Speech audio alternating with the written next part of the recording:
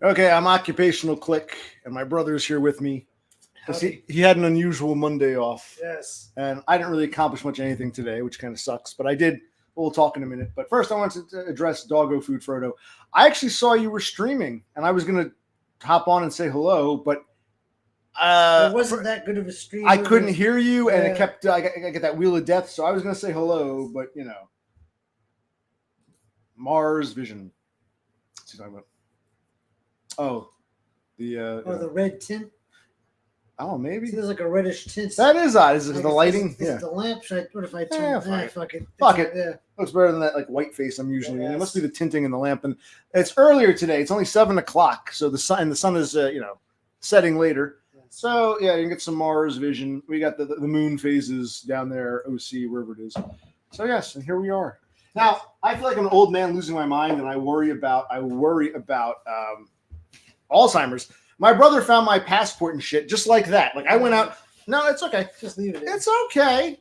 It's okay. I'm not going to open it up. My brother's afraid that I'll dox myself and hence dox him. No, I'm not going to. This is my passport, my current passport. This is about 9 years old. It's got another year of life to it. I got my old one from 20 years or 19 years ago. The one So he found this, and in here too was mine. There's some other shit. There's like a union withdrawal card. I got a voter registration card to prove I'm a registered voter because if you work at a union job, they pay you on election day in a presidential year. So I kept a copy. I like to keep them all together. But I got what else? Here's my Social Security. Okay, so we found my buddy. Don't be worried. This is not my original birth certificate. This is a copy I got from the County Hall of Records 19 years ago when I got my first passport, and I found it all, and it's like amazing. I was like losing it. It wasn't where it should be. The only place I could think of was with my. Oh, by the way, I will say this, though. When I called my mother, she said, I don't have it. Then she calls me up and she goes, I don't have your passport, but I found your original birth certificate. I said, that's fine. Keep it. I don't give a shit. Like I knew she said, I have nothing of yours. And she called me back. She called me back saying, oh, I do have your original passport from the 1980s. I said, I don't need that. Birth certificate, Christ, whatever, yeah. Whatever. So the point is, but she doesn't know what she has because she's, she was terrible with paperwork. My father always handled it. He had a stroke. Now he's a fucking she thinks she can I can play house now. So she is my original birth certificate. I'm not going to hound her for it because I got that one, so I don't give a shit. But my brother, you found it right away. How'd you tell me what happened? You just said. So I figured it was either going to be in his room or by this computer area somewhere. So I came down here and I saw that postal service envelope. And I said, that must be it. Right, because I knew it was. And I found it. Because the passport actually came in this, and I just used this for all the other documents. I put them in here. My old passport came in a smaller one, but thank you, buddy. It was right. It was buried under some shit over here, but you saw it right away, just like that. Whereas I'm like having a mental breakdown, and I do fear for my sanity. But we found my passport and the second copy of my birth certificate, and we got a lurker. Nice to see you, Lurker Eyes, whoever you is. And so we found my passport. And I was looking up, what should we call this stream? And I said, what happened today in history? And today in history, apparently, it was 95 years ago in 1930 that Istanbul was Constantinople. Now it's Istanbul, not Constantinople. Been a long time gone. Why did Constantinople get the works? That's nobody's business but the Turks. After World War I, the fall of the Ottoman Empire, I think it was Ataturk who wanted to put the colonial past behind them. The whole vestiges of the Ottoman and the Byzantine. I think it was Ataturk. It still took like a decade. Probably, 1930, Constantinople was officially renamed Istanbul. Even though they had been calling it Istanbul for centuries, they just made it official in 1930.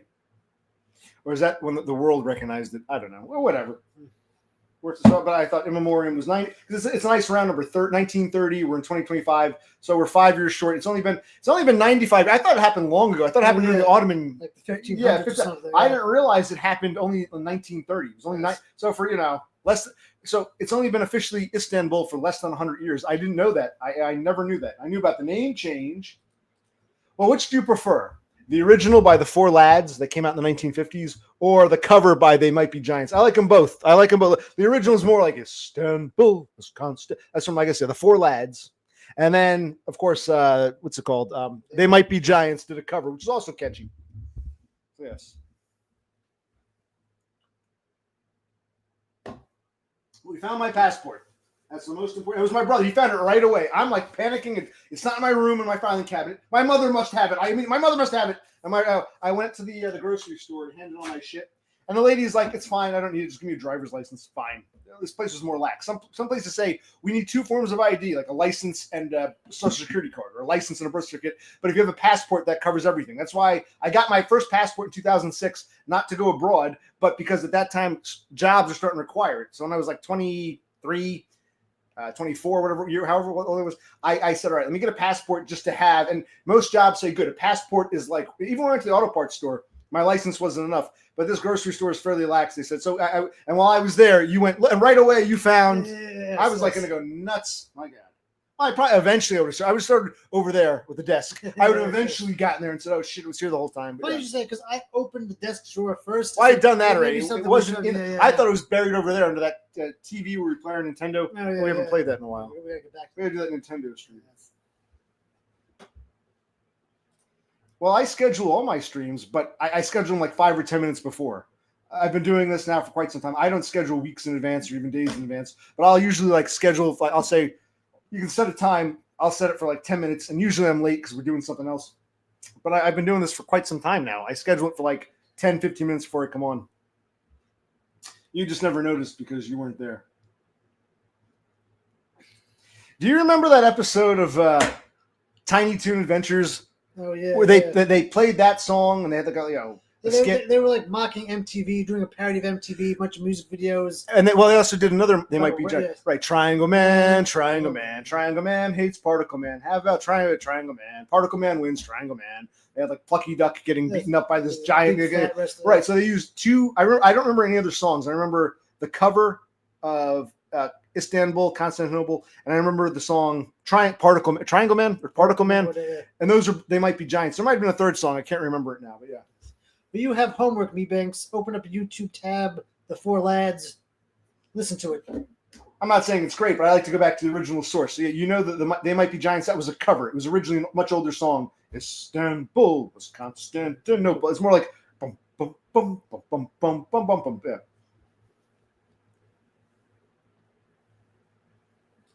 You're not a poser. You're just ignorant. Don't worry. We're here to enlighten you, Banks. It's sometimes interesting because my brother, like I said, he doesn't normally have a Monday off. Mm-hmm. Oh, I think I'm reaching a little too low when I pat him. Okay.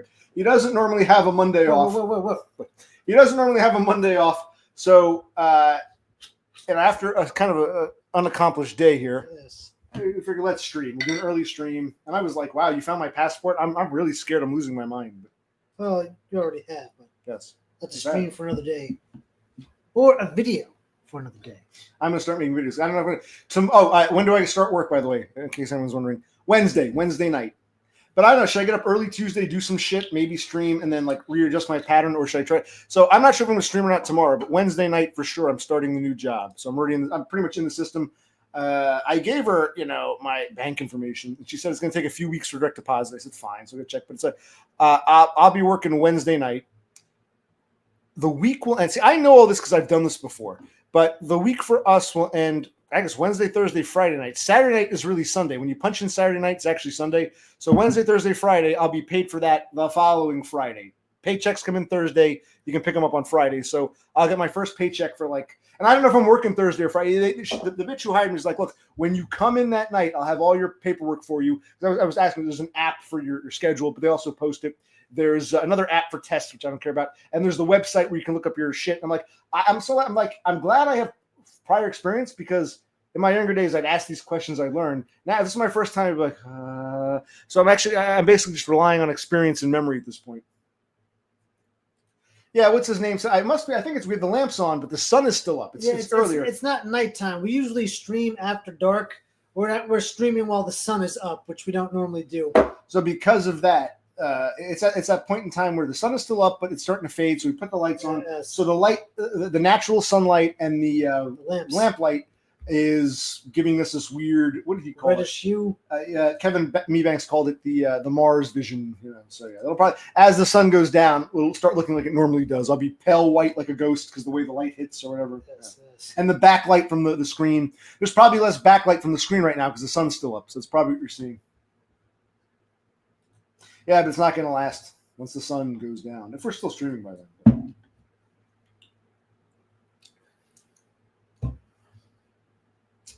Okay, so we talked about Istanbul. Yes, we did. We talked. My brother saved the day. The stream yesterday. Passport, bro. Yeah, And yeah. my bro found my passport and the other Yes. shit that went with it. We really should call our mother and tell her we found it. But Well, she was tomorrow, like, oh, see, I almost said my name, which I don't mind. My brother's on it. My mother's like, young man, I know it's going to be something. I'm like, no, I know. I think you have it, you bitch. And so it didn't go too well, but she was right. But I don't recall why I put it there. No, you just threw it.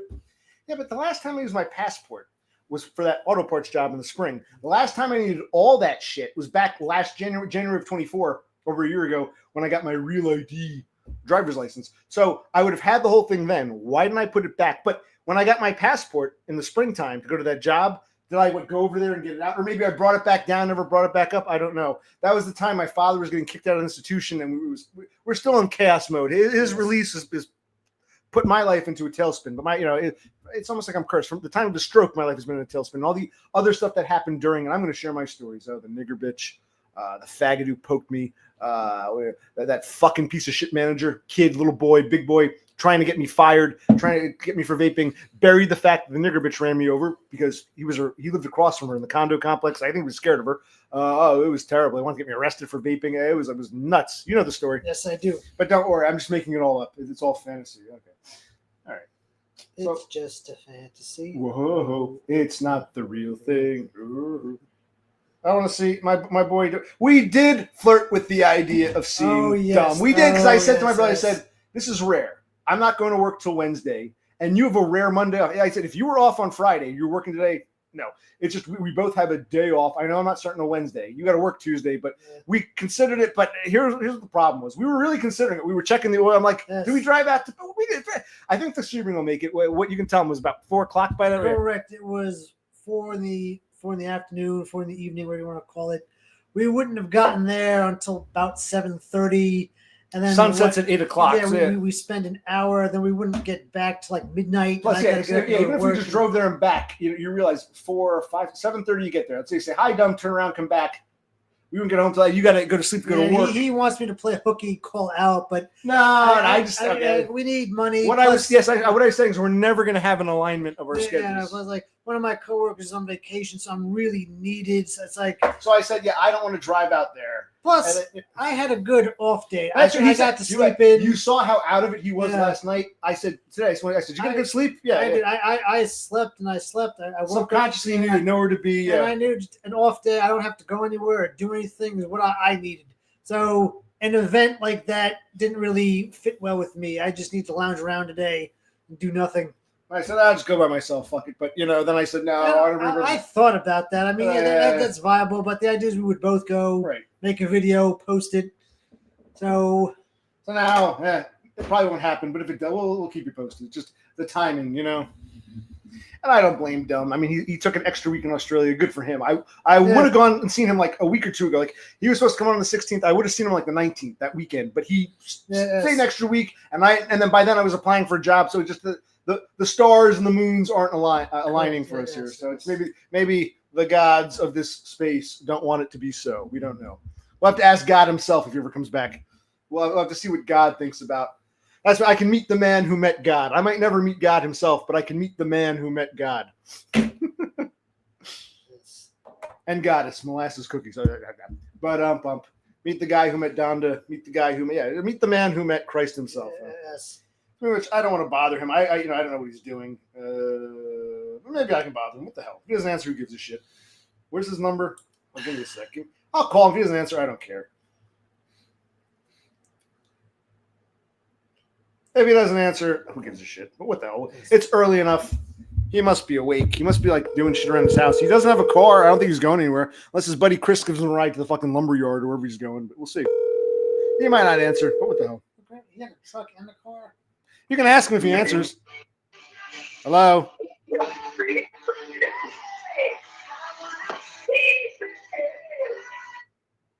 Was that I remember you? Yeah.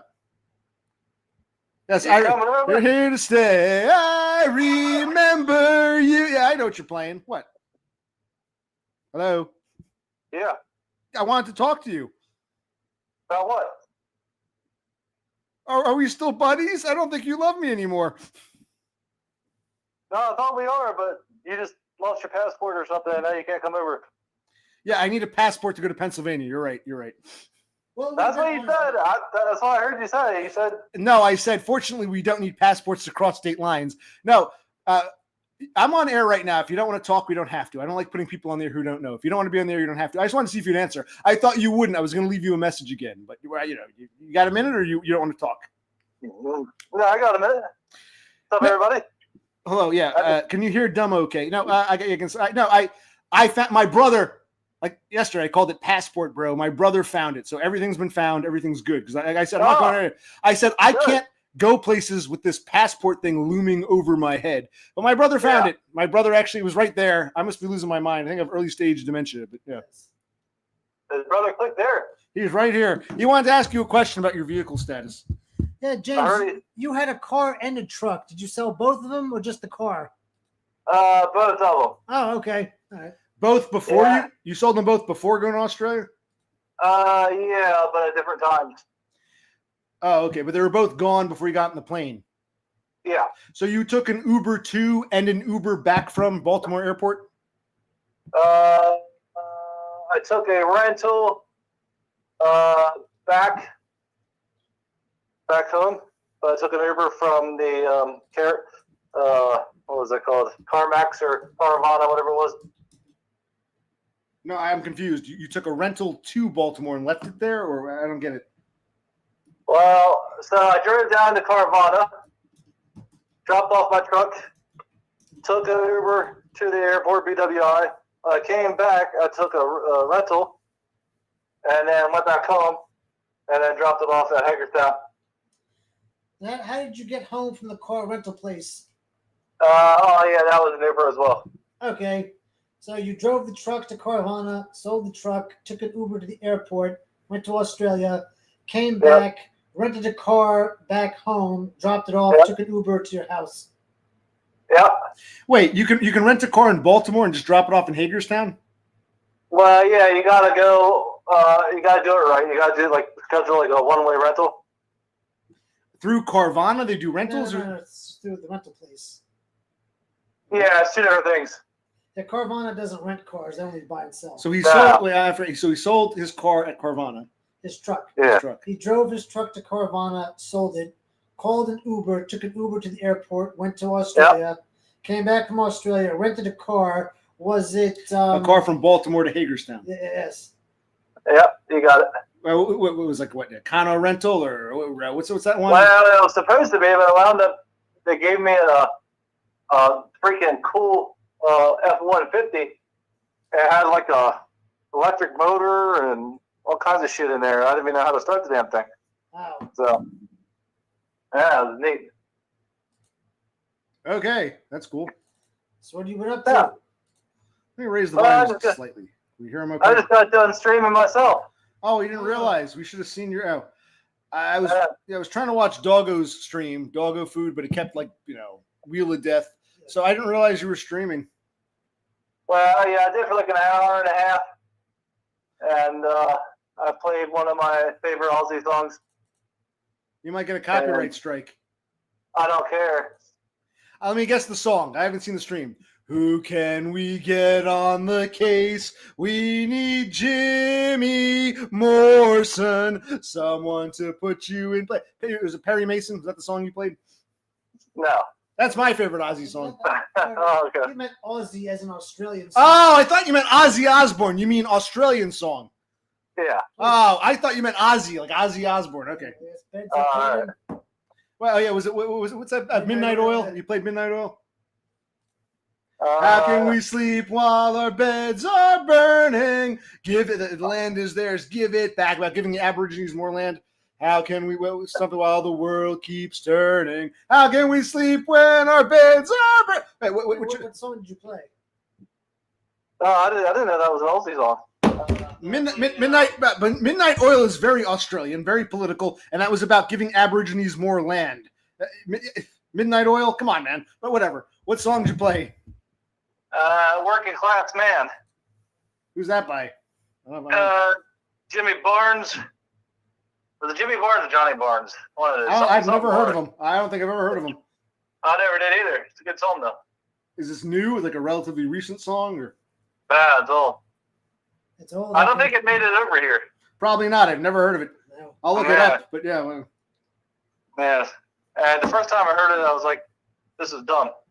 And then the second time I heard it, I was like, this is pretty cool. And now it's my favorite. what's it called? What's the name of the song again? Working Class Man. By whom? Jay Barnes. Jimmy Barnes. No, it makes me think of there's a song by Styx. Long nights, impossible odds. It's also working class or something, or blue collar man. Yeah, Styx. Long nights, impossible odds. You sure this wasn't a cover, or? Yeah, I like that song too. Or was this John Lennon? A working class hero is something to be. This is an original song, not a cover. Yeah, it's original. I'll look him up. Working Class Man by Jimmy Barnes, who I've never heard of, but okay, sounds interesting. Yeah, and he really belts it out. He really gets into it. So, Okay. Okay, that's good. We don't want to keep you. I didn't realize you had streamed. I would have watched your stream had I known. I had no idea. Well, like I said, I went to that fucking store to sign those papers, so I got to go back to work on Wednesday. I was thinking about driving out tonight and seeing you, but what? yeah, sure you were. No, my brother will tell you. We came My close. brother, that's another thing. Like I told my father. My father's a piece of shit. And I said, you don't like me, Pop, that's fine. But don't hang up the phone on your other son. Same thing. Yeah. You're mad with me. Don't take it out on Brother Click. Brother Click will tell you. Tell him. We checked the oil, the transmission fluid, the coolant, the windshield washer fluid. We looked at the battery. We were seriously going to do it. Just say, screw it. Let's be random for once in our lives and go out there. But, it was 4 o'clock. It was like, okay, we're going to get there at 7:30. Yeah, like if we had come out, we wouldn't get there till 7:30. Sun would set, half an hour later. My brother's got to go to work tomorrow, so I'm like, it'd take 3.5 hours to get back. It was like, huh. We were like 50-50. Like, should we just do it? Fuck it. But and my brother was like, well, what if Dumb is an asshole and doesn't want you there? What if Dumb's asleep? Right. Or what if the opposite? What if Dumb is really friendly and wants you to stay for 4 hours? I'm like, so or what if Dumb is at his parents' house? He's not even there. He's not even there. We need a devoted Dumb day if we do anything.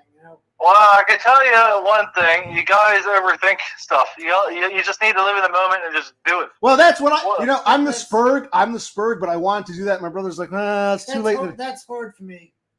Well, plus the time, because I had to go to that grocery store and I had to wait. The bitch was on lunch. By the time I got back, it was like 4 o'clock. You had said, exactly. Had we left at noon, we could have gotten there at 3:30, spent some time, come home. There would have been no problems. 4 o'clock was just too late. That's all right, but I'm just saying, live life. Yes.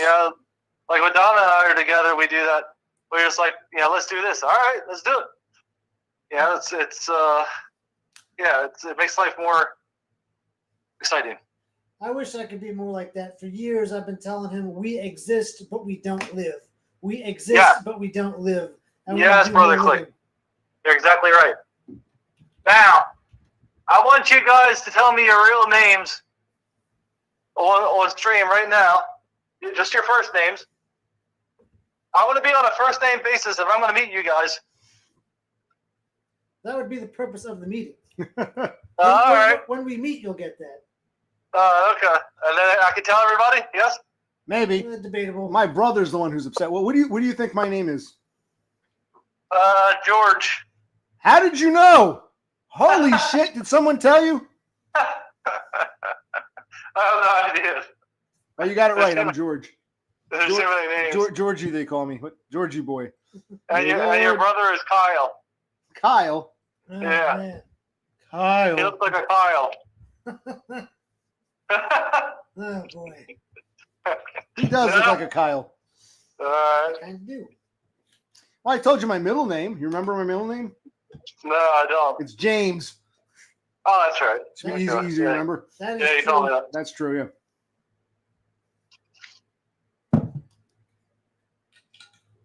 Oh, we don't want to keep it. We just want to say hi. We didn't know where we stood. Last time I heard from you, we were all like, I'm tired of your shit, you motherfucker. And I was like, I'm a Spurg. How should I interpret this?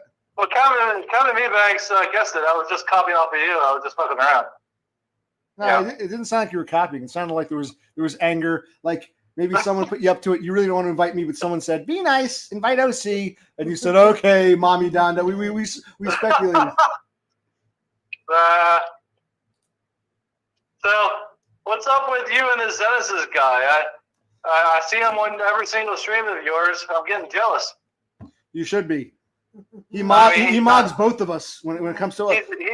He's got the face of Adonis. He comes on. I can see why Todd gets upset. And then he just comes on and mobs all of us and talks shit. And then I'm supposed to listen to your stream? I don't think so. Well, he doesn't really talk shit. He seems to. I wouldn't say he talks shit. I'll give him the benefit of the doubt. Hey, Dev Pike didn't like him at first. At first, Dev Pike said the same thing. Now Dev Pike is mesmerized by him, so you should give him a chance. Well, yeah, everybody loves him. Raptorman came on because of him. You love him. I mean, Todd did one on my side. No, here's the thing. He's willing to come on. Why don't you come on right now? What are you doing? Make a hot spot, show your face. He's the only one who wants to come on. Him and Denmark guy comes on quite a bit, but he won't show his face. We need a James Zenesis stream, panel, if you will. Well, I'm still doing DIY stuff. I don't really have much to really talk about, but I mean, I could pop in for a few minutes if you want me to, but I don't have anything to say. You don't seem up to it, though. You don't seem like you want to. You have to be ready to say, I'm going to go stream. Yeah, you can't just do things impulsively, my brother says. You have to plan things out, overthink them, yeah. Oh, maybe I'm... Well, I'm just painting and I'm doing things, but I can sit down for a few minutes, take a break. Then get your ass over, hang up, get your hotspot going. We'll talk for a few minutes. All right. I want to see I want to look into your eyes, man. I've seen enough Zenesis. I forgot what you look like. I want to see your beautiful cue ball head. I've missed you. All right, I miss you too. So I want us to know we're still cool. We can still look each other in the eye and smile and laugh like we used to in the olden days. Yeah, before everything got complicated. Very complicated. How did life get so complicated? Things used to be so simple a couple years ago.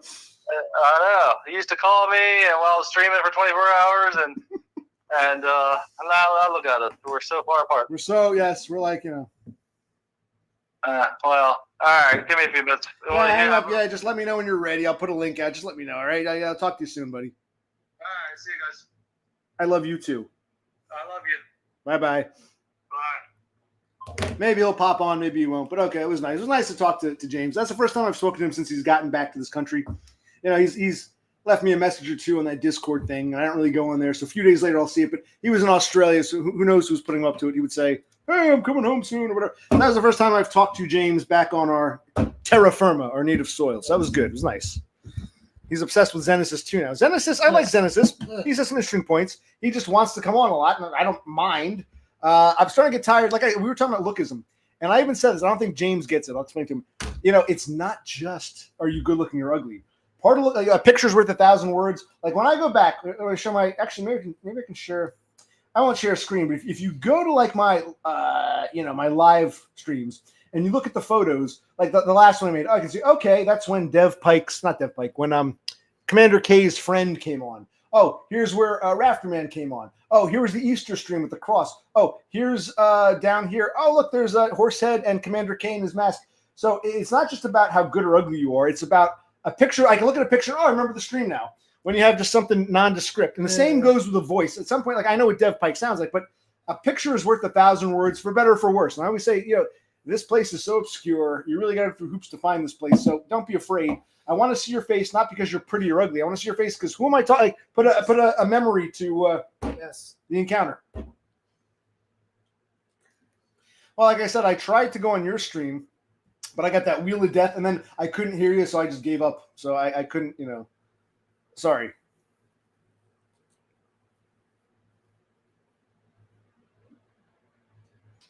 Not a lot of comments, but what is this? Awe? What are we in awe about? What are we laughing at? What did I miss? When I still have this problem. It doesn't matter how good-looking Zenesis is. It doesn't matter how intellectual Dev Pike is. It doesn't matter how religious Denmark guy is. When I'm talking to DUM, I go into a different world. He's like, I go into a different world. He still has that magnetism, that effect on me. I admit it. So I go into a much different world when I'm talking to DUM and I tune everything out and I'm just happy to. Although I was kind of half listening with the whole car thing. He sold the car at Carvana. Yes. How did he get back home from there? He just went right to the airport. Did he rent a car? How did he get the? Okay, once again, he drives his truck to Carvana, sells it. This is the only thing he has now, right? It's just a truck. Correct, just a truck. He already got rid of the car. Apparently so. Okay, so he's got a truck. He goes to Carvana, sells it. Got it. Calls an Uber. Ubers to the airport. Wait, so the Uber takes him from Carvana to the airport? Yes. Okay, now I got it. So he sold his truck. He didn't go back home. He left home without going back home. He sold his truck. Yes. Did he take the paperwork with him and just got and then he must have got an Uber from Carvana to the airport. Then he comes back. He rents a truck, drives it to Hagerstown.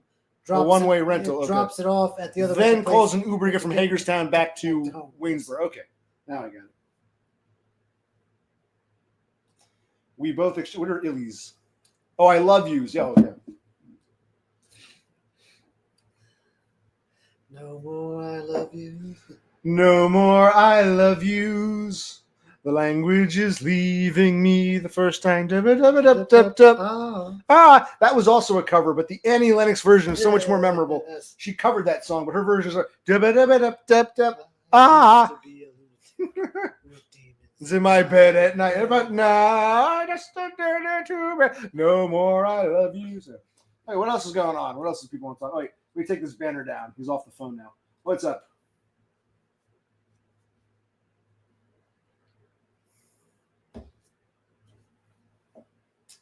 Let's go on to the days of dumb streaming for 24 hours. And I'd call up at random times. We talk for half an hour.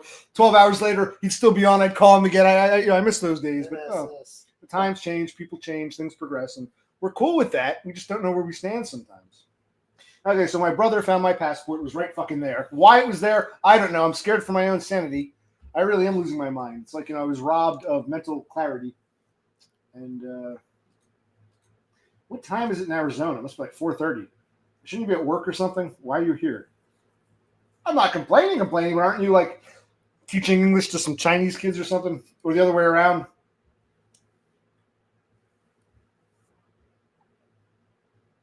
Okay. This is what happens when you stream on a Monday earlier. These things sort of happen. And Zenesis, don't feel offended. You're more than welcome to come on if you'd like. We've had some good conversation. I was enjoying. I like an outside perspective. So I was asking him about. I like putting people together. I love to see different people interact. And we were asking Zenesis' opinion on Dev Pike because they've been having nice calls on Discord, and I think Zenesis thinks that I forget. So I like talking to different people. So. Oh, I see. What are you teaching today?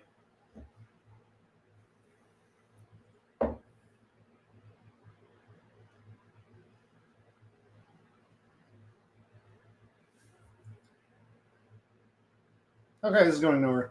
I think we're winding down. I don't think Dumb's coming on. He's too busy painting or whatever. I think we've done all we can do in this half hour. It was nice to an earlier stream because you're more awake. You got a good rest, you said. I did, yes. Nice to have a day off. She's teaching English to a Chinese boy. And then she's going to teach. Is that like half an hour? And then the next half hour block you teach the mother? Does the mother stay with you?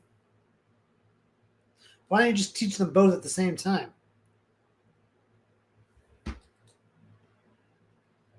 And that's very nice. It's nice to learn about different languages and cultures. But our country really is polluted. There's Chinese in Arizona. It's disgusting. We've really lost our empire. It's sad. There, I said it. So then what does he do? So for 40 minutes, what does she do? She sits outside in the lobby. And then what does he do for an hour when mommy's learning English? Yeah.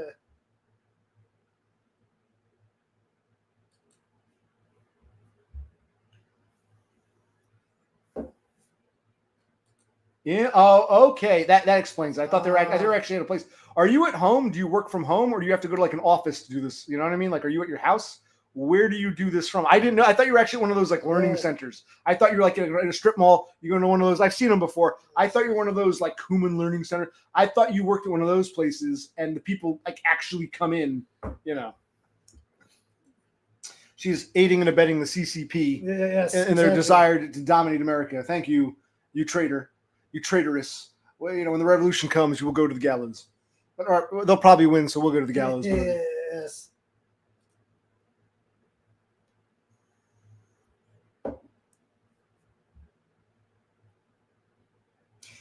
Okay, but you're at home? You do this from your house? Or do you have to sit in like an office and do this, even though it's remote? You're doing this from your house?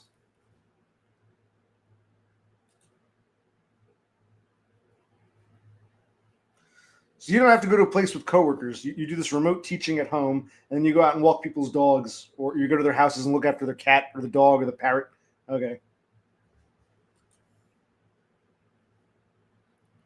Yeah, it was 85 years ago today that Constantinople was 95. I'm sorry, what did I say? 85? 95. You're right. 30. I'm sorry.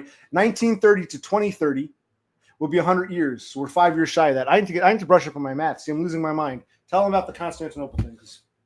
So basically, in 1930, Constantinople was officially renamed Istanbul, even though it had been called Istanbul for like centuries, but it became official 95 years ago today.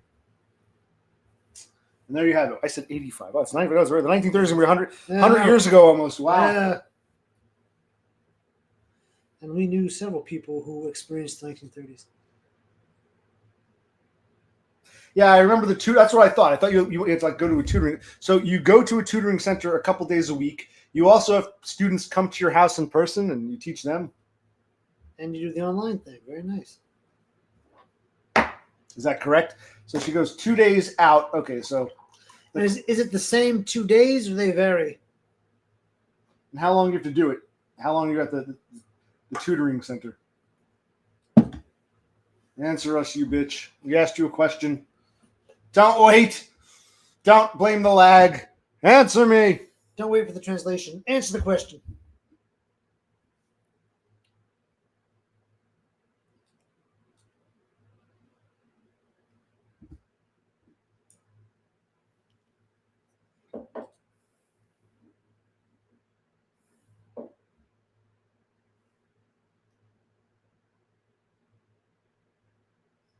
Okay, so for 2 hours, how many people do you teach in 2 hours? You have half hour, half hour. Who do you teach in those 2 hours? I don't understand.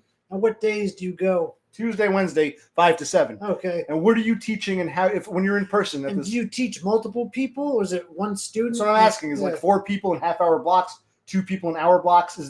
We're asking when you go on Tuesday, Wednesdays from 5 to 7, who are you teaching? How many people? What are you teaching there? No more I love yous. Language is leaving me the first time. Ah. And what are you teaching them? A language? Or what's? You let us know when you're ready. Okay. Like I said, what do you teach at the student center, the tutoring center? What are you teaching? In fact, when you go to the Starbucks, what are you teaching? You're teaching English as a second language. You're teaching Spanish? You're teaching Chinese? What are you teaching?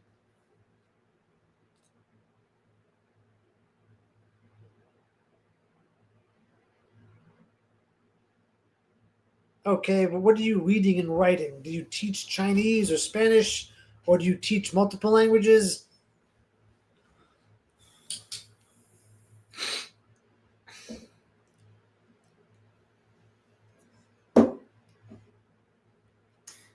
And when they say the lesson's pre-made, do you also get to copy the lesson? This is what you're supposed to teach the student? Like, I'm trying to understand how it works. Yeah, it's strange. We're asking, we're interested, we're showing an interest. Don't be secretive with us.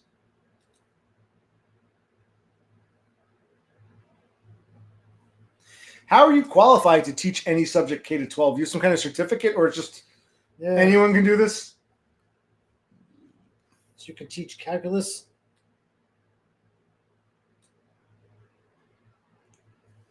It's like when I was in high school, like the English teacher might have been some great literature bitch, but she couldn't teach me calc, and vice versa.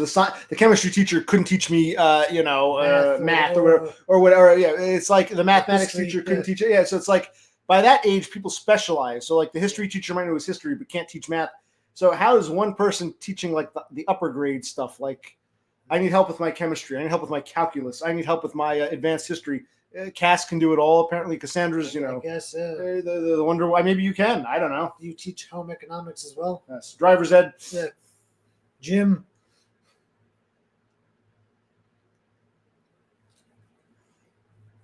Like Cassandra is like deliberately being obtuse, and we don't know what DUM's doing.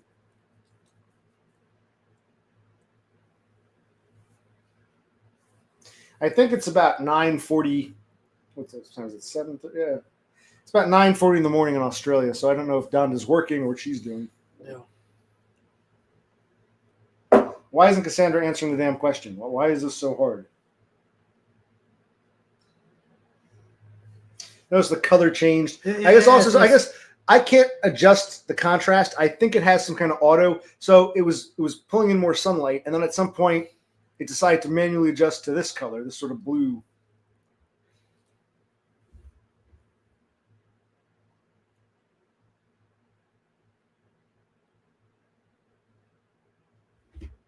And so you just show up and no offense to you, Cassandra, but it's like I need help with my chemistry. You just read the fucking lesson like 5 minutes ago. And you're gonna teach me. It's like you're there for moral support, basically. Like, imagine having like a guitar lesson, and the teacher doesn't play guitar. They looked over a quick YouTube video, and then they're gonna teach you guitar. It's like, no offense to you personally, but the whole system seems cockamamie. How are you supposed to teach people if you don't specialize in that subject? Yeah, I can understand you know, the younger grades doesn't really matter, but at some point with teenagers, you know. Like my chemistry teacher couldn't teach me advanced history. My English literature teacher couldn't teach me calculus. It's like they have specialties at that age. Okay, that was getting kind of boring. Where the hell's dumb? I'm getting bored. Post link, I guess. No. When he says I'm ready, I'll post a fucking link. Where the hell is this asshole? We need dumb say so.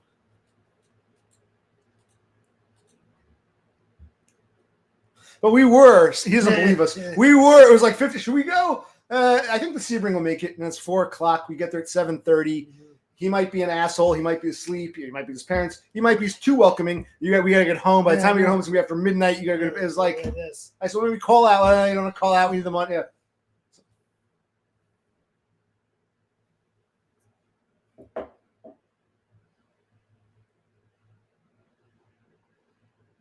Okay. Wow. I couldn't do calculus if I really needed to. That's impressive.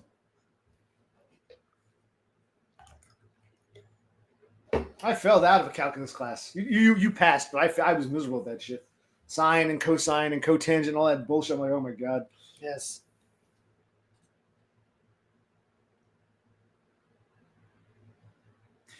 I don't know if he's joking. She's not a Starbucks employee. She's one of these people who meets her students at a Starbucks.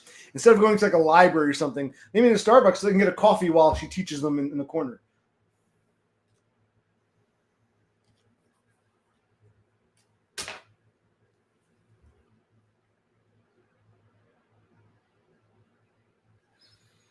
Okay. Well, it's Chinese. What does that mean? Like you're teaching like calculus in Spanish and you're teaching advanced history in Chinese. How is it immersion? Good question.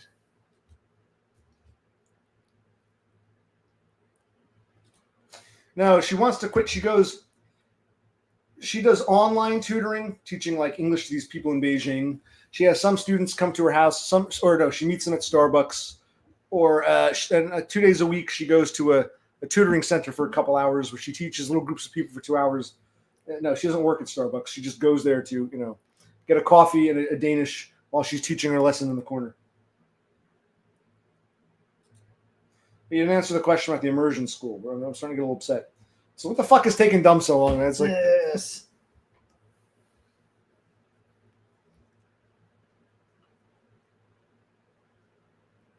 I was also going to get a haircut today, but the place was packed. I said, fuck it. So I should go earlier with them.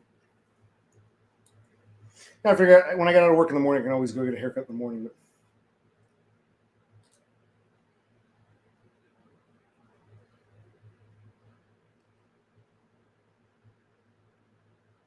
why not American history?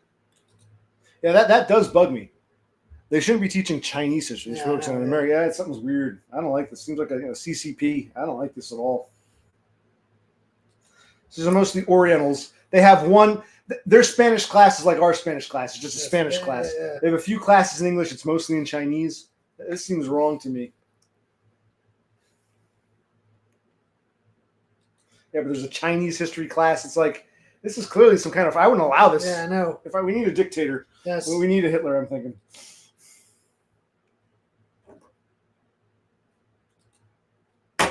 Hold on.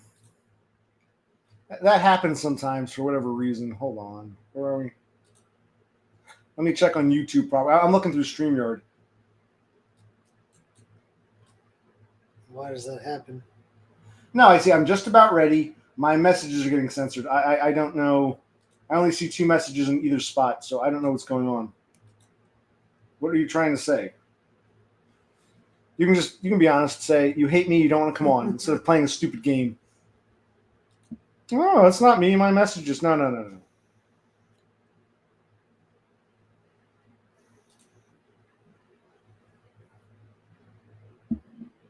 I still don't like it. I put everyone in these schools to death.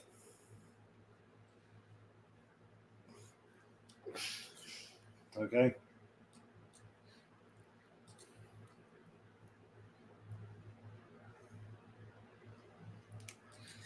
Okay, don't wait for that, you asshole. Jesus Christ.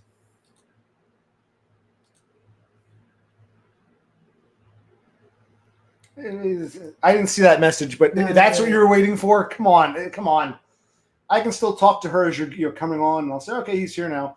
Besides, Cassandra has to go back to, what time is was it 8 o'clock? Wait, 5 o'clock for you? Yeah, 5. So in about 15 minutes, she's going to be doing a tutoring session.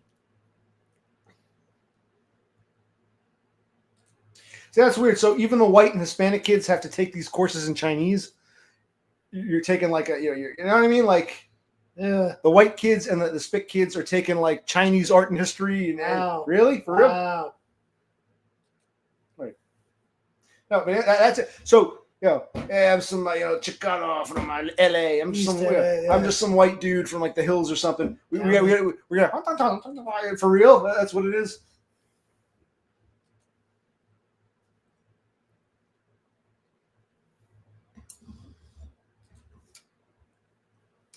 Okay, I think he's coming on.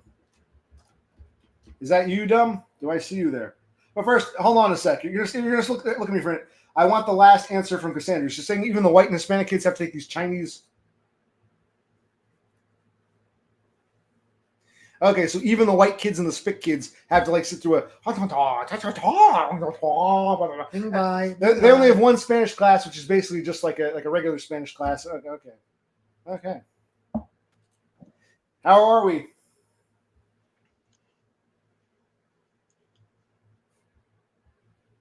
Who's muted? I don't know. He muted himself. Can't unmute your guests because they chose to mute themselves. I don't know. Come on, James. Unmute yourself. I was trying to deal with the echo, so I had to close the other window. Oh, okay. And now we're good. Cool. Thank you for coming on. We appreciate it. Yeah. So, hey, Cass. Yeah, you and your girlfriend were talking, so I was trying to be respectful. Well, that's okay. You can always talk over that bitch. You can always.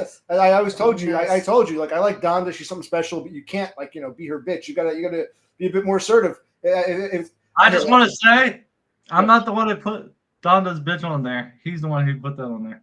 I didn't put that there. So you called yourself Donda's bitch. Cassandra, quiet now. Grown-ups are talking, bitch. That's how you do it. How are you, sir? Um, You don't seem super excited to be here. I thought it would be, hi, Click. Haven't seen you in a long time. I feel a little. I'm upset because you love Zenesis so much. You show him so much affection and attention. You don't let me get back to my messages. I feel left out. And you only want me when Donna's around. So how do you expect me to feel? Are you wearing a gray shirt with a pocket? I am. Is it Carhartt? It is. I wore this because I knew you were going to wear it. See that? So I see the telepathy. So this should show we're on the same wavelength. Kindred spirits. Don't need to be so jelly. And your brother's got similar. Dark gray, but yes. Dark gray with a pocket.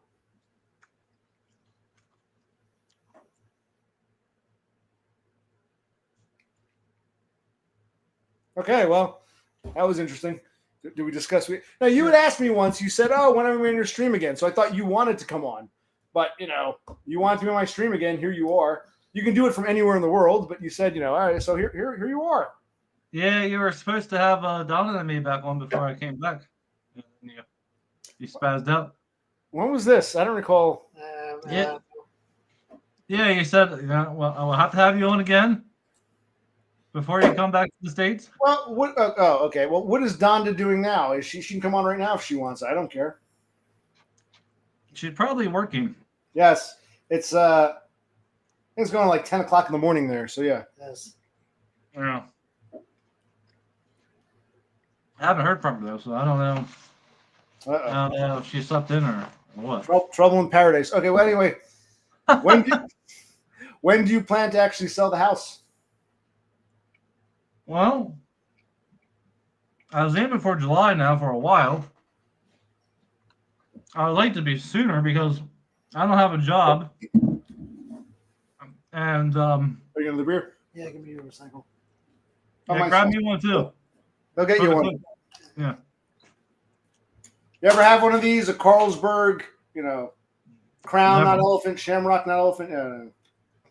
I like an American Pale Ale. Oh, okay. It's a Danish Pilsner.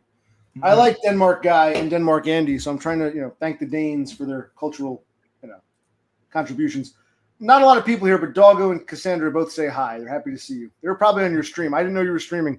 Hey, Doggo. Well, what is your plan generally? You want to fix some things up? What, you have a realtor? You're gonna put on what you're gonna do? For sale by owner? What? No, it's gonna be with the realtor, but it just depends when I get everything I want to get done. Like it's not gonna. I've been here 14 years. I was working on it ever since I first came in, and so the chances of me getting everything done before I sell it is going to be 0. So I just need to get done the major things and get it cleaned up and put it on the market. So I'm hoping here in the next month or two, and then however long it takes to sell. So last time it sold in a couple of days. So yeah. So is Donna going to visit you before you sell it, or you're not sure? Well, she wants to. It just depends on her job and the timing. But yeah, the hardest thing is if I sell the house and I have an American bank account. Anyway, trying to shift money between Australia and America is very difficult. So, well, what about a traveler's check? I don't know. I think I would have to. I think I have to wait until the house, the settlement check clears from Truist, and then have an open Australian account, and then go to a local Truist branch and then wire transfer it over. So I have to be here.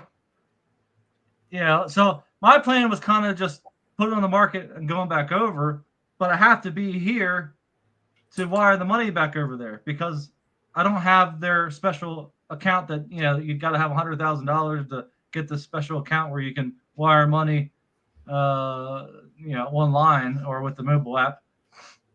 I just had the everyman's checking account, and so they want you to be in person, and so so I have to fly back here again. So I mean, it's just that, I kind of got to stay here until everything's settled,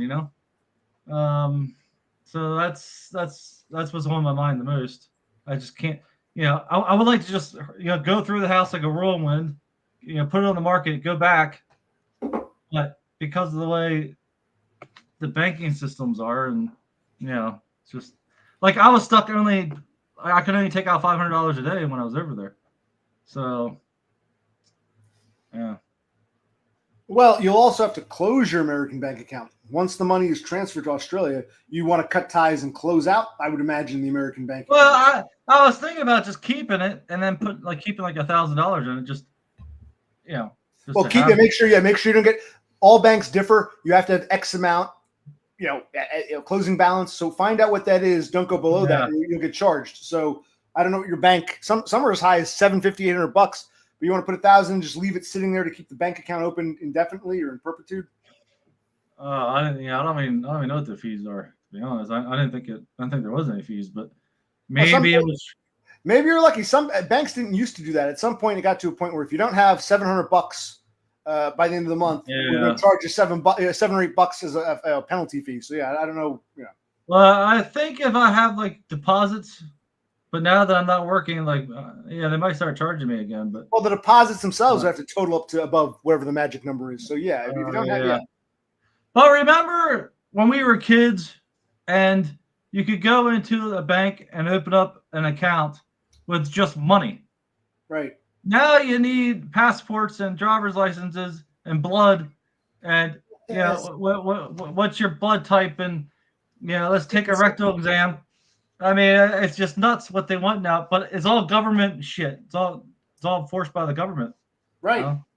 Like I was saying, why did I get a passport 20 years ago? Because all of a sudden you needed passports to do things just locally. So I got a passport like in 2006 just to open bank accounts and work jobs. And my brother found it. I lost it. I know exactly what you mean. But when you and Donda get married, are you going to have a joint bank account? I'm going to ask that question because it kind of pertains. Do you plan to have a joint bank account, or are you going to keep separate bank accounts? Yeah, so we already talked about that. So we'll have a joint account where we share bills and stuff, but we each have our own accounts.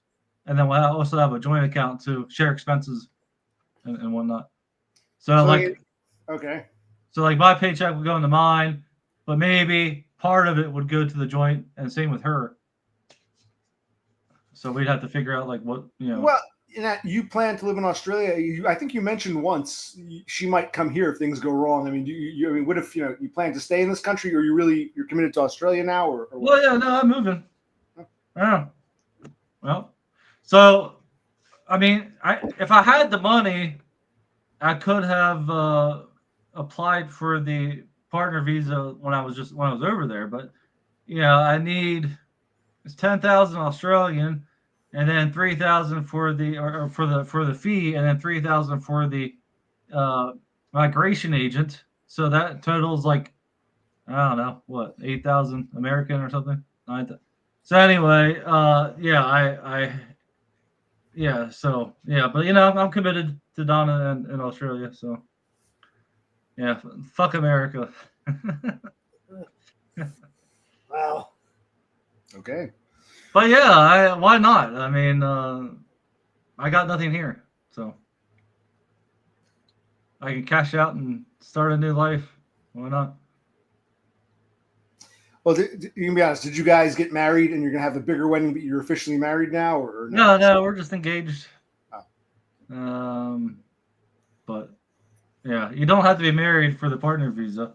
But I do want to marry her, but it's probably going to be in Brisbane, and probably like a year from now or something, just roughly. And but it could be sooner. Who knows?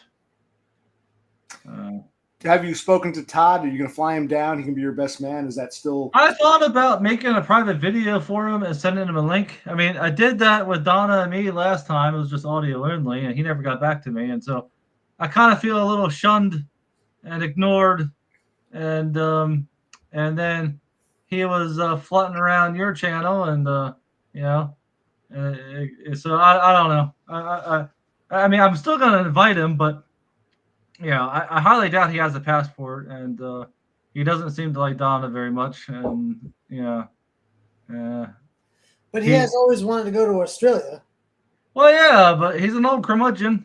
He always says, and I don't know why he can't just be the way he was like when we met. Like he was perfectly normal and fine, and now he wants to be weird and antisocial. So I don't know.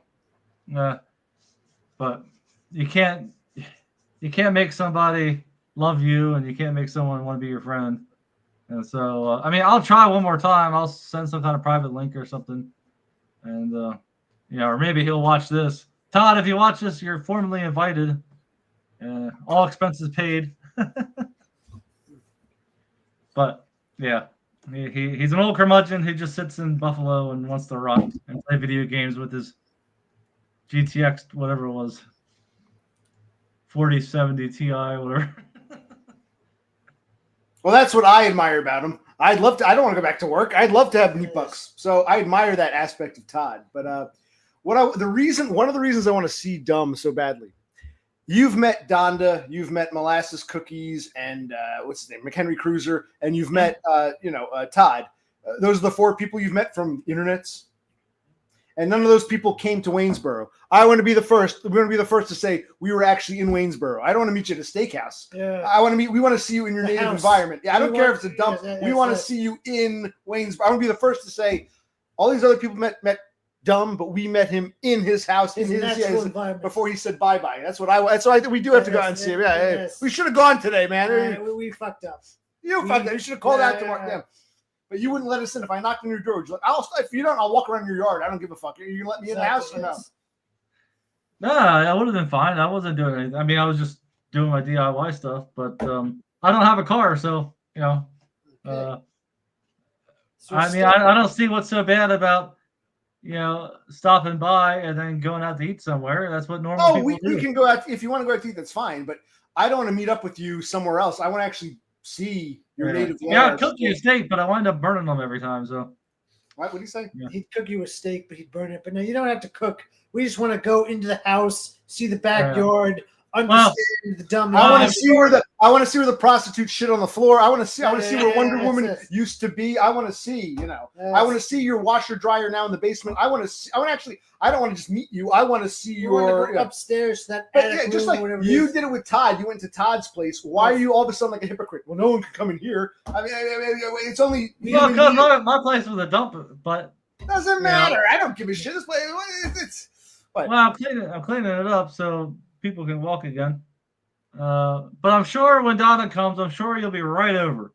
And of course. No, I don't. I'm not. I take umbrage to your accusation that I'm one of these guys who wants to keep other men from being around. But you have said, she's the lovely Donna, and have made comments about, how she looks good and whatever. And so I am kind of concerned about you. So you prefer if I took the Todd approach? Dumb is a bitch. Hope dumb. I'm gonna laugh when dumb gets his heart broken. You'd rather I say that than Donda's lovely. So you're complaining that what I'm actually being nice? Okay, I don't get it. No, I think you got the hots for her, and you're gonna take her away, is what I think. No, I'm just kidding. But why would I take her away? Because her love for you is so strong that I couldn't break her. I'm no dumb. I'm just me. So even if I said Don to be my girl, she'd say no. Why would I want you when I've got James Moore? So you have nothing to worry about. Because look at your thick head of hair. Yeah, that's the one thing. Yeah. And your demeanor and how you carry yourself, and you're a manly man, and women. I'm a weirdo Spurg. Who do you mean manly man? You yourself said, man, OC Spurg's out all the time. So I mean, look at all these women who want you. What so women? I have to keep an eye. I just gotta keep an eye on you is all, but I'm not gonna keep you from Donna. I just gotta keep an eye on you, make sure you're not, putting the moves on her. Okay. Well, even if I did, that would be a great test. Yes. I'll put the moves on her, and when she says no, she's a keeper. If you find us making out in that back closet over there, then you might reconsider your decision. So, all right. Well, it might be too late, but then I already sold the house and stuff. well, then know the truth. You'll know the truth. And All again, right. who knows? Things might get weird. Donda might find you and me making out in the closet. You never know where things are going to go. No, that's too repulsive for you. Okay, but yeah, if me and Donda make out in the closet, Or maybe you could make it a throuple. Why not? It is the modern world. Yeah, where's Brother Click in all of this? someone's got to hold the camera. Someone's got to work the camera. Yeah. I'll be recording everything. Well, actually, I have a question for Brother Click regarding you. If we meet James, would you take your shades off for him? Yes, I would. Nice. I always wanted to see your eyes. So I'll find out your name and I'll see your eyes. I'll look into your soul. Yes. Oh, goody. Yes. You can tell us. You'll be able to. Who has prettier eyes, me or Brother Click? You can't see his now, No. but he'll take his shades off for you, and you can see who has the prettier. Well, what color eyes does he have? Is it the same? No. Brown? First, what color are mine? What color would you say these are? It looks brown to me. His are lighter, like a hazel, not blue, but like a green hazel. Light brown / hazel. Yeah, he's got a greener. I like that. Yeah. Oh, goody. I feel eyes, so loved. I'm one of those, saying when you got puppy dog brown eyes, it means you're full of shit up to here or whatever. That's me. His eyes are lighter. They're more like a greenish hazel. Yeah. Okay. Yeah, because brown's just ordinary. Yeah. Yes. Everybody's got the brown eyes. Right. Well, you have beautiful blue eyes, I thought, right? I can't remember. Yeah, but the reflection from my computer and my stupid glasses. But yeah, my one positive trait. Well, Oh, don't be so hard on yourself, dumb. You're a tall guy. You're like 6'2", 6'3". 6 even.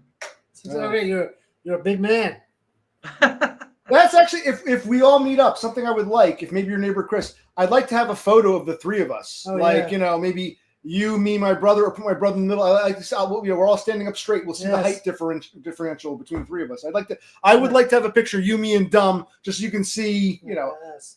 the height difference. And Todd would come down because he was supposed to come down this summer. That's what he said last year. So if he would come down and stop being a spurt or whatever, autistic, antisocial curmudgeon, then you can see he'd be the tallest.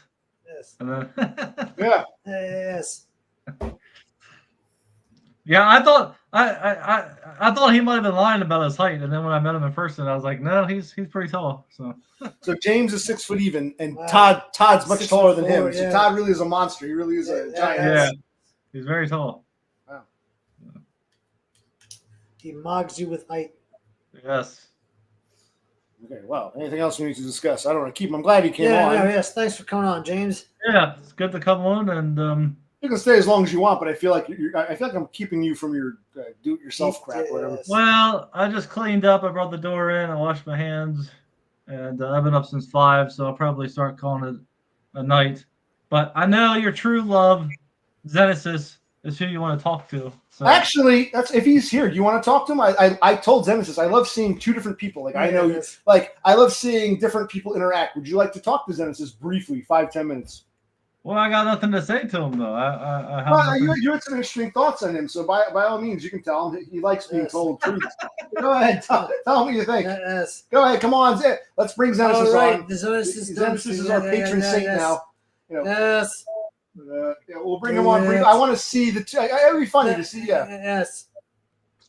What are you drinking there, James? Oh yeah, what are you drinking? Bubbly.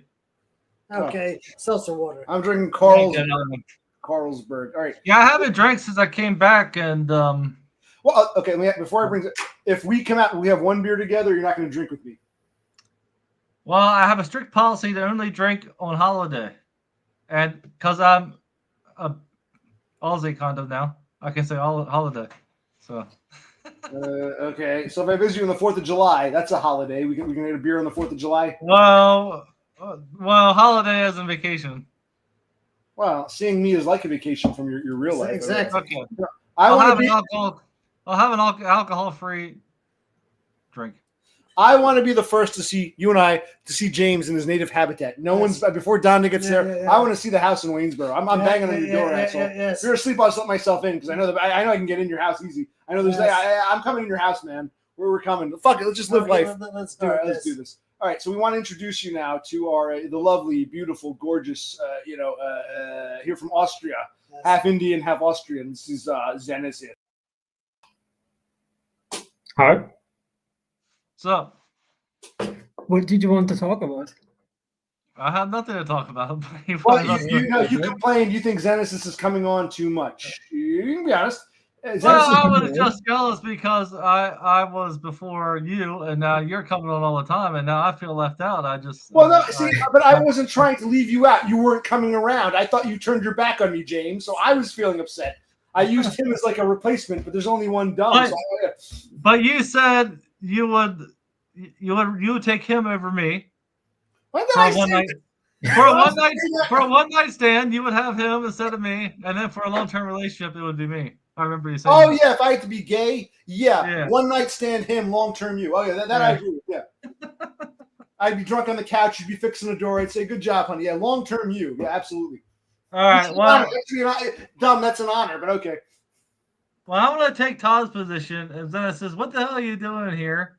Fair question. Go ahead, ask him. And because you shouldn't be here. Yeah. Did you watch the earlier streams? Like, because I explained multiple times why I'm here. Maybe did you watch it? I tend to browse through the streams. And I not told Zenesis, I told you, when you do this kind of stuff, you might have to repeat yourself several times. Not all Starlings pay attention or see everything, so you might have to repeat yourself. Well, if you stream 5 hours, I'm not gonna. I'm gonna fast forward Yeah. through it. You don't watch my entire stream? I watch every minute. When you do those 24-hour streams, I go back and waste a day watching them. You always told me you didn't. You always told me you I lied. I didn't want you to know how much I loved them. But okay. Anyway, Zenesis, you can explain. Dom really wants to know. I'm not mad at Dom. I get it. He's also a streamer. That's why.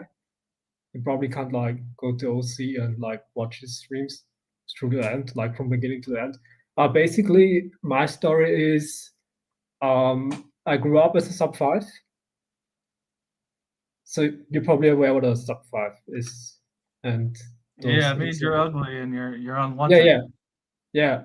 Unwanted, ugly, ignored. And later on in life, I bloomed into this above average looking person. But I still had like those kind of thoughts, like those memories still in my head. Like how it was before then. Like being treated as an unwanted man. So, and there's a whole community behind it, the Blackpool community. You're probably aware of it. And OC is also like black-pilled. And for me, mainly why I joined this community is because I've been familiar with the introsphere or black-pilled sphere for a long time. Since it's been like 8 years by now. I was first exposed to the black pill via Saint Hamoudi. You're probably not aware of this guy. Yeah, no, yeah. Oh, this German Syrian guy. Yeah. There's a guy named Hamoudi. He was. Dum might not know Hamoudi, but you got introduced to the sphere, this space, and Dum. I think what Zenesis is arguing is that he. Like the story of the ugly duckling, he became a beautiful swan, but he still remembers what it's like to be ugly. So he can't fully. Though, if he had been a Chad since childhood, you know what I mean. I think he's saying because he was once one of us, he claims he can't forget the way he was treated, and he sees things that he sees the difference between how he was treated when he was ugly versus now. So he still has an affinity for guys who look like us. I think that's his basic argument. Did I get that right? Yeah. And through that I got to other Blackwell channel. Then sometime I stumbled upon Todd, his content. From Todd I got to your content. From your content I got to OC. Well, I thought from Todd I got to OC also. No, that's fine. A lot of people find me through you, Dum. I thought you said you remember my brother and I went on Todd before Dum, but okay. Yeah, I just corrected it. Because I was first exposed to the occupational brothers via Todd, because this Todd had once a streamer call with them, and this is where I first was exposed to them. 2 years later, I saw that they created a channel, and then I saw that his channel is basically empty viewers wise. Because he was trying to stream, but he didn't get any views in there in the beginning. After a while, he got some viewers, but most of them were trolling. And I found like genuinely empathy for this guy. Right. Zenesis is here out of pity. But I have a question for Dum. For Zenesis, you said you used to go to Dum's chats. Dum, do you remember Zenesis? Not from here, but do you remember Zenesis from your chats or no? No, but I do remember him saying that story, part of that, from your streams. But no, I don't remember his username from my chats. But I said it last stream also that I've been on Dum chat live stream only once, and I only commented like. Oh, I got terrible memory too. I commented on his streams to thank him that he's doing this stuff for other people. And this is also the stream where you were on, OC, like, because this was at the time where I didn't show my face yet. Only had my first appearance on the stream, and this was like at that time and after that, I don't this is only my it's the only nest where I'm on usually. Right, yeah, but dumb. You got to be aware. Zenesis shows his face here. I let him on a lot. He's afraid to show, like a lot of these starlings. He's afraid to show his face elsewhere. I mean, if I had a face like his and a jawline, I wouldn't be afraid. Well, I'm not afraid now. I don't give a shit. But you know, you and I, dumb, we in common. We don't give warts and all. But he's like a lot of these people. He's very scared to come out of his shell. He comes out here because it's a low profile, under the radar place. But even he's afraid. Well, go ahead. No, am I correct synopsis or what? No, I'm not a penny pounder or something like this. Or not to that extreme. But I'm usually like really reserved when it comes to my exposure. I don't have any social media besides maybe Discord and YouTube on this stream what I use, but I don't have any TikTok, Instagram, or Facebook, stuff like this. So yeah, it has also to do with a lot with personality, and yeah, and it is like I've observed this channel for a long time, but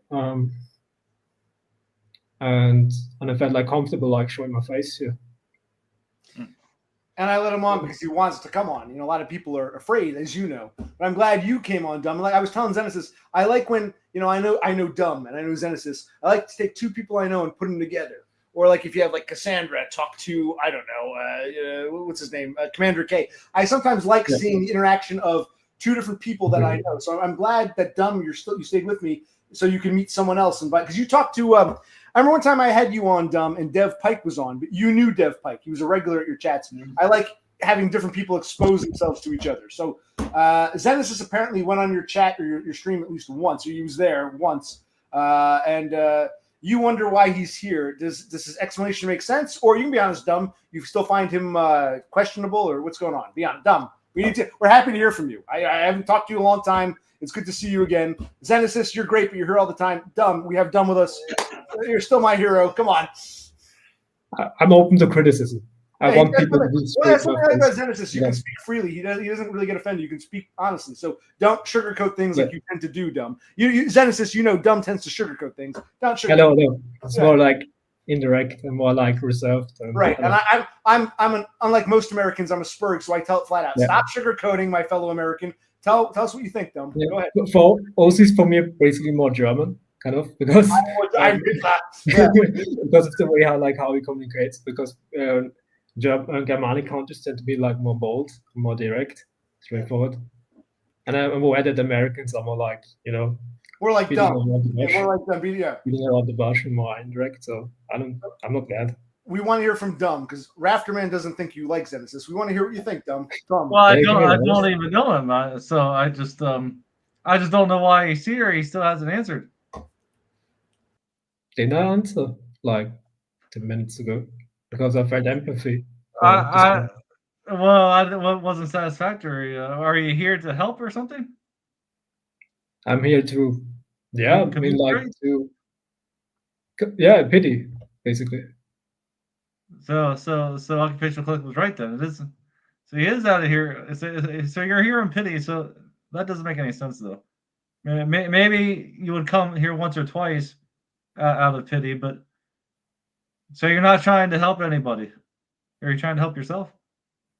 In what way is me being on here helping myself? Well, are you trying to like offer advice or I always had a goal with my channel to help myself and other men not be so goddamn depressed and lonely. So I mean, it doesn't have to be you don't have to have the same reasons being on here as I was on my channel, but it just that makes more sense to me than you're just out of here on because of pity. Hey man, isn't it kind of? I don't know how. That's a fair point. Zenesis is a NEET. He's on perpetual.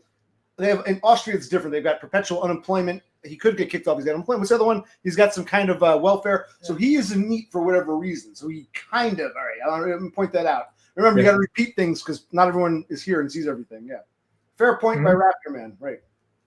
I mean, OC and me have some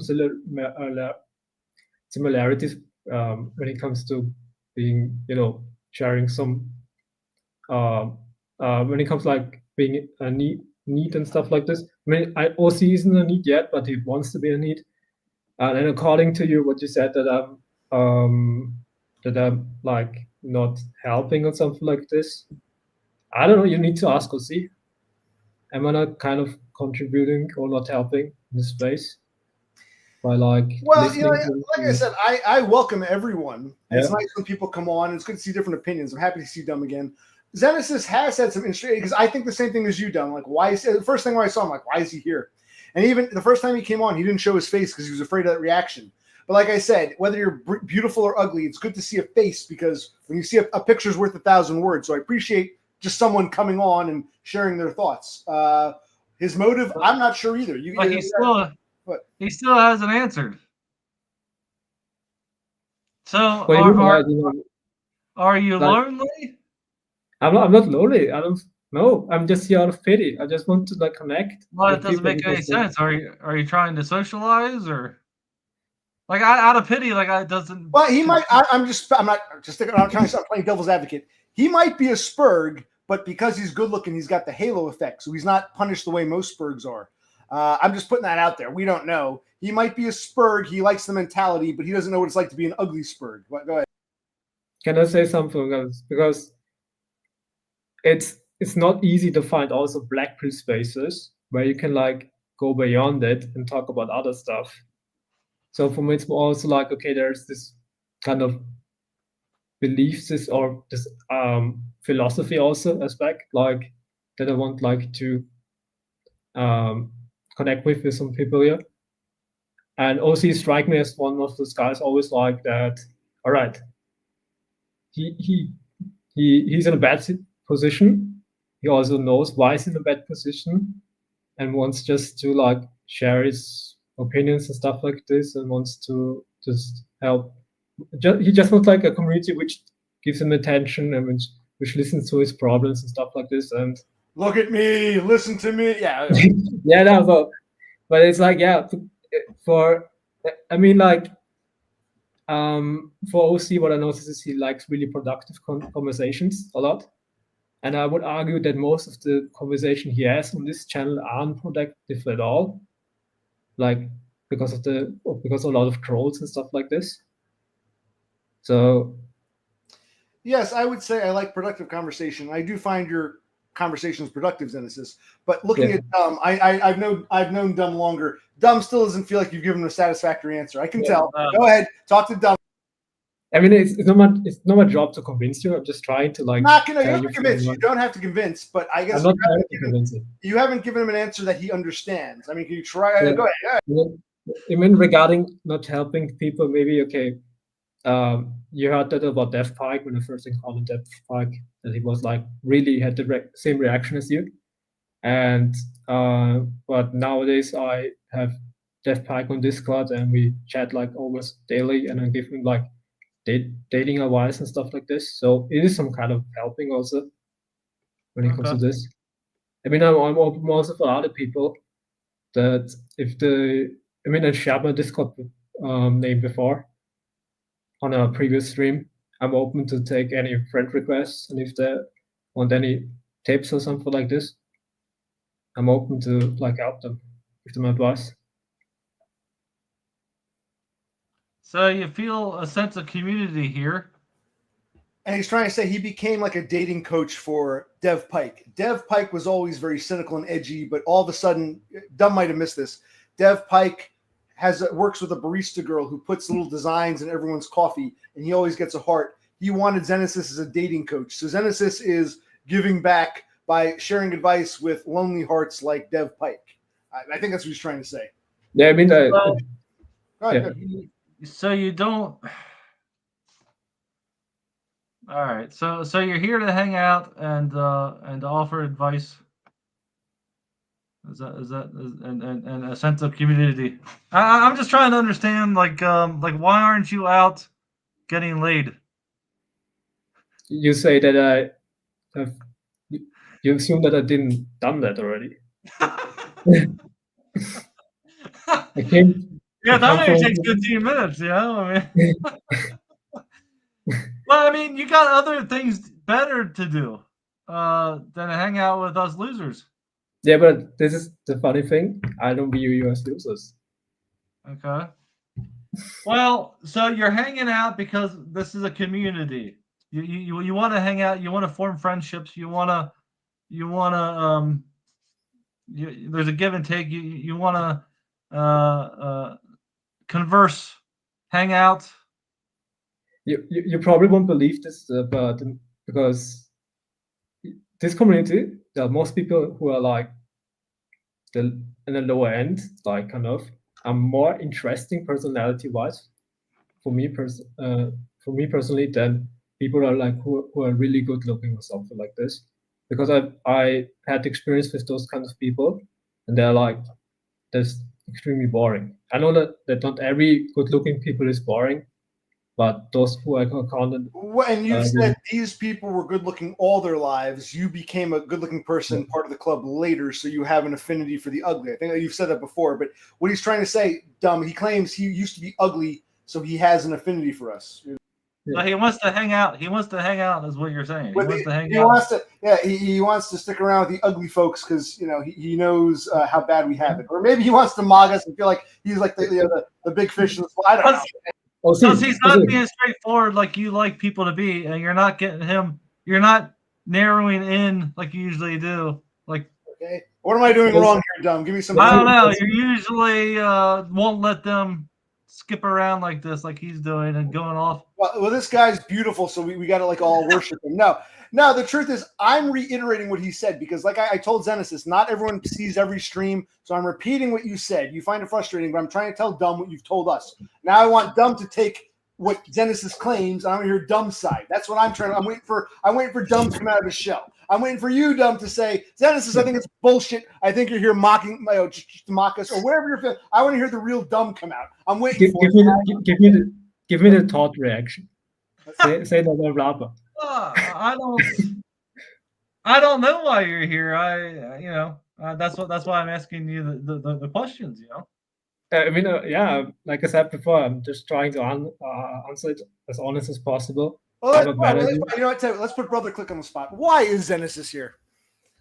Zenesis is here because he has not ascended. He has not gotten a wife and a family and all that stuff. He's still just alone on indefinite unemployment, just existing.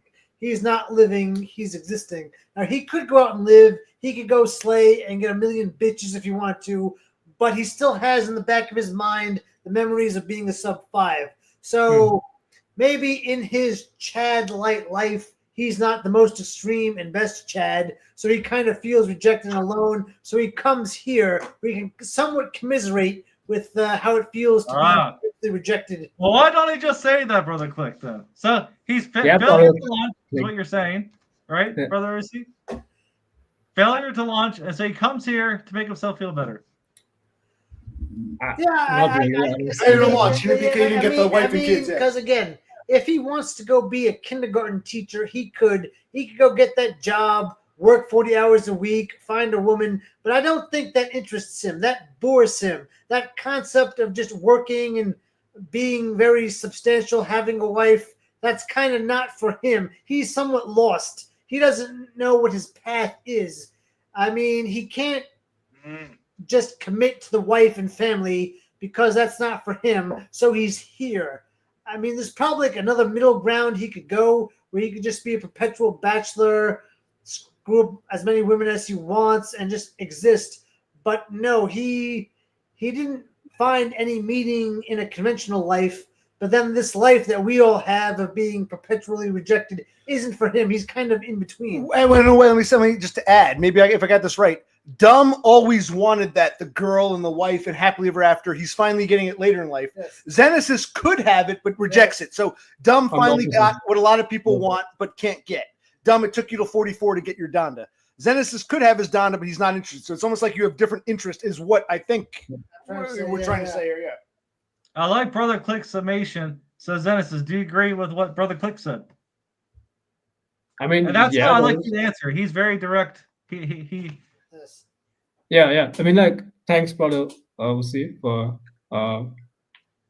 because I forgot to mention a lot of things. Because I also forgot to mention that I'm not really long-term oriented. I also forgot to mention that I don't want to marry. I don't want any kids. But it was What always is it like that you this. want to do? You don't know what you What? want to do. What is it that you want out of life? Just do my own stuff and not be obligated to someone. Like just Well, that sounds pretty selfish. to who? Well, I think that's where me and Zenesis and maybe Brosi and Todd all agree. That's the one thing we can all relate to. So, in other words, I think Zenesis could have had what you've just gotten done, but he turned it down. You're finally getting it. You're so happy you had to struggle for it. I think Zenesis has that. Screw it. Why bother? Because I mean, even Todd claimed he worked at a library. He was making over 60 grand a year. He had a good job. He had a decent paycheck, but he never got the wife and a family. And he broke down, went nuts. James, you always wanted a wife and a family. It never happened. You went nuts because you wanted that.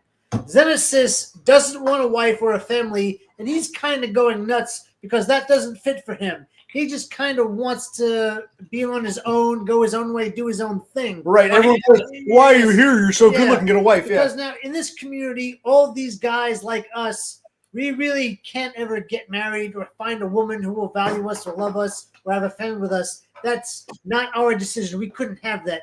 Zenesis could have that, but he doesn't want it. So we're kind of in the same camp to an extent. Well, doesn't that piss you off, though, that he could have it and he rejects it, and you want that, but you can't have it? That would make me mad. I don't necessarily want that. I don't even think a wife or kids are in the cards for me. So now where do I go? How do I make my own way in this world? I'm just a single guy, perpetually single. But he has the option. Right. I think what Dumb is saying is you were forced to go your own way. Whether you care or not, you were forced into it. Yes. He actually has the option, but chose not to do it, and he's hanging out with guys who don't have the option. How does that make you feel? That should make you angry. It doesn't make me angry because we're in the same boat. I'm incapable. But he chose to be in that boat. Yeah, Dumb has a good point. Dumb has a good point. But basically, we're in the no wife, no family boat. Zenesis chose this boat. I was forced into that boat. And yes, that is a little frustrating because maybe if I were a little taller, a little better looking, I probably could have gotten a wife and maybe had a more conventional life. But that ship sailed years ago. I'm just going to be on my own all my life. Zenesis chooses to be on his own, so he's here too. So basically, we've all been condemned to the ship of the damned. The ship of the damned. Dumb managed to swim away and get his Donda. Zenesis chose to be a passenger on the ship for some reason. And the question is, why would you ever choose to be a passenger on the ship of the damned with the rest of us? I understand what Dumb is saying. I get it, yeah. Ship of the damned. Yes. Why does Zenesis want to be on the ship of the damned if he doesn't have to be? Because the other alternative would be faking love, faking a life, having children when he doesn't want to, and that would destroy him. So he's kind of cast out to an extent. I mean, I guess if he chose to, he could put on a facade. He could go get that job as a kindergarten teacher, find that woman, live out his life, but he'd feel empty inside. He'd rather just neat, and he found a community where we're forced into it. Yes. Okay, but he wants this. He's actually jealous in a strange way. He's envious of the misery we were forced into. He's jealous of, but he doesn't have to suffer the consequences of being. I guess is what we're saying. Well, he's got no purpose. What's your purpose in life then? To live on my own terms. I mean, like, there's a biological purpose. This is like to survive and reproduce. But for me, it's more like I don't want to reproduce. I just want to live.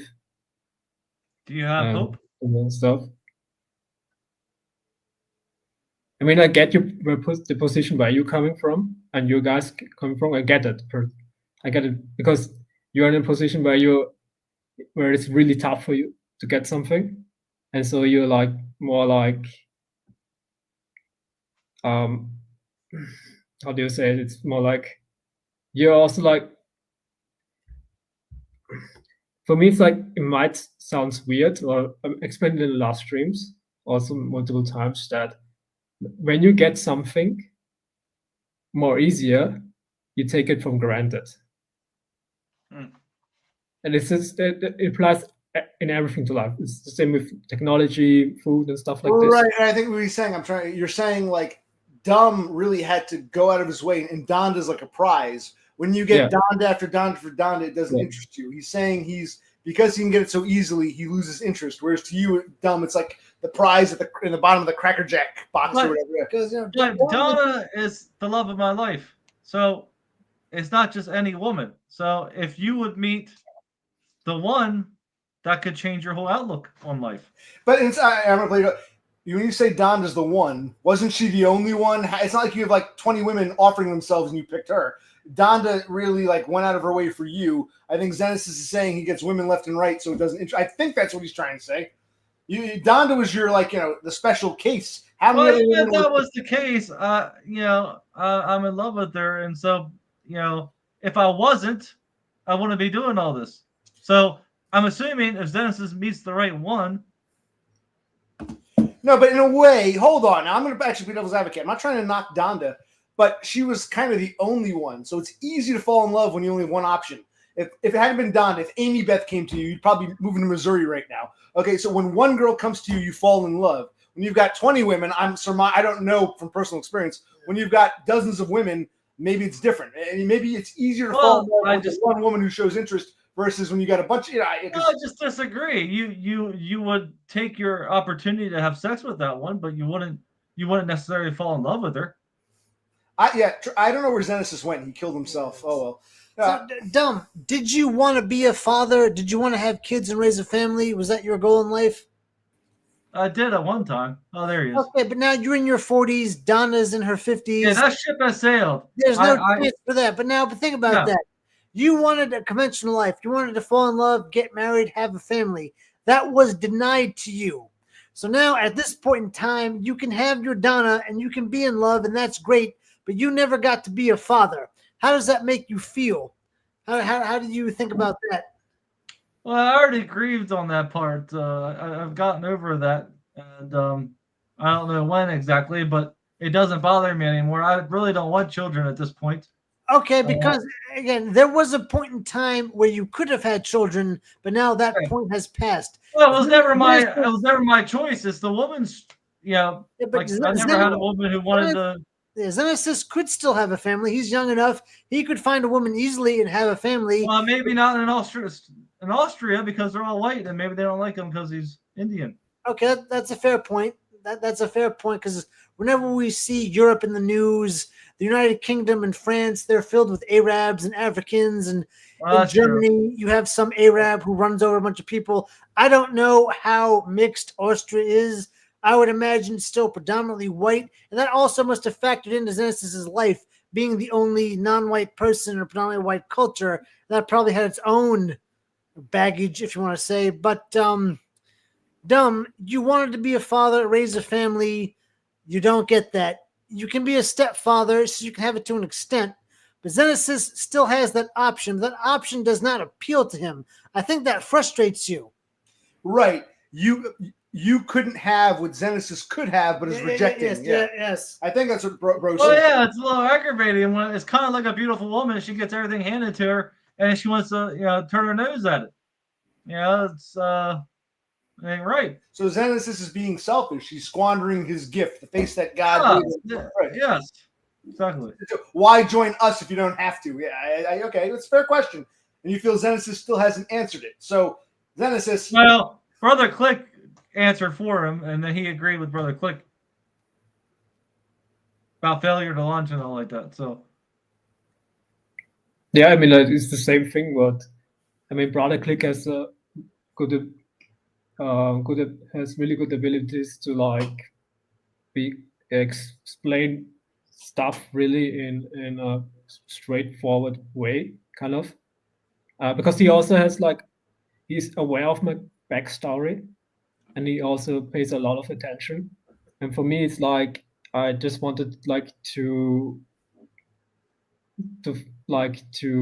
reduce kind of my background story and explain it in 1 minute.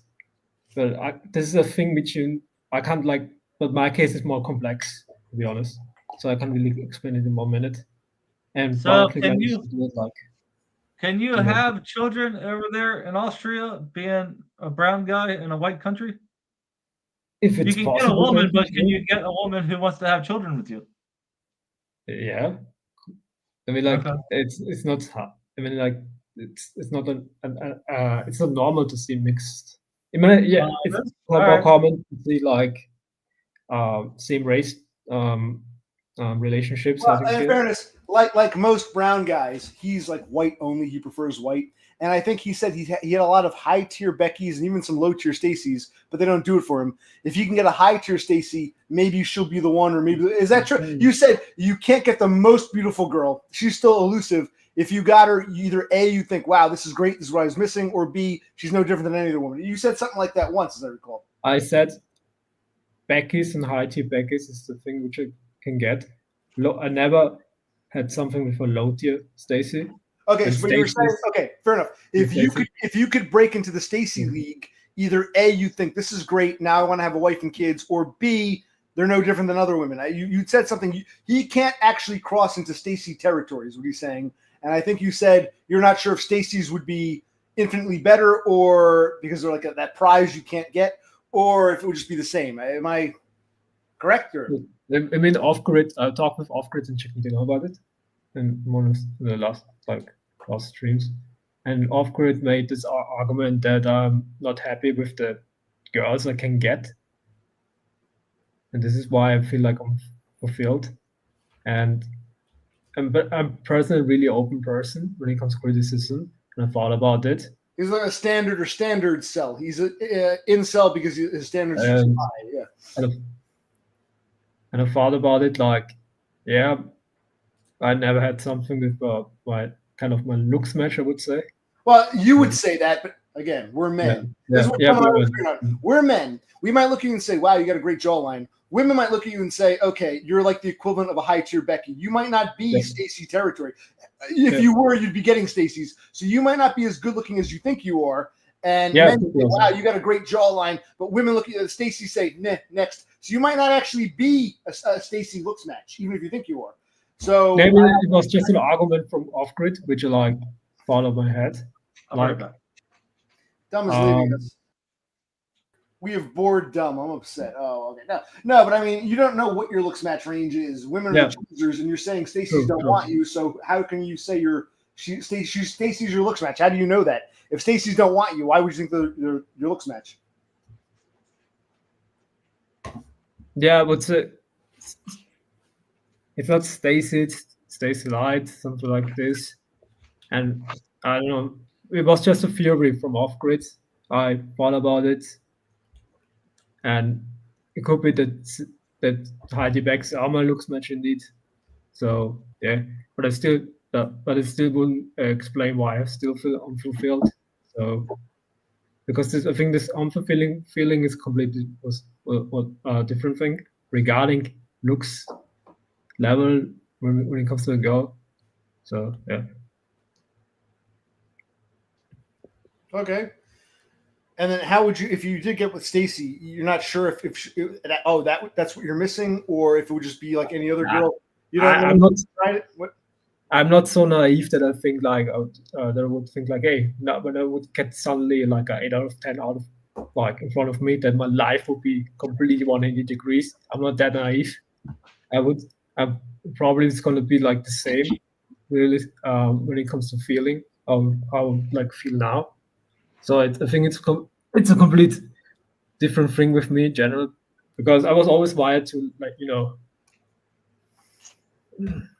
to not be so focused on social norms. And yeah. Well, you said wired. You think is because you grew up uglier, or it's actually just part of your genetics? Because Dumb is still questioning why you're here. Zenesis. And Cass said that he was an 8. That was a lie. She was lying. Yeah. Nah, she wasn't lying. She was lying. How do you know? Can you read her mind?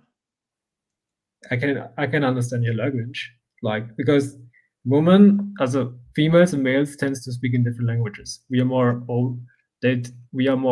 They tend to be more covert.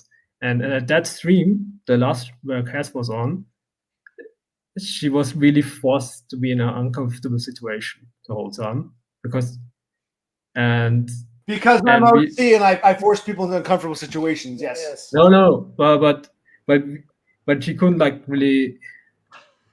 Cass. So, But what's the point of even having Castle on if you guys won't believe anything that she says? Well, you can say, what's the point of having Zenesis on if you're not going to believe anything he says? I mean, people, the starlings who come in who want to come on, I'll talk to.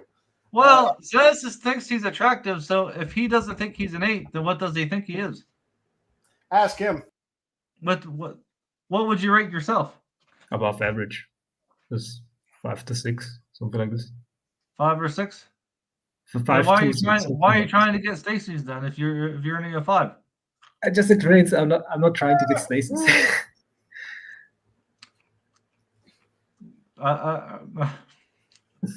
I think you're lying to us because you know you're attractive and you're just trying to be humble, but it's bullshit. You just don't want to say. You just don't want to say that you agree for some reason because you got some kind of. What would I gain from this community?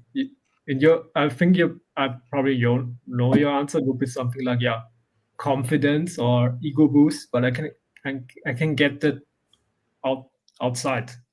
I don't need to be on this place to get. Well, I don't believe that you think that you're a 5. What am I then? If you're a 5, then what am I? I'd be like a 1.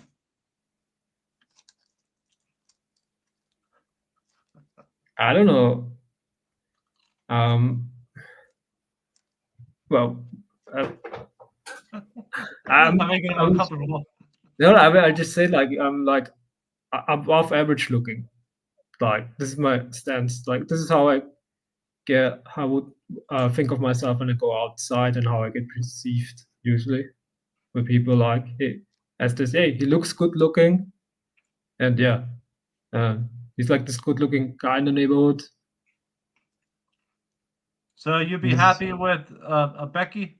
You'd happy with? No, he's saying he's unsatisfied with Becky's. He wants, if he's a 7 or 8, he wants a 10 out of 10 basically, or 9 out of 10. But he just said he's a 5 or a 6, and that he doesn't want a Stacy. So you don't want any woman then. You don't want Stacy. You don't want Becky. You don't want nobody. Like I said before, I had something with Becky's and Heidi Becky's, but I didn't. They were always mostly short-term flings. I never had a long. Sorry. Were they rotund? No. Thin. No. Well, what was the problem then?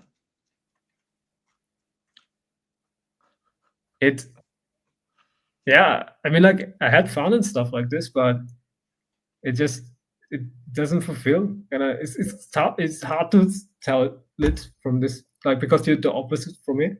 Like you tend to like when you get nothing, when you're dry spell on multiple years, you tend to value stuff extremely well, but it's normal. It's a human nature thing. You tend to get bored. So sex is meaningless to you. You don't want to. I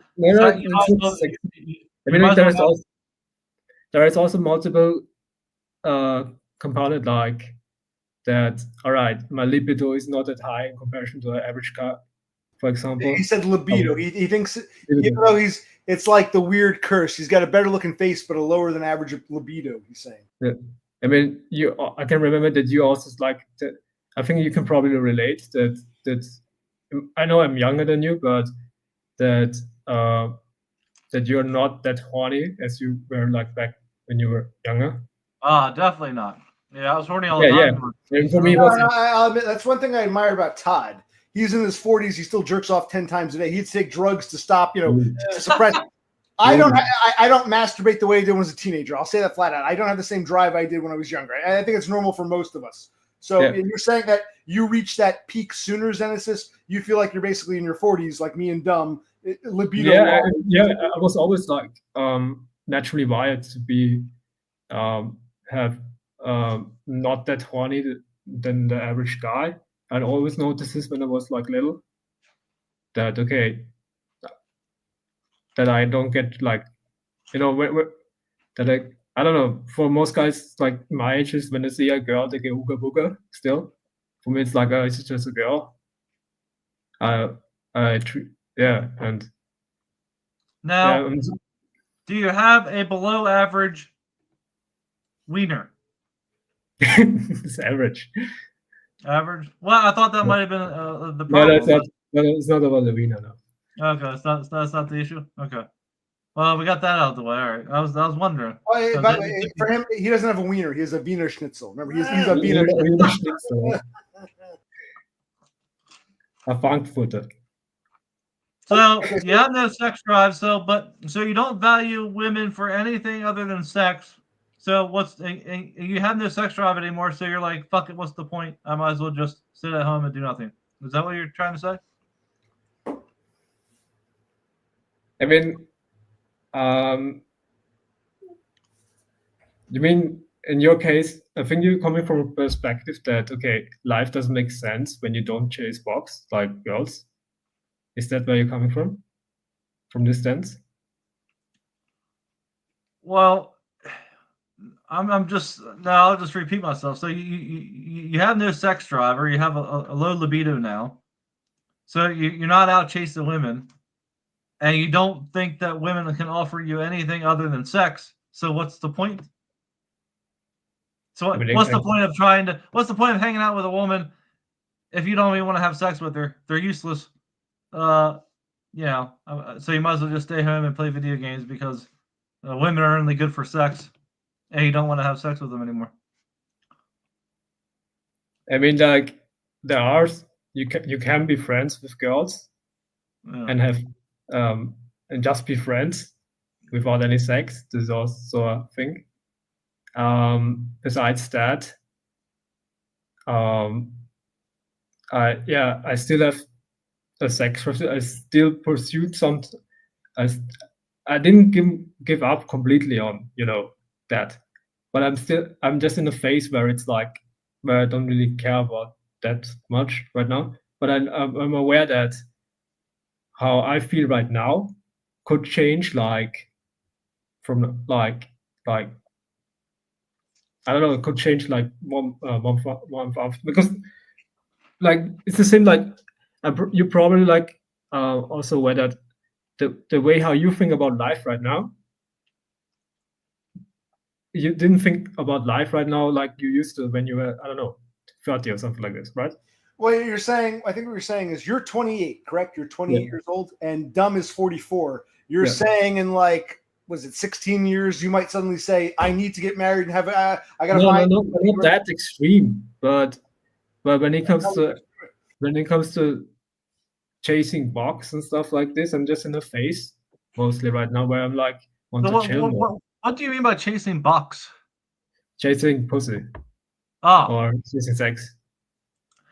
All right. Well, but my whole point is that so when you're old, let's say my age, don't you want to have someone to share your life with? Like, it's having a woman is more than about having sex, and it's natural. I think your sex drive is falling off a little too soon, so you might want to go to the doctor. But it's natural for your sex drive to fall off as you age.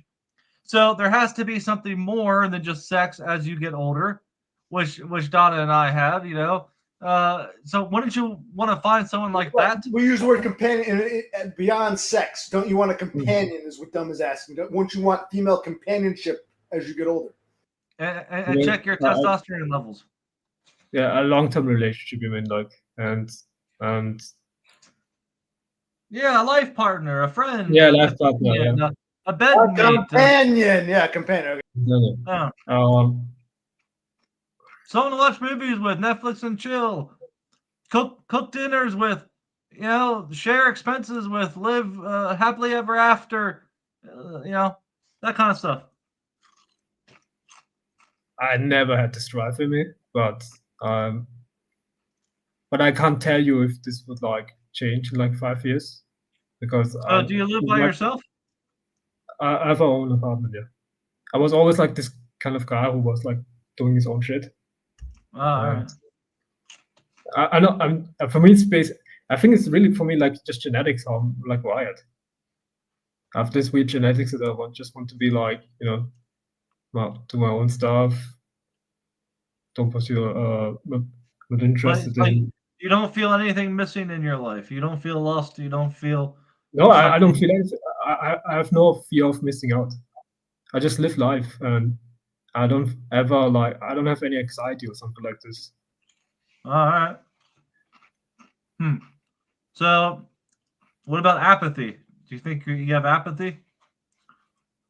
Depression? If I have depression,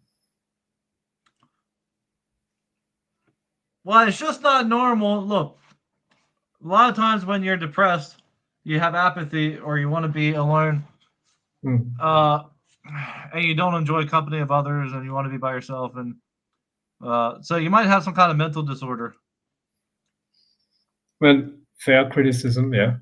And that could be why your sex drive is waning as well, because my sex drive was always naturally lower than the average guy, so I wouldn't say that I'm depressive. Well, you just have some depressive symptoms is all. But I take this as a fair criticism. I don't neglect it. No, I'm not trying to criticize you. I'm just trying to say, like, I don't like living alone. I don't want to be by myself all the time and do my own thing. I mean, that might be fun for a few years in my 20s, but definitely not now. And I haven't wanted to live that kind of life for a very long time, but it was forced upon me. Yeah. And most people don't want to live that kind of life either. I mean, we're social creatures. I mean, you're here now because, and Todd used to stream all the time because he feels the need to socialize. Yeah. So where is your significant other? Where is your partner in crime? Where is your one? I get where you're coming from, Dom. I have also a lot of IRL friends who are like you, who can't really be like alone. They always need to have someone. They always need to socialize. Like, I'm the complete opposite because I'm like kind of like Todd. I don't really want to. Todd does need to be. I know that Todd is. Yeah. Yeah, he lies. He has. Well, it's possible. Todd needed to be social for a bit. I need to be social. Maybe Zenesis coming on here is his social outlet. So this is the extent of our sociability. I'm just saying that. I mean, maybe. Whereas you want the wife, someone to grow old with. Maybe this is as social as Zenesis gets. Like Todd streams were as social as he gets. I'm just speculating.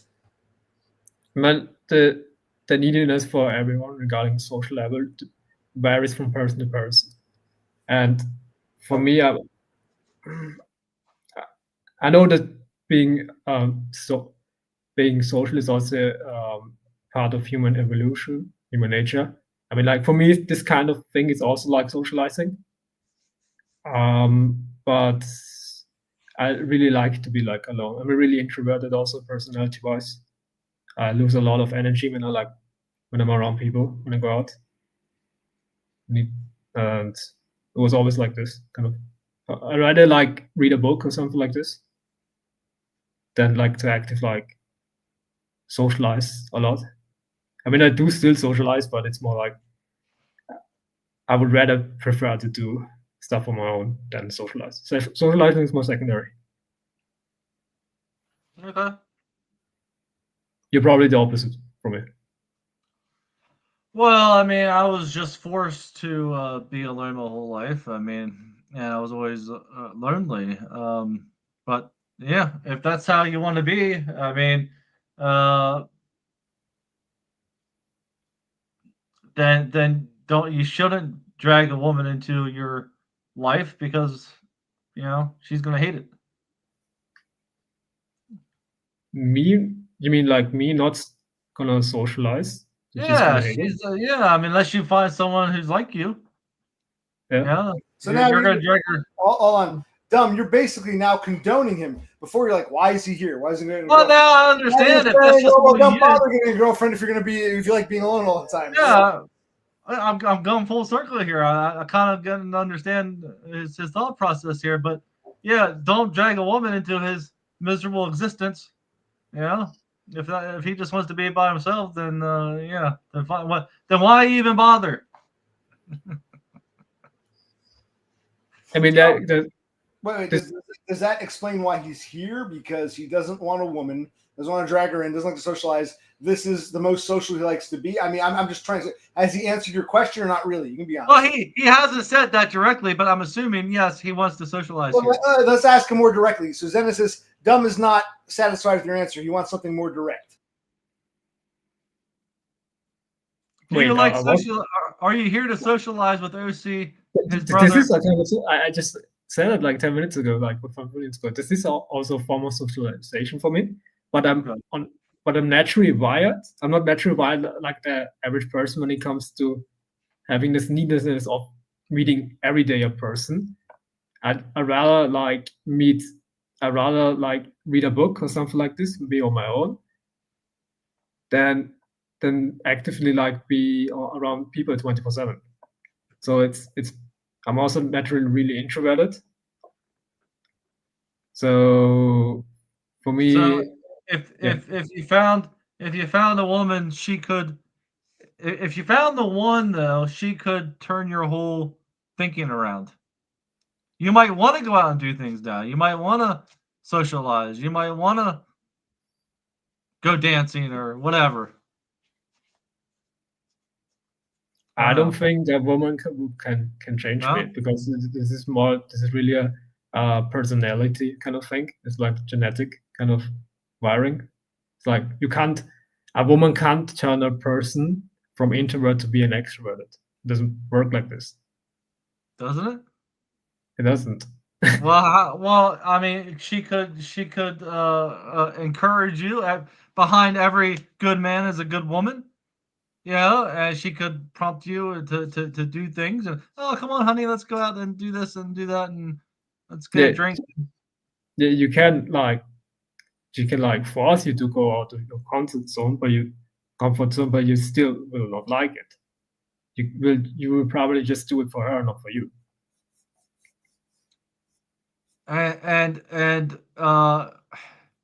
married men live longer than single men. That's true.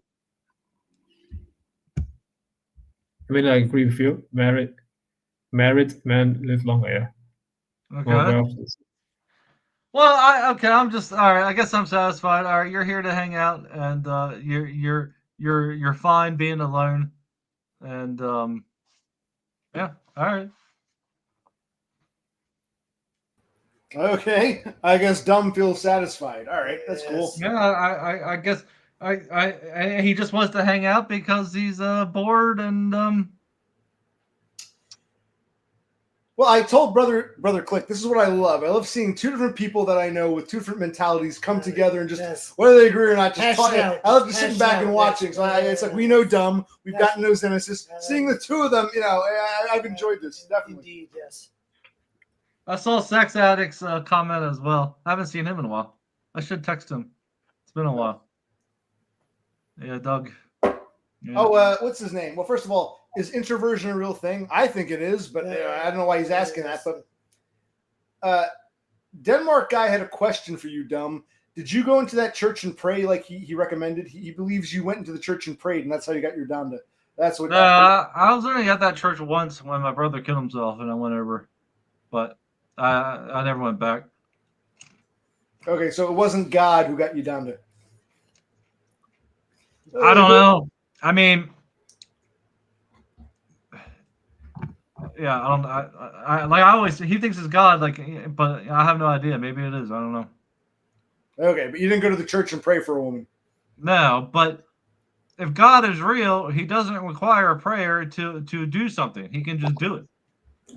So I don't know. Denmark guy disagrees. He says you got to go to the church and get on your knees. Well, if that's the case, then I want God to give me $1 million, and I want. If you have to pray for everything, then why do I even wake up every morning? If I forgot to pray to wake up the next morning, I shouldn't even be here. This is the Dumb I'm gonna miss. I'm gonna miss this Dumb. Are you still gonna stream when you go to Australia, or no? You're retiring. Well, it'll probably be like I'm doing now, where once in a while. I don't have the long streams in me anymore, and there's not a lot of people who come in and chat anymore either. Well, we'll tell you what. Since you're here in Zenesis, anything else you two want to discuss? Zenesis, anything you want to ask Dumb, or Dumb you want to ask Zenesis? Yeah, Don't Zenesis, hold you didn't ask me anything. You got any questions for me? I mean, it's not a question actually. I mean, I mentioned it like last time when I joined your stream to make my comment. I just wanted to say face to face that I really appreciate what you do, like those kind of streams, because I mean, like it helps a lot of people. What I noticed also, Okay. and I mean, like it's funny the way like how you stream. It's mostly like 5 hours doing something, DOIs, and probably like out of those 10 hour stream, they're like actually just 1 hour is like interacting with kind of people in the stream. But it's still good for those people like to have like a kind of belonging. Yeah. And Well, I ran out of stuff to talk about a while ago, and so I but still, figured, it's amazing. You have like yeah, I 10 figured if hours. I would show what I'm doing, that's some kind of content. That's some kind of content. But yeah, there's other people in the community who just stare at the camera for 2 or 3 or 4 hours looking at the comments, and so I can't do that. So at least I try to do something, but then everybody hates it, and then so now I'll just do short streams once in a while, and then yeah, but yeah, I don't have the long streams in me anymore. But my intention was to help people not feel so alone and stuff. But yeah, there might be 10 people who watch and then nobody comments, and then it's like it's like, what the hell am I even doing on here? Peace. But I thank get you. it. I mean, it used to be a community. It used to be. I don't know. Maybe it was my fault. Maybe I drove people away. I don't know. But yeah, I it was more of a Yeah, community yes, at one yes. point. You. That's one thing you're good at. You know how to drive people away, dumb. Yeah, I'm yes, glad we got yes. it back together. But yes, you are guilty of that. Yes, yes. You can drive people away very easily, dumb. Well, what do you mean? You think about it, but the two of you keep talking. I'm enjoying. Yeah, I just wanted to ask you some things. I mean, I've known your channel now for I think 3 years, something like this, because I know I've known you back from the day you were obese, and like from your first videos, that was extremely brutal to see like the cry for help and stuff like this.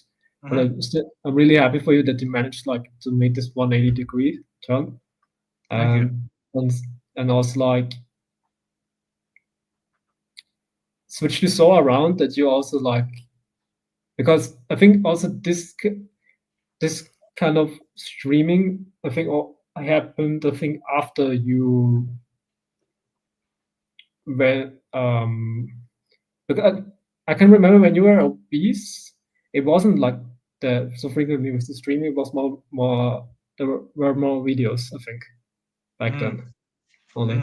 And this kind of streaming happened way later, and this is also I noticed where you gained a lot of new people. And you mentioned before that you had like a tight community back then, but then sadly like flew off or flew away or parted away. I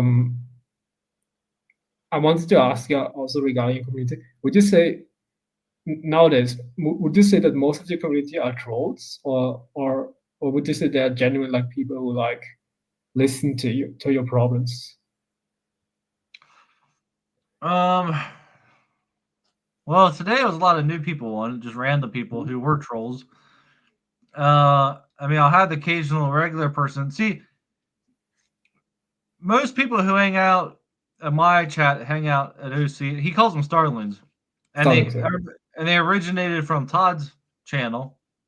So Todd, I always explain it like this. So Todd was like let the me cut you center. off. Wait, let me cut you off.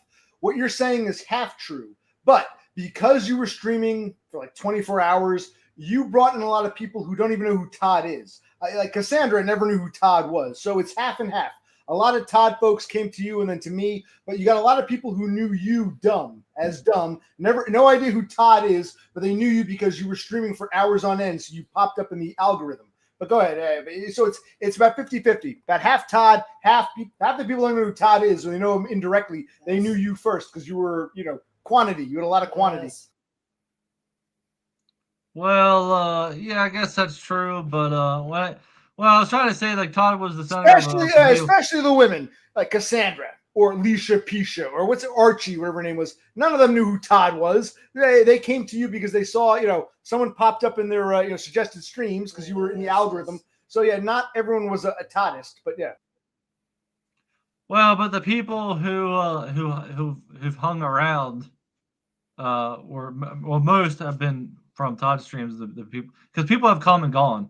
So I think that's what I meant. So the community is kind of like no more unless Todd comes back in the streams, and yeah, he was like the connective tissue, if you will. But there's still people, he'll pop in and say hi or something, but nobody really hangs out anymore. And then I'll just be doing my thing because otherwise I'll be staring at the screen like some other guy that we all know. I want to ask a question now because Zenesis gave his opinion. Zenesis, you can chime in.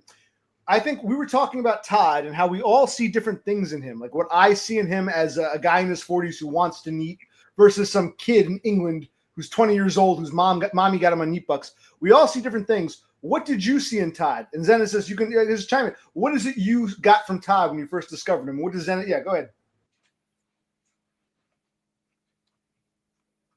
Are you referring to me? Well, both. What do you think DUM saw in Todd, and what does DUM think he saw in Todd? Yeah. I think what DUM saw in Todd was that they were like back, because Todd was also like obese back then, or fat, chubby, and I think that that when DUM like encountered Todd, he saw kind of an inspiration to lose weight. But besides that, there was also this thing that there are kind of similar problems also regarding like dating and stuff like this. This is also a thing which contributed a lot. Mm-hmm. I don't think that you personally like share his neat philosophy, like when it comes to like, because you're naturally a guy. What I'm about, you like to like do stuff, work, and and because you don't mind. I mean, like you have problems like regarding anxieties issue and stuff like that, and socializing with normies. But you're clearly more the worker type. And I think I can't even imagine like you living the neat life. I think it would make you like drive insane. I agree. So I was drawn to Todd because the whole neat thing and the spurt thing. DUM was drawn to him because of the fat, lonely guy thing. Yes. DUM is not really. I always say DUM's a very good. He's a good worker bee. I don't mean that as an insult, but DUM is happy to do things, but he needs a purpose. Without a woman, without a wife, it seemed pointless to him. So I understand we see different things. Is that DUM? Do you agree with what we're saying? Or 100% agree. And well, I found him a little late. I found him after he lost weight. But I related to him in the first video I watched. I can't remember which one it was, but I was just hooked, and I watched every single video on his channel, one after the other, and he just we were kindred spirits. We were the same. I felt. But yeah, I don't care about the neat life. I mean, that's fine for him. And I was, if that's what he wants, but you're relying off the government, and you can never really do anything. I could never go to Australia. I could never do anything that I would want to do. But if Todd doesn't want to do anything, then it suits him fine. But I would rather do stuff. But there's pros and cons to everything. So Todd doesn't have to worry about taxes, and he doesn't have to worry about punching the clock and where's his income going to come from. And everything's taken care of. He just can't do anything. He's stuck. So he's got to be content. Otherwise, he's just going to blow his brains out. Okay. Don't you think that Todd right now is happy with the way he's living? Really? No, he's miserable. How do you know that? Well, I asked him many times, if he was happy, and he said, at best he's content. But you can just see from his chats, he's just not happy, and yeah, I think and yeah, he always says about how he has nothing to talk about and he does nothing, and he's just uh yeah, he's an old curmudgeon, and he's very down on himself and down on his life. Yeah, he's very depressed, and so yeah, he tries to hide it. He tries to make it seem like it's a good life, but I wish he was a bit more honest about the neat life, because it's not all it was cracked up to be. I don't think, because you are. I mean, he's got a stash of money, but I mean, he only has it until he spends it. So I mean, he's just you're just stuck. You're just stuck. You got no future. So I don't think you can be happy like that. You know, he tries to be with his PC, and but I mean, it doesn't replace people. And while And he, what you're saying might be true, I think here's what I'm going to stand in defense of Todd. You say he has no future. Would he have would he have had a future if he wasn't a neat? In other words, he never had an option. It's either neat or you're gonna be miserable either way. Yeah. I don't think someone like Todd had the option of a future. I don't think I have the option of a future. I think that's where the disconnect comes in, where you say, "Why would you neat? There's no future in that. We wouldn't neat if it was unless it was our only fucking option. I have no future either way." So, if it weren't a necessity, we wouldn't do it. Right, it's a necessity. You can't have a future. You can't have a life. So Todd has needing. We would love to have needing. Zenesis is a neat, and that fulfills his needs for the time being. Yeah. I mean, if you can't have the conventional life, you might as well neat. Well, Zenesis. Brother Click, don't take up for your brother. Your brother is more than capable of having a future, the same as you. Yeah, he could go out there and work, and he could have a good life for himself. He could have a woman. You sound like my psychologist. You sound like my psychologist. Okay. No, but it's true. But you like to play the victim or whatever it is. You sound just like my psychologist. Okay. And Todd's the same way. I mean, he could get a woman. He's had women. He's had more women than I have. They're just rotunds, and nobody wants a rotund. But I mean, 3/4 of American women are rotunds. Somebody's gonna wind up having a rotund because the music's gonna stop, and someone's gonna get a rotund. I mean, it's just the way it is. Statistics. But yeah, you guys are capable of a future, and so is he. There's just issues. There's you guys got issues. I mean, I don't know, but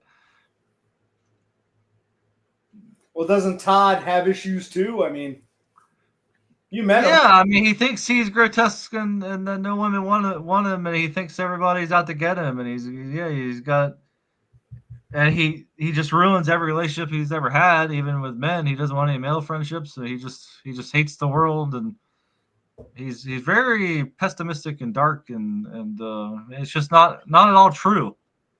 I mean, how many people wanted to be his friend, and he just throws them away, and and there's women who wanted them, and he just, although Rowan probably fucked his whole outlook on women, she probably fucked him up seriously. So, I think we've all had a woman like that, but he's got to get over that. And look at her now. He dodged a bullet. She's a he, she, and. Yeah, she was cute at one time, and now look at her. Okay. Yeah. All right. Well, what does Zenesis think about DUM's take on Todd and Spurgdom in general, or neat bucks in general, or what? Because, like you said, Zenesis is a neat himself. Yeah. Yeah. I mean, what I observed is like, I don't want to speak in defense of Todd. I don't pick sides really. No, stop! Don't take sides. You can say? I don't take sides. You can say I agree with DUM. That's right. Yeah. Not taking sides. It's not about. We're talking about opinions. You can agree. You can disagree. You can say half. So it's not about taking sides or standing up or down. It's about what is your opinion. DUM just shared his opinion. How do you feel as a neat yourself? Yeah, I mean, like, for me myself, being a need right now are different reasons as for why most people go this need route. Most people go this need route because they get treated like shit by a society. Right. Yes, no, that's fair. Todd and I, that would apply to us. Dumb is saying you haven't been treated like shit by society, so why are you needing? I think that's part of what Dumb is saying. Did he say that? I didn't hear that. I know what Dumb is thinking. Dumb, am I correct? Why is Well, Zenesis needing? I think society as a whole is shit, and everybody gets treated like shit unless you're a young, attractive woman. Then everybody bows at your feet. Other than that, you're treated like shit. So it's just not him. It's just not me. And it's just not you. Everybody's shitty to each other. Everybody's a selfish asshole. And so they're nice to the attractive young woman because they want to fuck her. Everybody else, get the fuck out of their way or they're gonna run you over. I mean, that's just society for you. You gotta. I mean, you just gotta deal with it. I mean, I don't know what else to say. It sucks. I hate society too. It sucks, but you just gotta deal with it. Would you say that all men are getting treated like shit? Like all levels? I I mean, would say, he's probably treated. Who do you think's treated better in general? Zenesis versus me versus you versus Todd. I mean, that's part of it. Yeah. well, I don't know. Generally, as a man, I don't think it matters. I mean, you still got to work and you still got to make your own way. And I think that's I mean- what you and Zenesis have in common. Zenesis is good looking. He's got that jawline. You're not as good looking, but you're a normie. So the two of you are in that camp. When you're ugly and a spurg, life is totally different. I don't have the good looking halo, and I don't have the normie natural behavior. So that's what I see in Women like you, Lucy. Fucking women. I mean, god damn it. What women? Donda, your girl, Cassandra, who's a joke. I mean, what other women? Beppis, who won't come around anymore.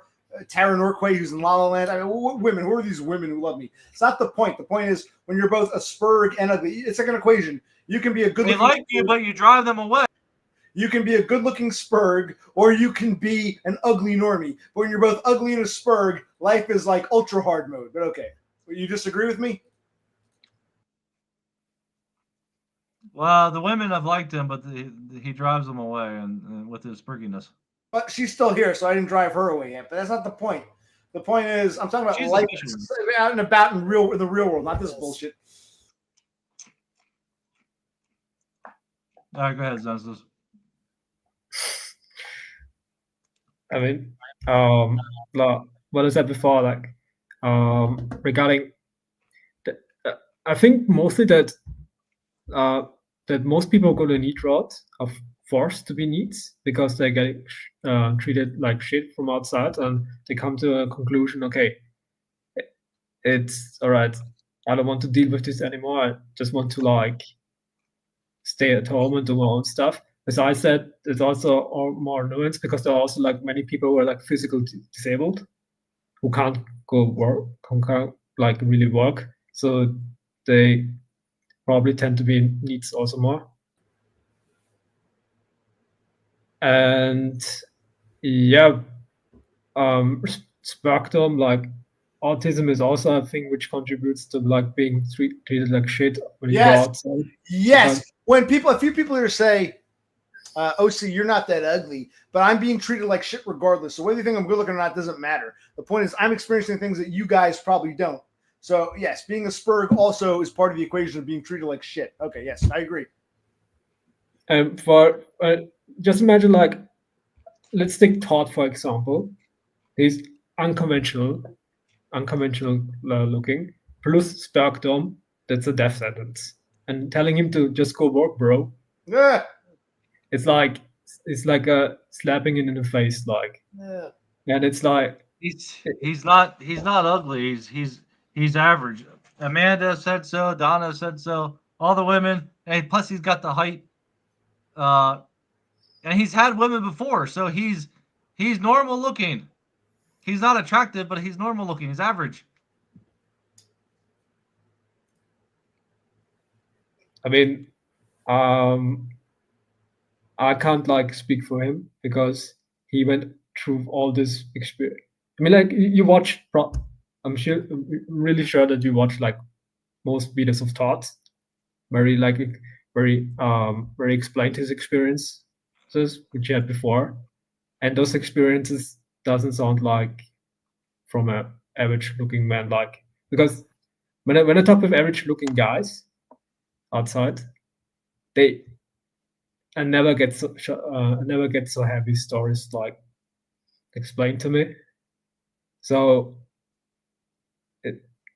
I believe Todd that people view him as unconventionally attractive when he goes outside and stuff like that. Because I can't speak for Todd because I'm not in his body. But now look, I'm just an observer. Todd's got a mental problem where he thinks this is what people are thinking. He passes a Chad that's jogging by in his forest, and he's like, there's a Chad, and he thinks I'm ugly. He doesn't know. Chad doesn't even freaking look at him. He's not even. He's just out there jogging, minding his own business. He's not looking at Todd. He doesn't care. But in Todd's mind, Chad hates him. But it's in his head. Nobody's going to go out of their way and deny Todd a job or be mean to him because of the way he looks. Maybe not, but I've been denied a job and treated like total shit because of either the way I look or my spurgdom. So I can't talk for Todd, but I'm not normal. I've been treated like total shit by people in the world, like whether it be my ugly face or my spurgdom. I know what it's like to, I know it's not in your head. I've been treated like shit. I'm going to make my videos. So I can't speak for Todd, but for me, what you're saying isn't true. It doesn't apply to all of us. And that's why I say, some people are oblivious like you. They say, hey, man, you look fine to me. It must be all be in your head because you don't have to deal with the fucking hostiles who fucking hate you for being either too ugly or too spurg. And I don't know about Todd. I can't speak for him, but I can speak for me. And I know, dumb, I disagree with you on that. Okay, well, see, it's not because of the way you look. It's because of the way you act. Well, it's something, whatever you want to call it. Who I am naturally is what so offensive that I can be destroyed. Okay, you just need to zip it sometimes, and you get along. Excuse me. You just did. Yeah, but this is a thing which is out of his control. Like people with yes, it's not my fault. I'm a spurg. I was made this way. Born. This is how God made me. Yes. Zenesis, don't let him off the hook. This is why I keep Zenesis around, dumb. And now you say you already have your brother sucking your PP, and now you got Zenesis. I'm trying to be realistic. I'm trying to be realistic. Brother, click. Okay, yeah. Thanks. I'm just an observer. I don't want to pick. I also criticize OC, like for his when he says something wrong regarding me. Hey, Donna.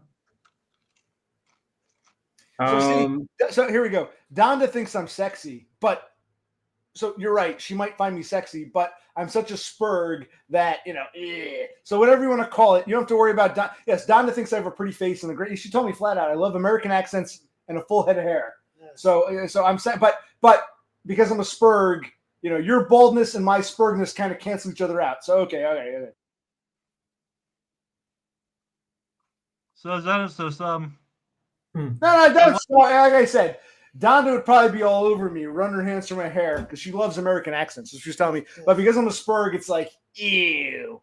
And I'm sure Donda has been more open and honest with you that you don't want to share, dumb. But I'd love you to share because I'm sure you and Donda talked to me at some point, and Donda probably said, "Yeah, he's a weirdo." You can be honest, but okay, go ahead.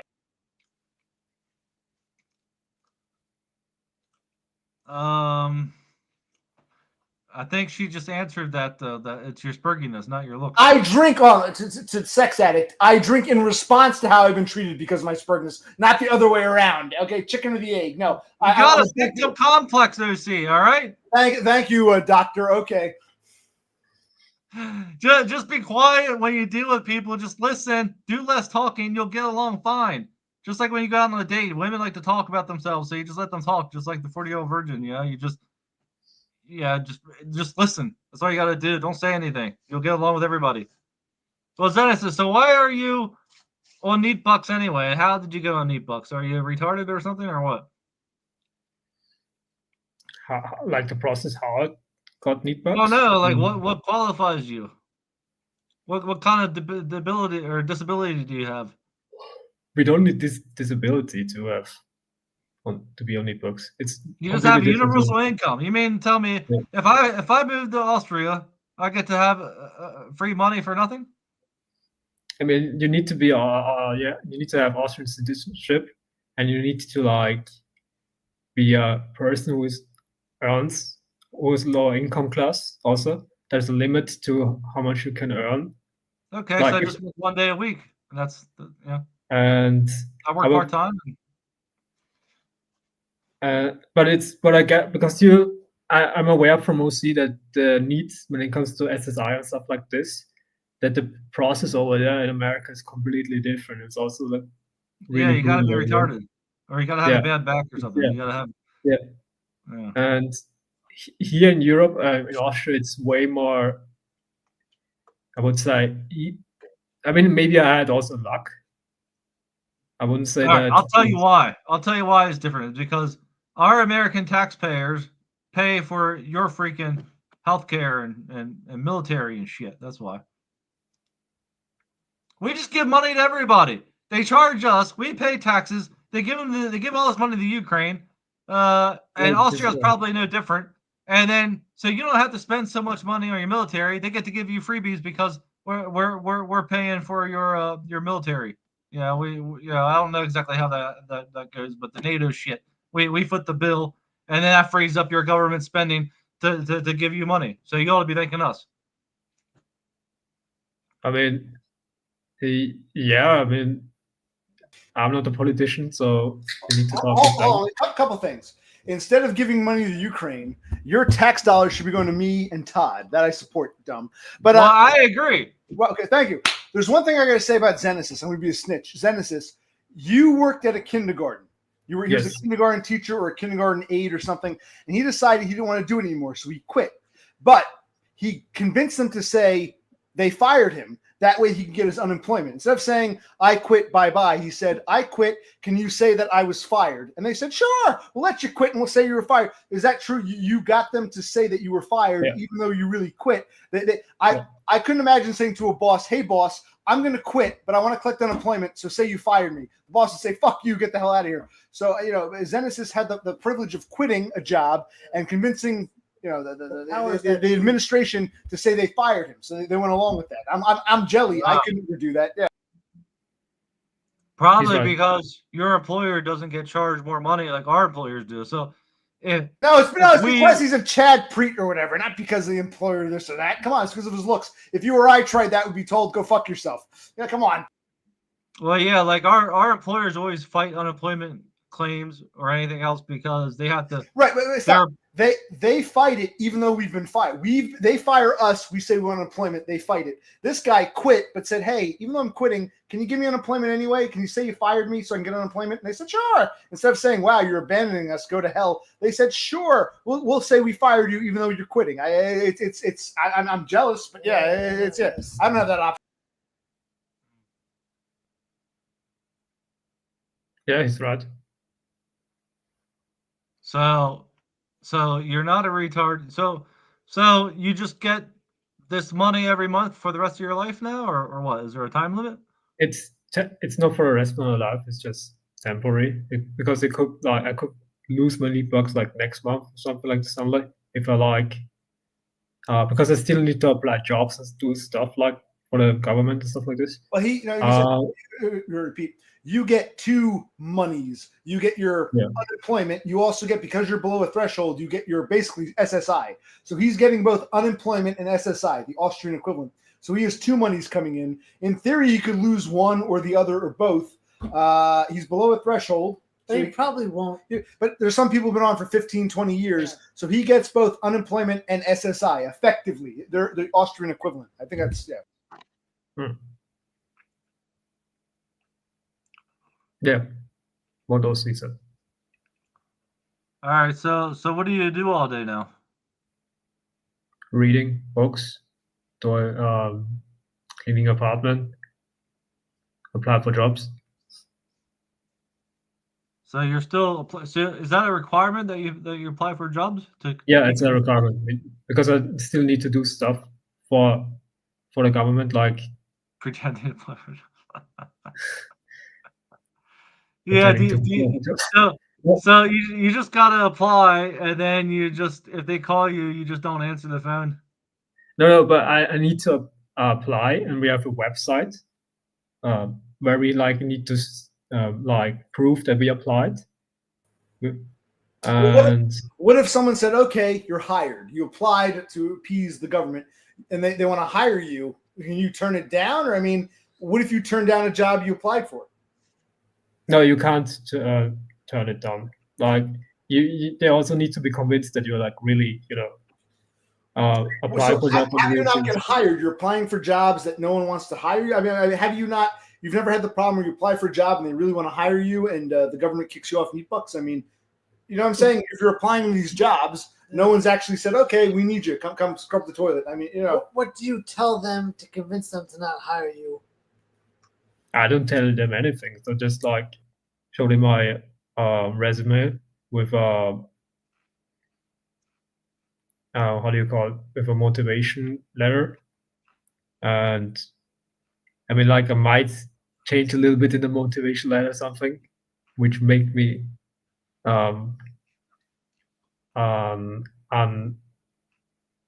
do you call it? Yeah, it might change something like which Qualified? my country. Sorry, Unqualified? unqualified. Yeah, you make yourself sound like a bad candidate for the job. I think. yeah. So are you applying for jobs that you know you won't get, is what Donna asks? No, I'm applying for my things which usually like where my degree's on, because it's pointless. Because I'm not applying for something where I don't have a degree or something on, like, or no job experience. So like a rocket scientist you could apply for and that would count? I applied to be a rocket scientist, a sea captain, a cardiologist, and I didn't get the job. I mean, wouldn't they say at some point you apply for like a shit job, no one's hiring. At some point, you think you'd apply for a job that actually sure will hire you, and you get kicked off. I mean, I'm surprised you're able to, I'm only applying for jobs where we're really qualified for, and yeah, I mean, I don't know how it works in America, because I think I saw it from Cass earlier in the comments that she's like tutoring like different languages, but she hasn't like a degree on this kind of field. No, what I'm saying is, okay, I'm getting unemployment. They want me to apply for jobs. I apply for jobs as a janitor. They say, okay, we want to hire you. How do you not get hired? You're applying for these jobs. No one wants. How do you apply? How do you make sure you don't get hired? I don't understand. Like I said before, you changed something in your you changed something in your motivation letter, or your resume, or not exactly resume, but your motivation letter, which makes he calls a motivation letter. We would call it cover letter. But for a lot of these shit jobs, you don't even need a cover letter. So that's why like if you want to apply for a job as a janitor, they don't really need a cover letter or motivation letter. So maybe that's different, because if I applied for some janitor job, they'd probably hire me. So it's like you don't need a resume even. So I'm trying to understand. So you just make it sound like you're not motivated and they don't want to hire you. Okay, but if you're applying for a janitor job, why would they want a motivation letter? I don't understand. It's completely different. You need a motivation letter and a CV. Right, a CV. I forget that's Latin for something, but a resume. We would call a resume. Okay. Yeah. It's probably completely different for you. Verita, yeah. It's probably completely 180 degrees over there regarding job market and stuff like this. So, do you have a car? I don't need a car. I live in Vienna. We have like a really good public transport. So, what's your goals in life? To have fun, live on my own terms.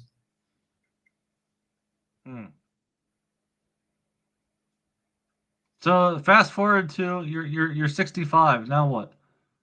What have you accomplished?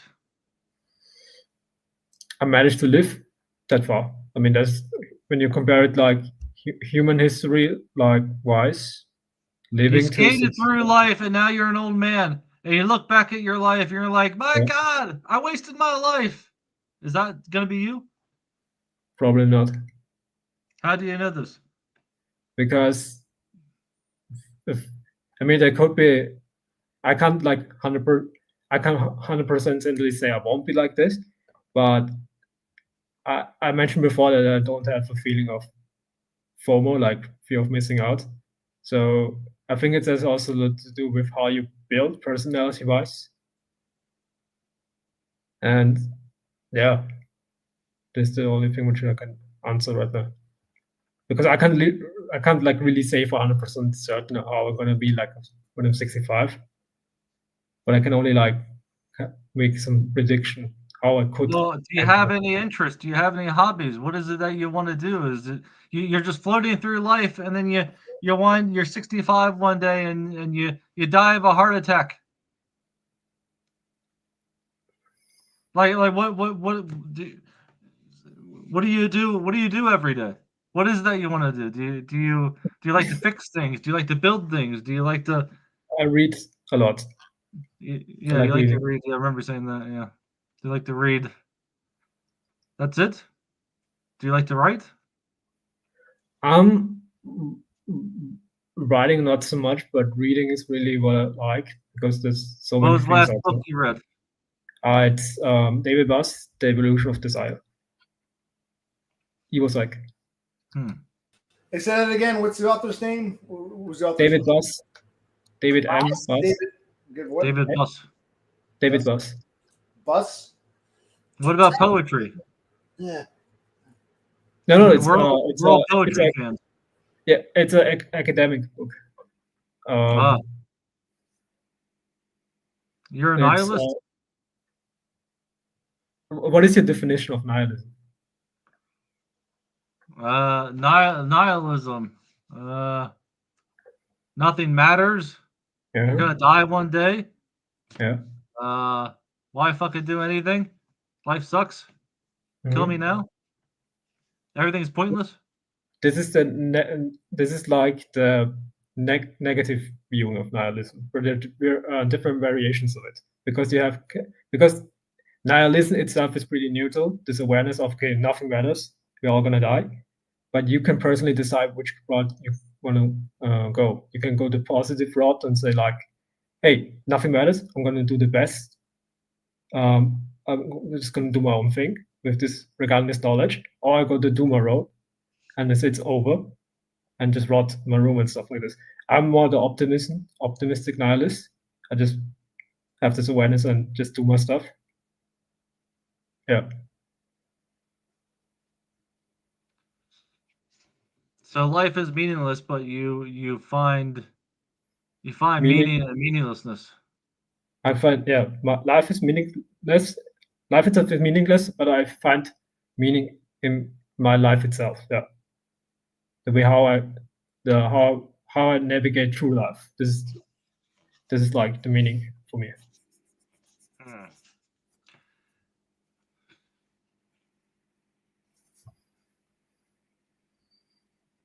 Well, I often struggle with meaninglessness and pointlessness, and so I like to get people's views on that. Yeah, I always needed like a purpose. So Penny Pounder was made that comment, and yes, Penny Pounder. A year ago, I was a wreck, and I was looking for meaning, and that's why I'm asking him. I'm looking for a purpose, and so I'm interested in others. What drives them? Why do they wake up every day? So I get where you come from.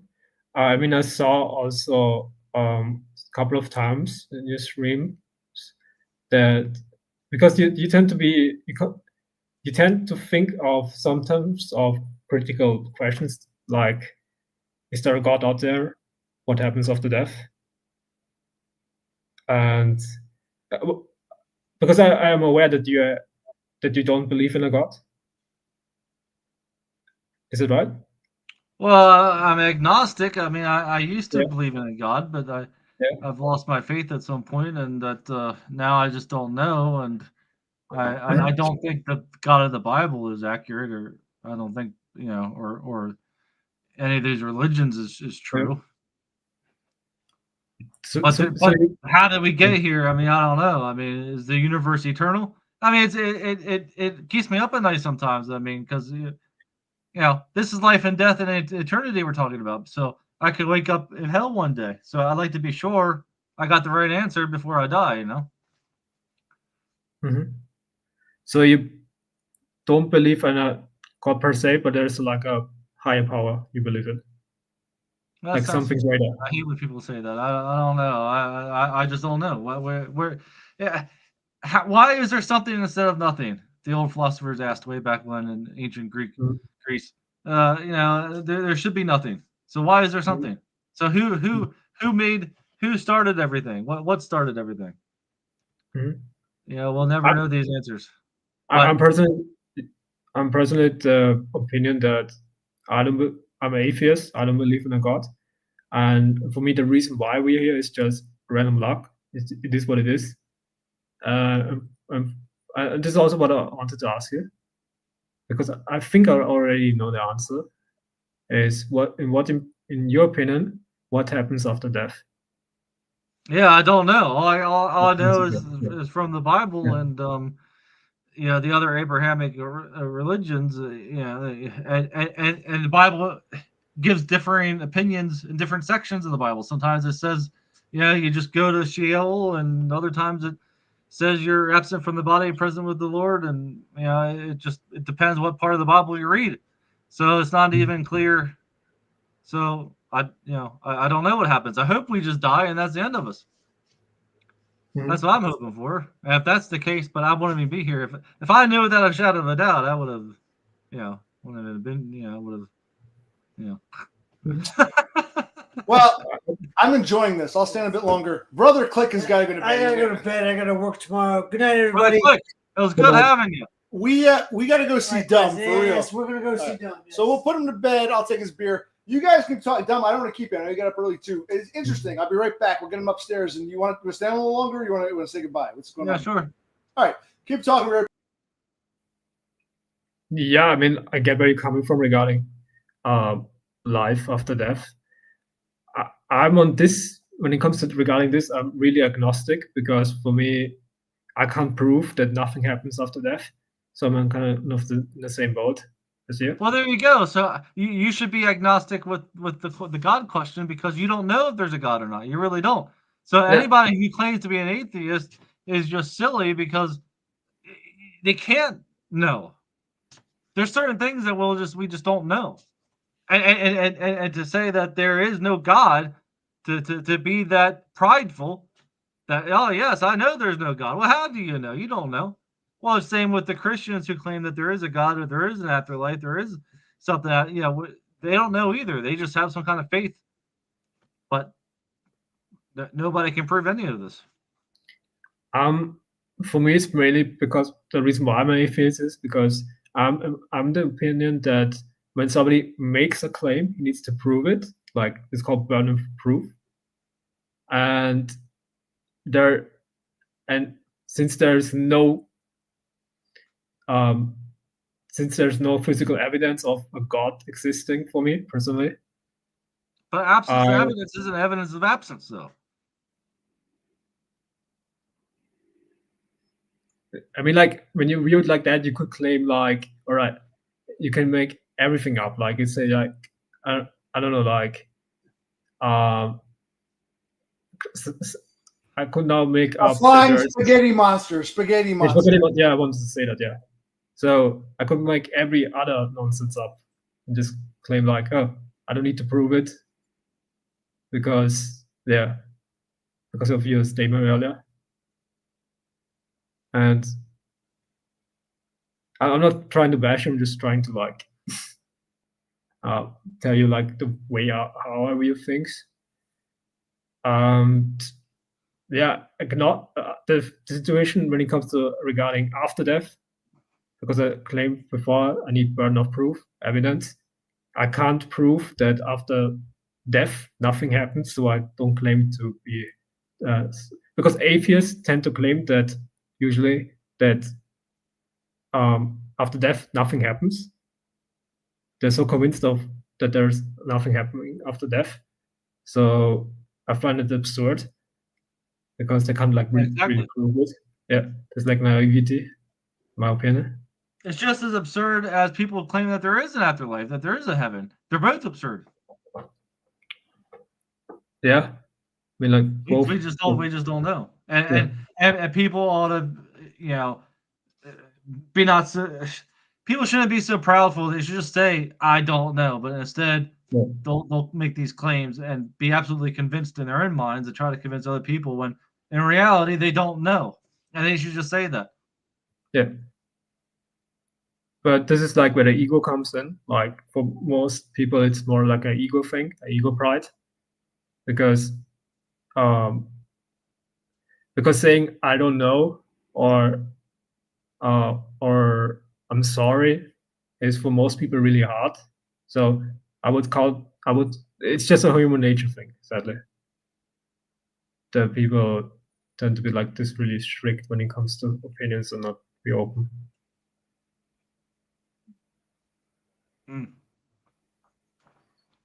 Yeah.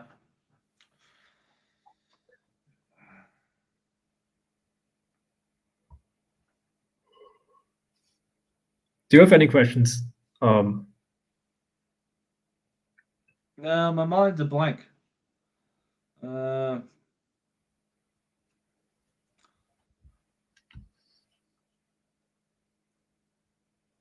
mean, even in Demon says like, I don't know either. I hope there is an afterlife, but there's probably isn't. Yeah, I agree with you, Demon. Yeah. Yeah, they're tough. This is a tough.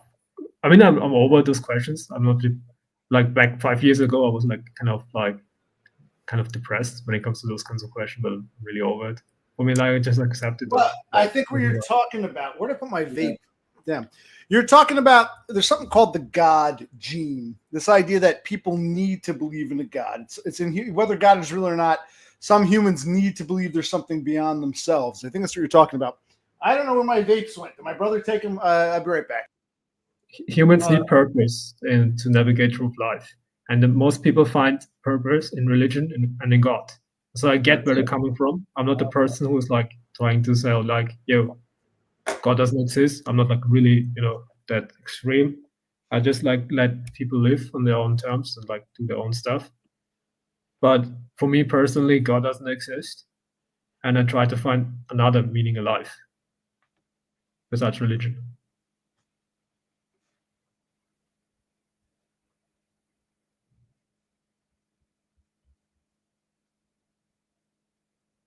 Yeah, I struggle with the meaning of life. I mean, it's but religion does fill that hole very nicely.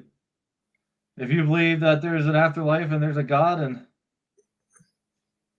I mean, like, yeah, I get it. For most people, it does, like, fill this empty void in your body, inside you. But some people like me, and then it leaves a hole when you lose your faith, because then now what? If there is nothing after death, there is no God, there is no heaven. If all this is meaningless, then why not just kill yourself? And this is the questions. I mean, this. but that's the most logical. That's the point you get to. Yeah, but you go the more. I think it's more the how you go more the like negative route, like because what Dumb is saying. Hold your thought. It's kind of like when people who believed in the blue pill all their lives suddenly get black pilled. Yeah. They get black pilled. They can't deny it. Some lose their minds over it because it can be very, in the same way, like Dumb is saying, well, if you suddenly say there's no God, why even live? Same concept. A lot of people get black pilled and they just can't handle this truth that, blows their minds. But you can go ahead and. I think that's what happened with Donna and I.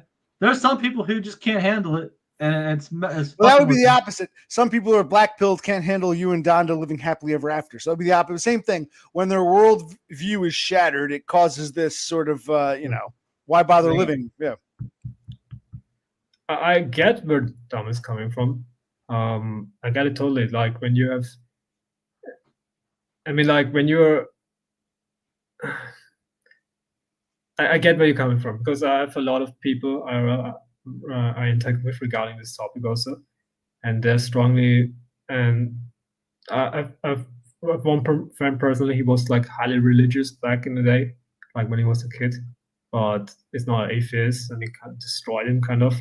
But after a while, he found he switched it up and could like find peace in it and accept it and focus on other things. Regarding killing yourself, I mean, I think it's that there's a thing called in psychology. It's called the 5 stages of grief. It's like they're like different emotional states which you go when you like learn about something shattering. First stage is anger. Last stage is acceptance. And like it's the same with the black pill as example. Most people, when people get black pill for the first time, they tend to be stuck in this kind of anger phase and never like manage to like go further to other stages. Yeah, I think this is also, even if it would, I think personally it takes time like to comprehend this kind of shattering kind of thing, like awareness that okay, would you like okay, when you go from one extreme to another, okay, believe highly in God, but God doesn't believe, but God doesn't exist anymore, something like this. It's I get it that it takes time to like comprehend this kind of thing. Mm-hmm. So I think in this case I would say that time will heal those wounds, but I'm also aware there are people out there who will never get out of this nihilistic valley, I call it. So it's hard to like give advice really for every person on this matter. And yeah, it's really hard because I managed to get over it, and I have no problem handling it. I have no problem like living my life, but I'm also aware that With no I'm the God. exception. Yeah, I'm not the exception to the rule. I'm the exception to the rule, and the way I live life, I'm aware that most people couldn't live the way most people couldn't live the way how I'm living my life. So it's hard to give any advice in this matter. Mm-hmm. Well, do you feel, you can be honest, I'm happy for DUM and Donda. Do you think DUM is trying to, because you remember before he met Donna, how, he got to that point. You think he's trying to bury himself back in the blue pill? He's trying to go back? You think like some people, they believe in God, then they discover God might not be real. It messes with their minds. So they try to go. Do you think DUM is trying his best to get back to like an earlier state when he still had hope? I mean, what do you make of DUM's? I'm not knocking DUM, but do you think he's trying to crawl back? You saw what he was and what he became. Mm-hmm. You think he's trying to crawl back to I want to still believe in Santa Claus. I still want to believe in the blue pill. I mean, what do you? I do get this feeling, but I don't. I mean, this is why I was asking before, like, what his stance is on God and stuff like this. And he kind of gave me this impression that he's more like he wants to believe in something, but at the same time he can't. Or there's like a cognitive dissonance thing going on. So I don't blame him for him. I respect it also. I get really where he's coming from. I don't know what to say on this matter. Well, do you believe in the black pill? I do believe in the black pill, yes. Even though you've had, well, okay, what's your definition of the black pill? That women are evil or something? What is the black? The black pill is Go ahead. Yeah, what the black pill is just in the mainstream, it's black pill is viewed as sort of a kind of ideology or kind of movement. In my opinion, black pill is a state of awareness, state of mind. It's just the black pill, I would say what the black pill is, I hate to say it's dumb when you said women are evil. That's like the stereotype of the black pill. The black pill is just what is true, whether we like it or not, whether we accept it or not. What is. That's the black pill, the cold, hard truth, for better or for worse. That's how I describe it. It's not a philosophy or religion. It's just the cold, hard, whatever's true. And maybe black pill people are wrong about certain things, but the black pill isn't, a cult. It's just what is true, whether society wants to believe it or not. Yeah. Black pill is mainly focused on human nature, like how humans behave. It's just an awareness that, okay, that, all right, height matters for dating. Besides dating, it goes further beyond, but I just want to explain dating, like height matters, your face matters, your race matters. So, whether or not you're a Spurg matters, everything. It's like an equation. It's that you're also matters like how your brain is wired. Are you neurotypical or neurodivergent? Do you have status, money, or something like this? You're also aware of this kind of thing, but it also goes way beyond. What I mean by go beyond this, in the sense of, okay, how looks, like in an example for looks, how much looks matter, because everybody knows like looks matter, but they don't get like or internalize like to what extent looks matter in the outside world, like because looks can like there's impact you how you're getting treated in the workforce and stuff like this.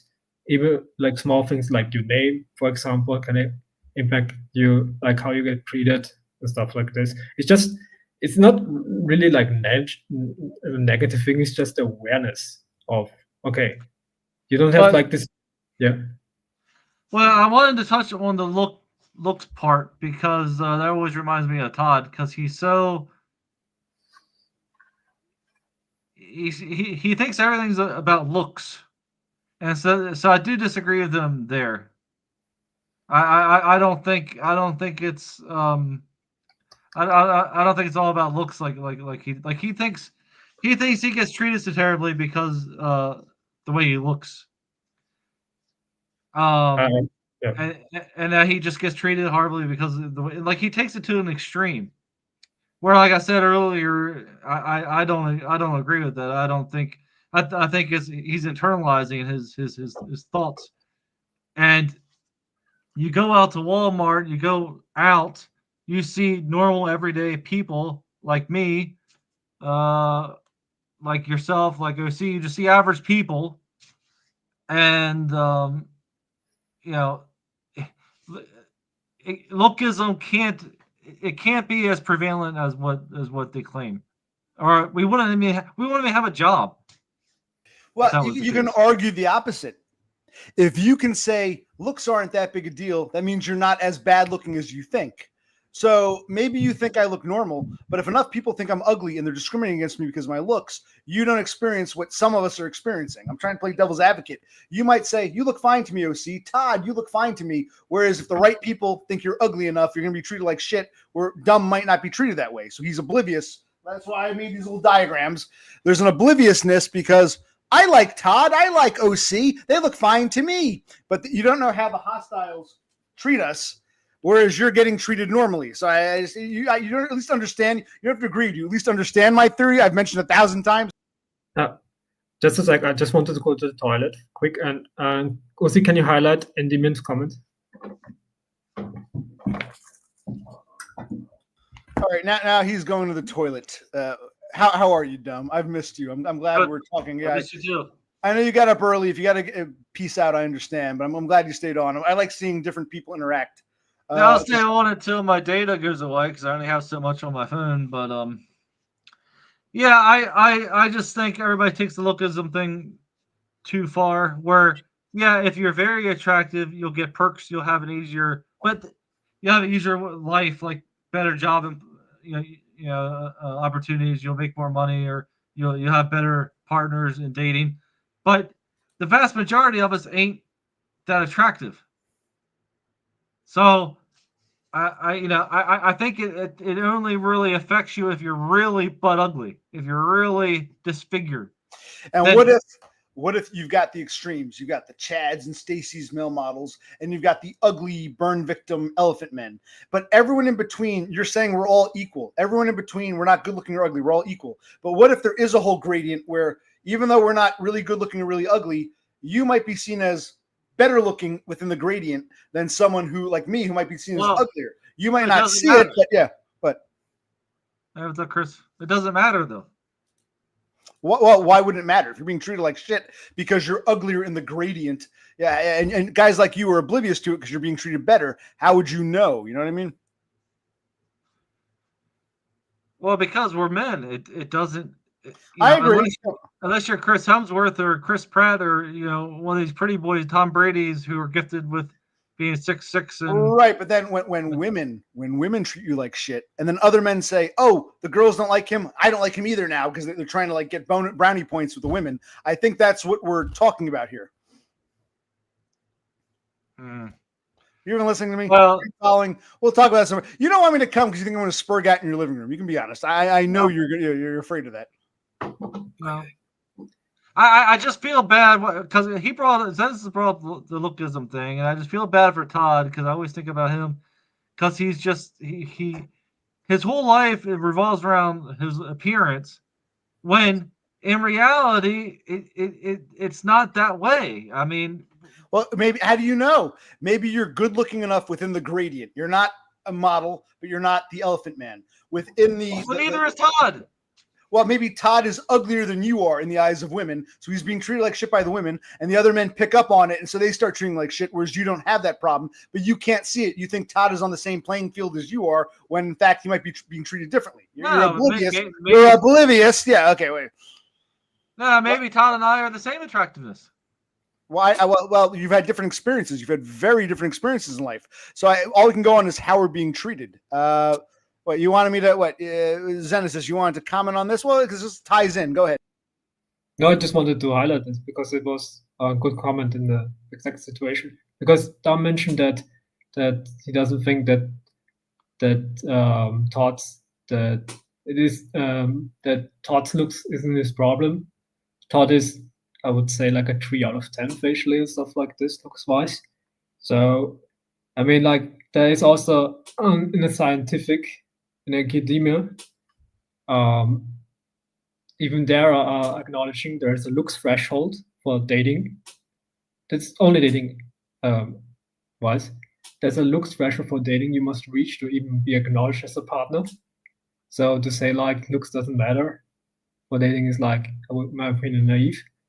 And regarding like outside of looks, I mean, like, yeah, you still get cheated on when you're ugly and stuff like this. But why does bullying exist? Like when people tend to bully other people, what is the trait where they mostly get attacked on? It's mostly like something physical related. So if looks didn't matter, bullying should not exist in this way. Well, I think like OC was talking about, everybody likes to point to the extremes, but like if you saw Todd at Walmart, would he stand out at all as being abnormally ugly? Would you even notice him in the vast hordes of people at the Walmart? Would he even stand out as being grotesque? No, but I think with Todd is mainly like, it's not about when he goes to a supermarket where he doesn't interact with people at all. I think it's mainly like when he comes in a scenario where he needs to talk with people and stuff like this. Where he talks just fine. I met him. He's a gentleman. He talks fine. He had a job before. He was able to. I guess he just doesn't get the women that he wants to get is the main problem. I mean, he just can't get the women, kind of like what you said. You can't get the women that you want to get. So I think for Todd, this is not to cut you off, but it's the fat women, and you all know this was coming. But if you think about it, it's the fat women's fault. Why? Because none of us want the rotons, and there's 3/4 of American women are roton. So that's why Todd's up there in Buffalo alone. That's why I was here alone for so long. That's why OC and his brother are sitting over there eating chips and drinking beer, because all the women are fat and we don't want them. If the women were skinnier, we wouldn't have these issues. So there is so looks do matter. when it comes to, I mean, like, yeah, I get where you're coming from, but for Todd, I would personally say, because I didn't mention that, but I lurk sometimes on inquire.is on the Inquire forum. I don't have an account over there, but I see that the Todd's mainly active over there. He comments on the various topics, and what I gathered is that he's basically overdating. And for him, it's not the thing that, I mean, there is a drive for him that I mean, like, yeah, he would like to have this like dream girlfriend and stuff like that. But for him, it's mainly this problem that I think what annoys him the most is that people treat him like shit when he goes outside, and it's more like outside dating related, which annoys him the most. This is what I get from Inquire.is. Like regarding like, because on this website people ask like other unattractive looking people like, hey, would you is dating your only problem in life and stuff like this? And for them it's mostly like they would rather be left alone and do their own stuff than get treated like shits. Right. Dom, he's talking about that incels.is website. Yeah. And the biggest problem for some of those people isn't even dating. It's they're treated like shit just for being, trying to hold the job as a challenge, just for existing. Just so forget about women. It just, existing is difficult when you're that ugly. Well, I've had, now I'm a truck driver, but I've worked with very ugly men. And they've all had jobs. I worked right alongside them. And most of them had wives. And these are fat, ugly, bald men. I don't say that ugly looking people can't get jobs, but they're more likely to get treated like shit in the work environment because of the looks. This is what my There was argument is. only, out of the hundreds of men that I met at that place, is LKQ warehouse, auto parts. Every last single person, out of hundreds of men there, because people come and go all the time, every last motherfucker was an ugly motherfucker, except for like two. And they didn't last very long because they had better things to do. They were the pretty boys who, all the women wanted. And like one of the cleaning ladies came up and all this one guy had to do was wink, and she lit up and smiled, and so he didn't last long because he did his pretty boy thing, but I mean, maybe I was just in an ugly guy's workplace. You have to be an ugly motherfucker to throw auto parts around, maybe. But my point is that, they had normal lives, and most of them had. I was one of the only ones who didn't have a wife or a girlfriend. So. Were you the youngest? Was it partly generational? No, it was a mix. No, it was a mixed warehouse. There's a lot of young guys there too. So I was like in the middle. So and then people keep saying that Todd can't get. Todd's had women. Todd's had more girlfriends than I've had. It's about the quality of girls he got. Also. Well, they're probably bad. Well, yeah. So, the rotund. I mean, yeah. But if they weren't rotund, he'd be happy with them. I mean, we don't ask for much. What do we want? Nice teeth and not to be rotund. Women can't do the minimum. So then we just give up and we masturbate and play video games in Buffalo. Because all we can do is get rotunds. But if the rotunds didn't exist, I think we'd all have somebody. If I have a question, if Todd would be like here right now, what would you say? What kind of advice would you give him right now? Like, what should he do in your opinion, like right now?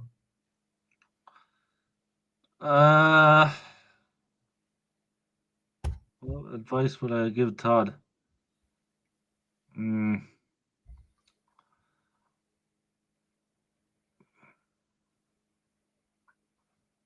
I don't know. My mind's a blank.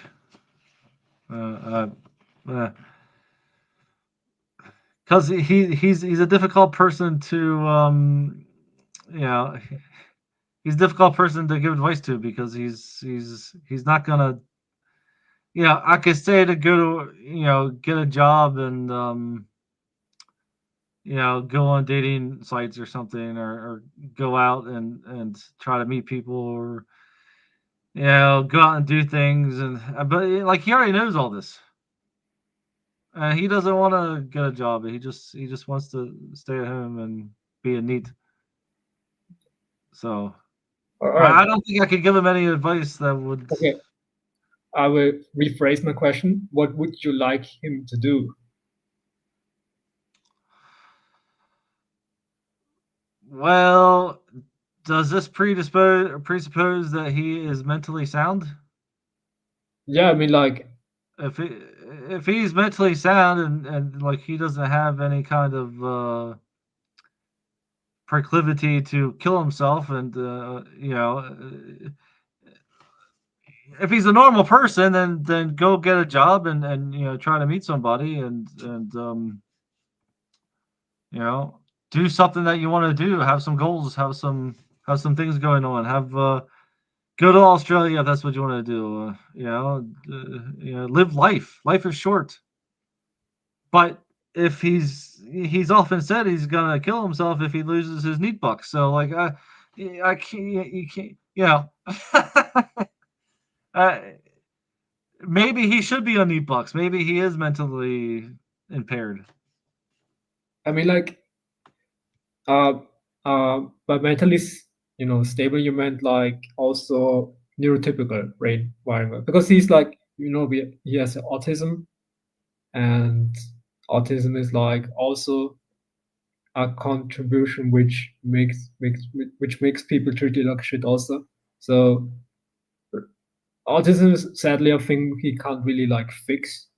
It's a thing which is really like there's no cure. There's no cure for autism, so. And I often said he doesn't, like I kind of always thought that he didn't, but he got diagnosed by a psychologist or psychiatrist or whatever, somebody smarter who has degrees that I don't have. So, so they said he has autism, then so he does, but if he's not mentally sound, then he should just stay on his neat bucks thing. So that so it just depends. My advice would depend.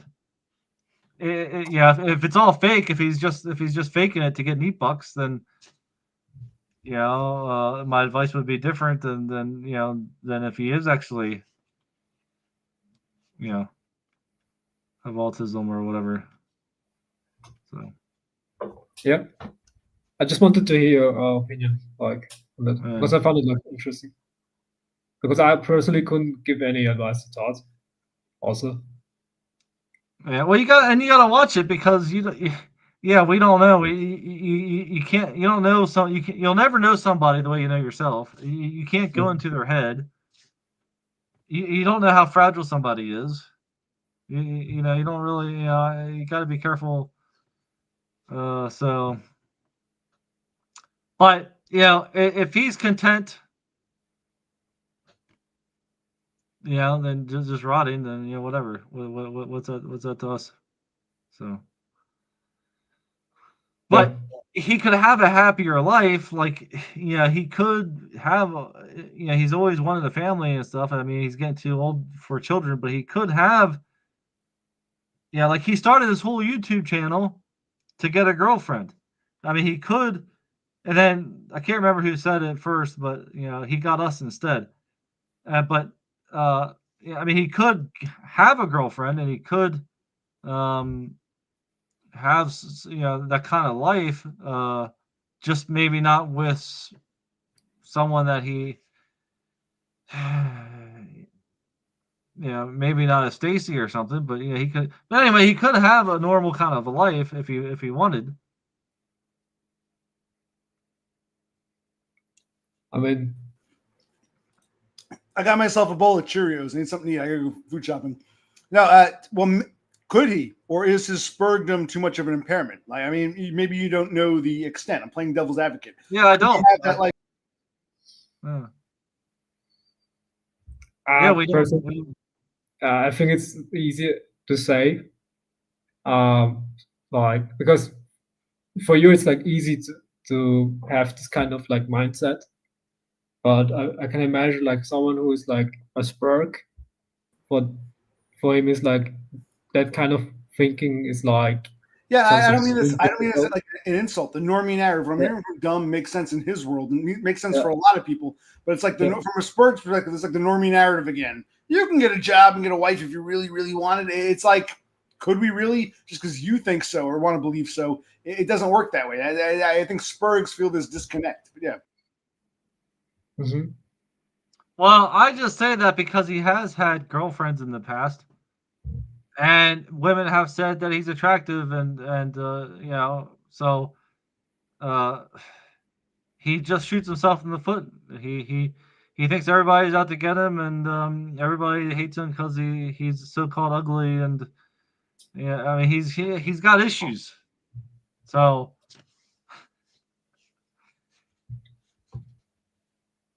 I mean, we all got issues, but I get where you come from.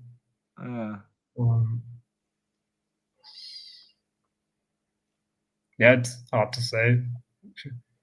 I mean, I get both your sides. Where you're coming from, where Todd is coming from. yeah, I mean, I care for the guy. So like, I want what's best for him. If that's to stay on E-Bucks, then fine. But like to me, he just seems like he's miserable and he's not living the life that he wants. And so it'd be nice if he could get what he actually wants. But I know how difficult it is. I mean, I got lucky with Donna, so like it's not easy. Yeah, and then he had women fuck with him, like Rowan and some others, and so, but you know, holding up in a small apartment in Buffalo isn't really. He's not living life. Do you think Todd is jealous of you because your online romance actually seems to be working out and his didn't? You think it's some kind of jealousy in part? You be honest, Dumb. Well, I don't know. He hasn't said that. I mean, I think he's happy for me. But he always had an issue with Donna for some reason. Well, he doesn't trust any women, so it's just not her. I don't think it's anything personal. He just he has trust issues with women because women have broken his heart and lied to him and treated him terribly, and so yeah, it's kind of understandable.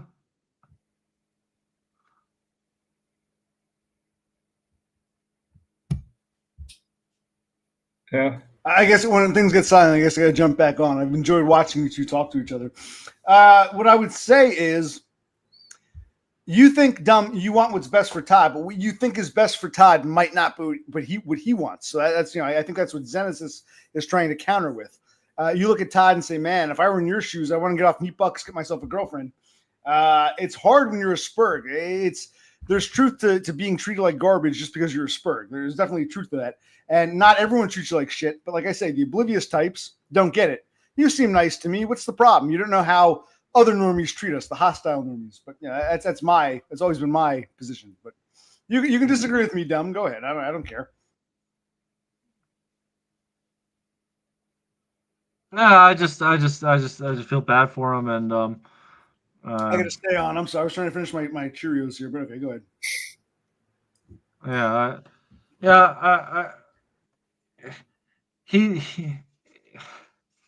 it's just if multiple people want to be his friend, and he like sabotages everything. So, but anyway, it's all his mental issues. Yeah, I know.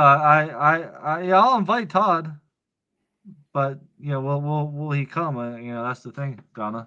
I don't know. What end up being so. I agree with Endymion. I think Todd is actually doing the best he can. He might not be happy, but this is better than any alternative. I think you don't see that. You think he has alternatives he might not have. So I agree with Endymion. I don't think Todd has the alternatives you think he does. Yeah, I mean that could be true. Well, that's why you got to be careful when you talk about stuff like this. I mean, yeah, I mean he could be doing the best he could right now. I mean that yeah. So, and other people have had it worse than him. They gotta go a wage slave and deal with, you know, working and all that. So Yeah, I mean, me. he Yeah, doesn't have to worry about that. you're describing me. Yeah, thank you. Well, most of us, Right. yeah. So, What are you going to do in Australia? You have an idea of a job set up, lined up, or? well, I mean, my loose plan is to sell the house and go over and start a new career in some kind of trade, hopefully electrical, and uh, yeah, and then just live my life with Donna. That's, you know, I mean, I would like to be like Zenesis and not have a car. I'd like to live somewhere close to a train station, and I mean, I've never taken public transportation before until I went over to Australia, and it's just nice. I can't tell you how much less stress it is not having a car. Like, you know, unless I have a job, I don't need a car. I can walk down to Dollar General. I can get everything delivered that I need, everything. And so, yeah, the only reason I would need a car is to go to work, and it's just one less expense. It's one less worry. I don't got no state inspection to worry about, no insurance. So anyway, my point is, yeah, so go over there, start a new career, but hopefully do something where I don't need a goddamn car. Yeah, but I'll probably wind up having to get one just because it's just the way it is. It seems. So you think? Well, how long? When you sell your house and move there, how long is it going to take you to get a job? I mean, you think you'll be unemployed for like a few months? Well, that's the other thing. I have to get the right visa because I'll be on the tourist visa first. Mhm. And so I think how it goes is I gotta wait till the tourist visa runs out, which is 3 months, and then they put me on a bridging visa while they wait for my partner visa to go through, and then on the bridging visa I can work. So, but every time I leave the country, it resets. So if I go back the last time, it'll be 3 months. So I guess I won't be able to work for 3 months. I think that's how it works. What resets, the tourist visa or the bridge visa? What are you talking about? The 3 month time limit to be over on a tourist visa. Oh, okay, but how long is it taking on the partner visa? Well, it could take up to 2 years. So you might be living off of Donda for 2 years. Your Donda and the sale of your house money for about 2 years at least. Maybe, and that's why I wanted to like use that time to retrain, and but that might be limited as well if I can't get, because they require an apprenticeship.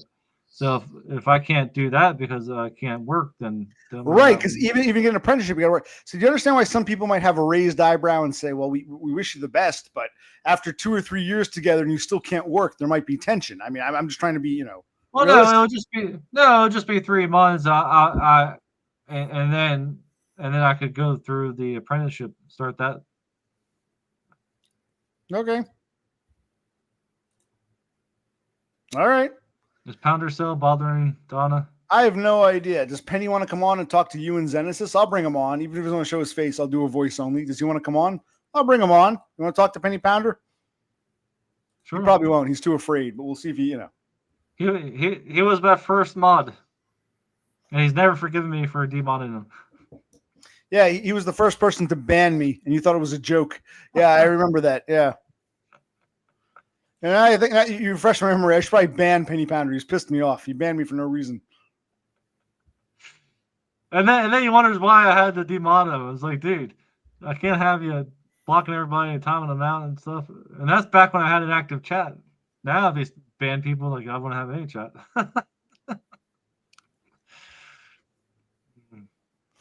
So, DUM, do you think you've gotten an adequate answer for why Zenesis is here, or you're still skeptical, or what do you think?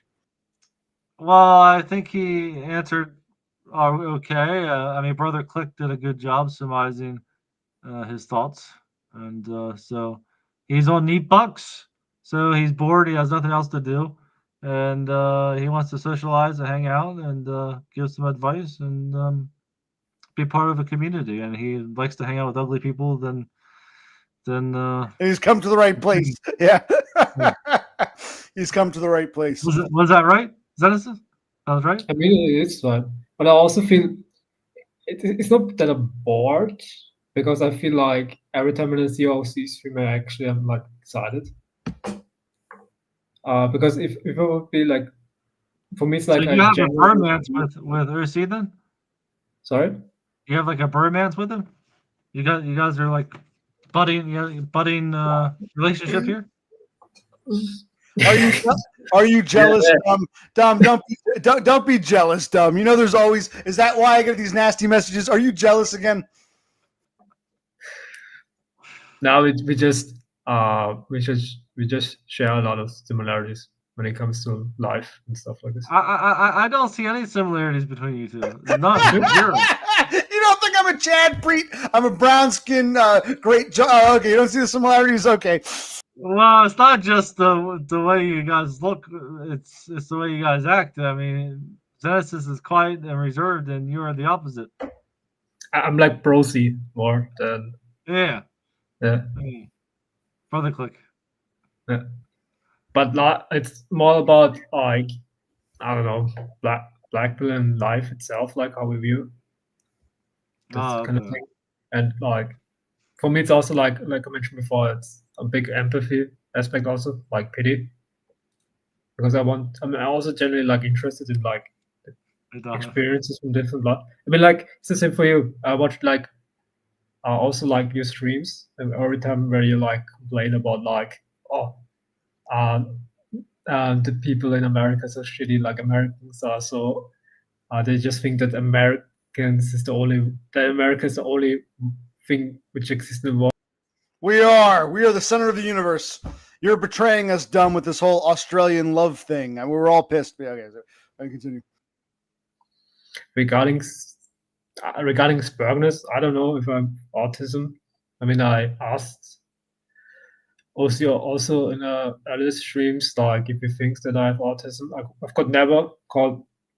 never got perceived as a neurodivergent person IRL, so I can really like say something on it.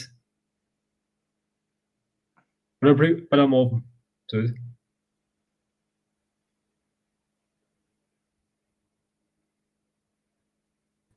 Yeah. Okay, cool. Well, I'm glad to have you both here. We're kind of getting quiet. Anything anyone wants to discuss before we say goodbye? I mean, I can go for a little longer, but I know, Dumb, you've been up all day. Anything you guys want to discuss? I think we've had a good chat, I'm glad to see the two of you interacting. What do you want to? Fun. I didn't think I'd have anything to say to Zenesis, but well, let me ask you something, Zenesis. I'm going to put you on the spot. Why does Donna come here? Is it because her man Dumb is here? Is she like Cassandra? She wants validation and attention. Why do you think Donda comes around these parts? You can be honest, wherever you feel. I was just thinking. I mean, like, now she's here because of Dumb, obviously. Before that, she was here mainly because of this meetup kind of thing. But you're pretty probably referring to way back then. Like, I mean, generally for me, like, I think for the same reason, like attention, validation, and entertainment. Because this is like a male space. This is like, I mean, like Dumb is different, kind of, because Dumb tends to draw in more normal people from his streams. But your streams also is more like really, a coffee house. Bunch of fuck ups and weirdos and uglies and people with mental problems. Yes. Yeah. So. Well, I should answer the question because I'm the one dating her. I know her the best. Fine, go ahead. You answer the question. She likes everybody. She likes the community. She likes hanging out. She just enjoys everybody's company and whatnot. And she really thinks of everybody as a friend. That's why. Was is the dive bar?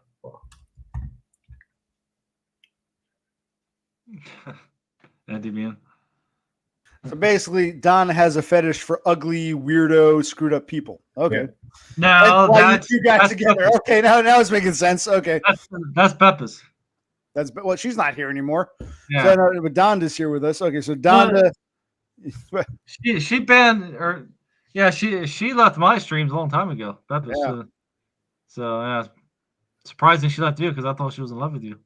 No, I told you she wasn't. She's a Spurgette. You didn't get it. You don't get the Spurg mentality. That's why you're so confused about Todd and Beppis. I'm trying to tell you, as a Spurg who's trying to enlighten you, you don't seem to get the Spurg mentality. Well, what about Cass? I think she's in love with you too because she's always hanging out here and stuff. Is she a Spurg? No, she's the most normie person. Her and Horsehead are the two most normie people. Okay, here. then why is she always? Why is she? She wants There's no other attention. woman- Well, no, I think Zenesis answered that properly. She wants attention, validation, excitement, charity, all the above. Nah, she abandoned my streams as well, but she hangs out with you. All right, So what do you want to it's, say? it's something with you. What's up, Right. Zenesis? What do you want to say, Zenesis? Can I say something regarding attention, validation, entertainment? I view it as most of this, like that females can get this kind of thing everywhere easily outside, and this is a place where people come here usually who don't have the privilege in the first place to get this. So I get like where they're coming from. I know I'm also an outlier because I could also get attention, validation, entertainment outside of this space. But for me, when a girl comes in this space, it's more like doesn't make sense for me. You can get this thing everywhere. Yeah, but I mean, Dumb is saying it doesn't make sense why you come here because you're like a woman in that regard. You should be getting this kind of validation in real life. So why do women come here? Right? Why does Zenesis come? I just now I understand why he does though. So now you just got to understand why these women come here. Where it took me a while to understand why you're here. Now we got to get the women on here so you can dig into their brains and figure out why they're here. I mean, like I said before, for me, like I have some similarities with the lows of the low earlier in my life, so I get where they're coming from. But for girls, they play a completely different game when it comes to like, you know, sex, attention, validation, and stuff like that. Femme cells doesn't really exist, in my opinion. Well, I agree with that, but I think I think you're on the outside looking in, and you think women have it so much easier socially, when that might not be the case. With sex, yes, and not sex itself, but regarding everything in life when it comes to treatment. I think you can't like really deny it, right, James? That the average girl or the average 3 out of 10 of the girl is getting way better treatment than an average 3 out of 10 guy. You can't. What is your opinion on that? me, Yeah. 3 out of 10. Well, I wasn't really paying attention. I was listening to the. I was reading. He's saying that mediocre-looking girls get treated better than good-looking guys. So girls don't really need to come here at all. He's saying that even if you're a Chad, a mediocre woman's probably getting better treatment, not just the sex thing. So there's really no need for a woman to come to a place like this looking for validation. It seems odd. I think that's what he's saying. Well,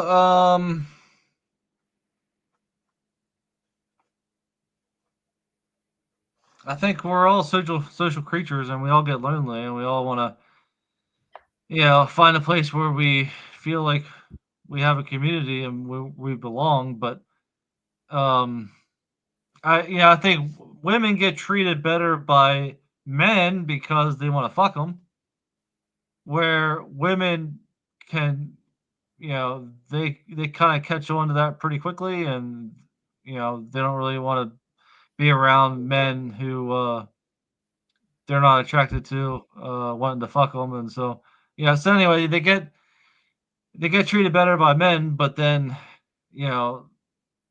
what about other women?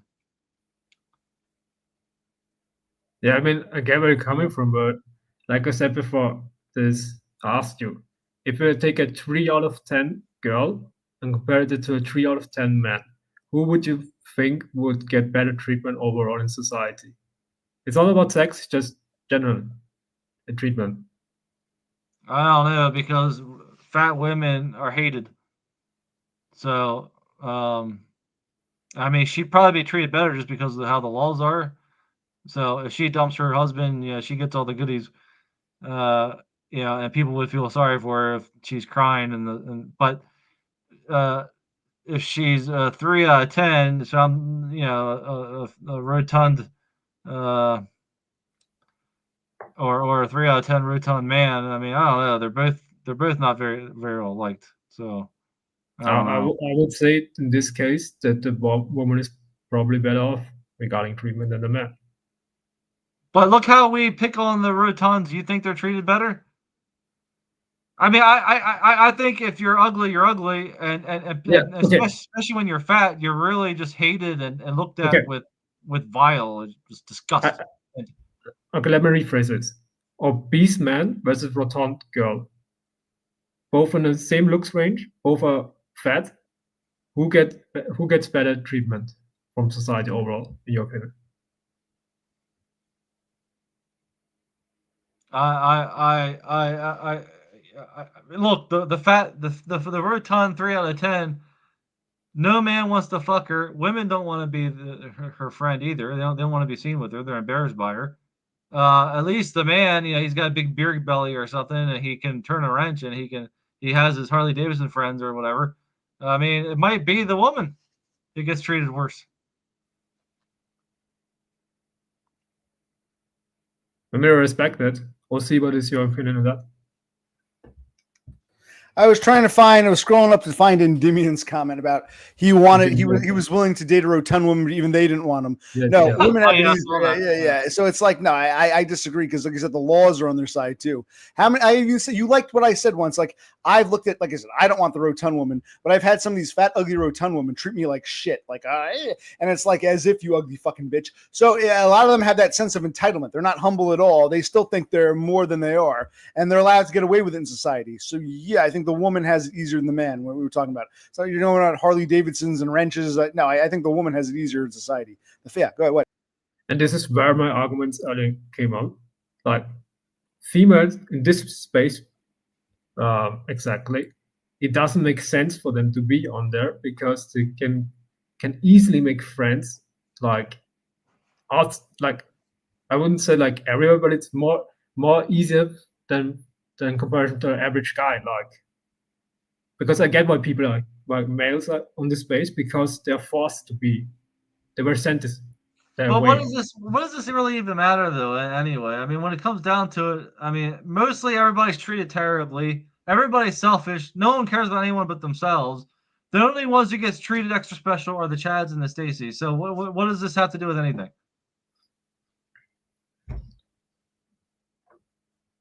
Brutal. She was retarded. But Andy, man, did you even care though? Did you even want her? You probably didn't even want her. You're just trying to make a point that she rejected you. I get it. I made points like this already too, but you it's not like your feelings were hurt. You didn't give a shit. You didn't want her anyway, right? I think Endymion got hurt. This feeling because he was insulted that even this ugly crippled bitch thought he was too ugly. Thought he was too ugly. Yeah. Brutal. Oh, you did care. Oh, okay. Oh, I'm sorry, man. Yeah. So now you feel. Hey, there's Horsehead. Donna just asked about you. There's the Chad, the OG Chad.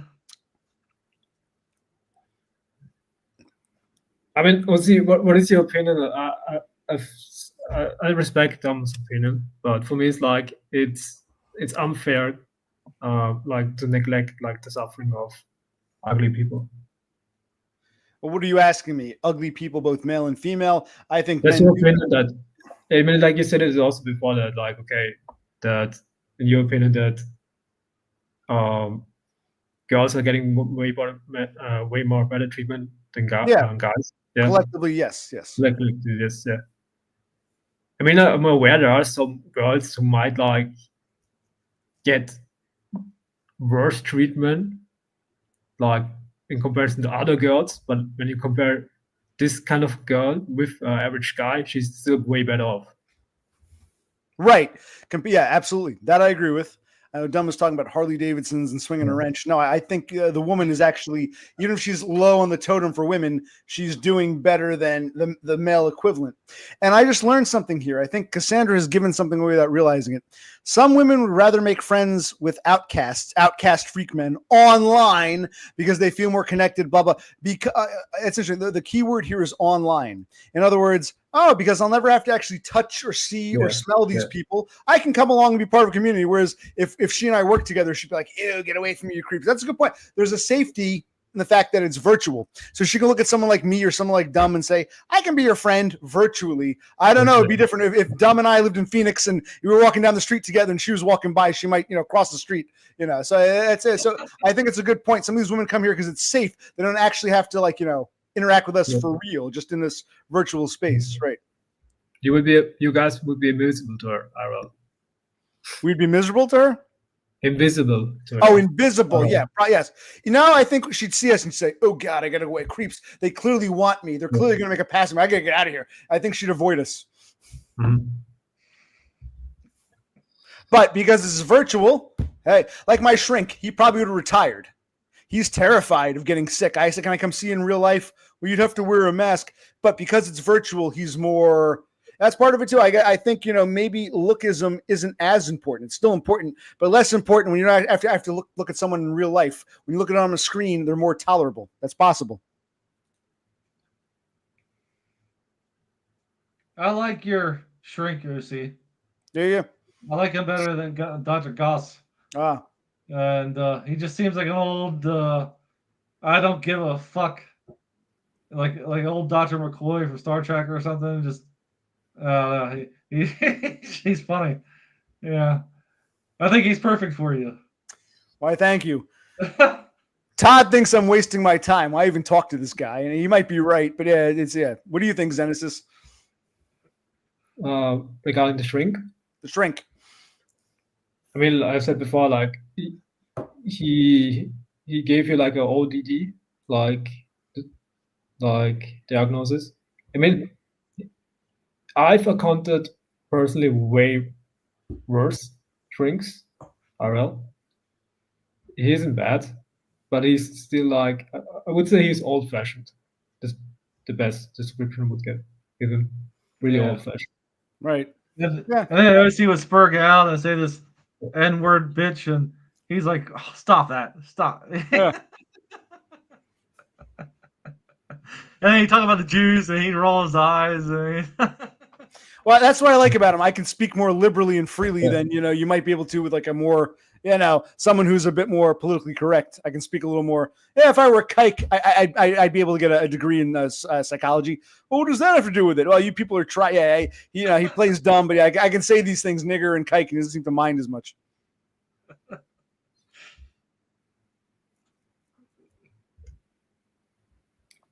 Yeah, Donna likes him too. Yeah.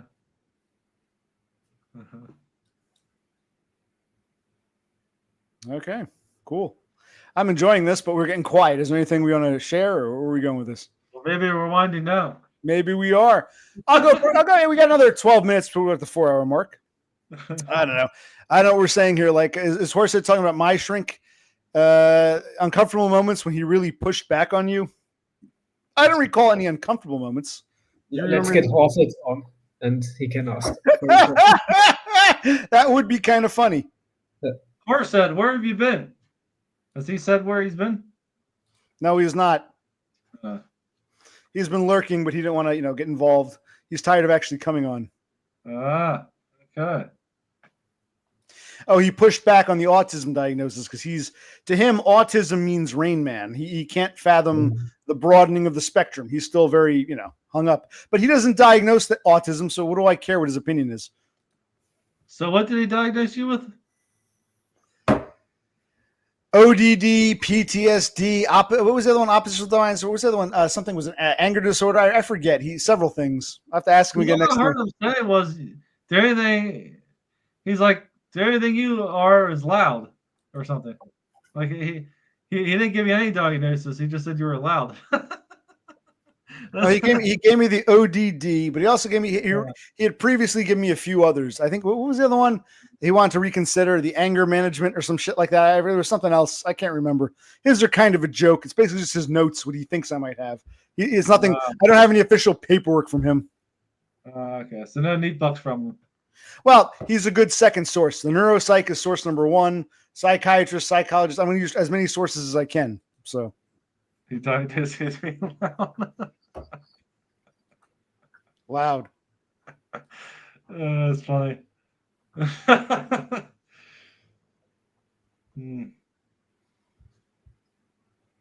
But I enjoyed those 3 conversations that we were trying to. I was trying to get more, cerebral, talking about, I remember you were going on about subliminal stuff, and I was saying, well, yeah, maybe subliminally Spurgs turn people off. Some people don't see it, so you're cool with us, the oblivious. Others pick up something's different here. We don't like you. Like subliminally, they know that they might not know what a Spurg is, but they know Spurgs are different. So we get the hostility, and we get people like you who are like, you seem fine to me. I don't see anything wrong with you, and you don't know what we go through. I was trying. Yeah, that was a big, a big part of it. Well, let's see. You go back on Wednesday, you said.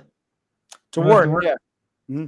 All right. So, like I said, just keep quiet, and you'll get along with everybody. Okay. Sounds no, good. Seriously.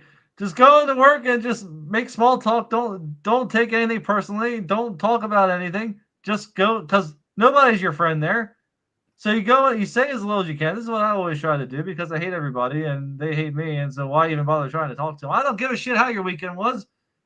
You just go in, you talk as little as you can, and you punch in, you punch out, you go home. Don't try to be philosophical. Don't try to win an argument. Someone tries to talk to you about something, you just keep walking. Fuck them. Just do your job and leave. Mm-hmm. Okay, DUM. We'll see if it's that easy. I should record some videos at work, clandestine. I'll upload some work videos. Sounds good. It is that easy. You just don't I mean, what kind of job have you got? A grocery store job? Yeah. Oh my God. For normies, it's easy. For Spurgs, they always know something's different.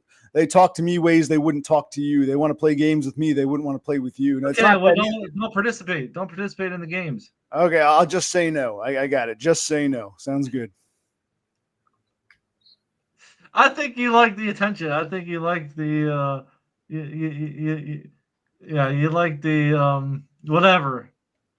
Well, after I go back to work, I'm not going to be streaming as much. I want to record, especially on the drive home. I'll start recording my videos and I'll upload the videos explaining different things I've experienced. And you can tell me where I went wrong and where it was my fault. I'll upload some crazy stories. And you can tell me what you think, DUM. And you too, Zenesis. I'd love to hear your thoughts. But all I know is you can diffuse every single situation. Cops are trained in diffusing things, and you don't have to escalate shit. You just walk away. Okay. I'll give you some examples where that didn't work, where walking away only made them want to kill me more. I'll share my stories. You can tell me what you think. Okay. Well, absolutely. Spurgs, we really are victimized more. It's easy to blame the victim. We really are victimized more than people realize. And that's where the obliviousness comes in. Penny Pounder and DUM are oblivious. They don't realize that we really are victimized. It's true. No, I just want to, I'm not trying to be an asshole or anything. I'm just trying you are, but go ahead. Yeah. No, I'm just trying to help you get along the work day so you can stay employed and go home and drink your beer with your brother and not be so stressed out and stuff.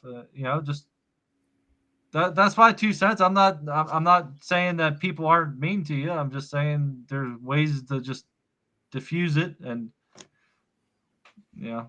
Oh, well, that's true. I do put people in their place verbally. They don't like it. People hate when their own stupidity is like driven back on them. Yeah, that's true. I'm good at that. The verbal knife. Like people say, I don't know. Give me an example. You just say ha ha ha and you walk away. I mean, you don't have to come back with anything. You just and then eventually they just leave you alone because you don't play with them. Okay. All right. I'll tell you some stories where that didn't work out, but I want to make it in a video form. So I'll upload my video and you watch my stuff. You got to pay attention and you can come back to me when you've digested. Can I fast forward through it? Sure. And then when you start giving me advice and I say, what about this part? What about that part? Well, I don't remember that. Yeah. So fast forward if you want. Not gonna be much help, but okay.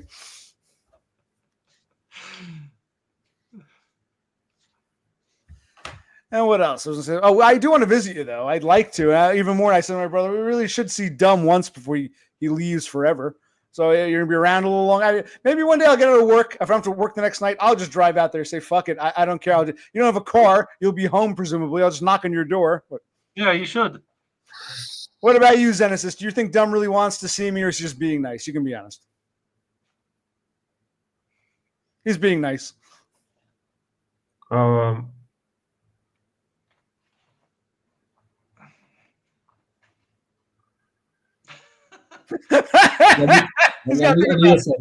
need a second. Yes, he needs a second.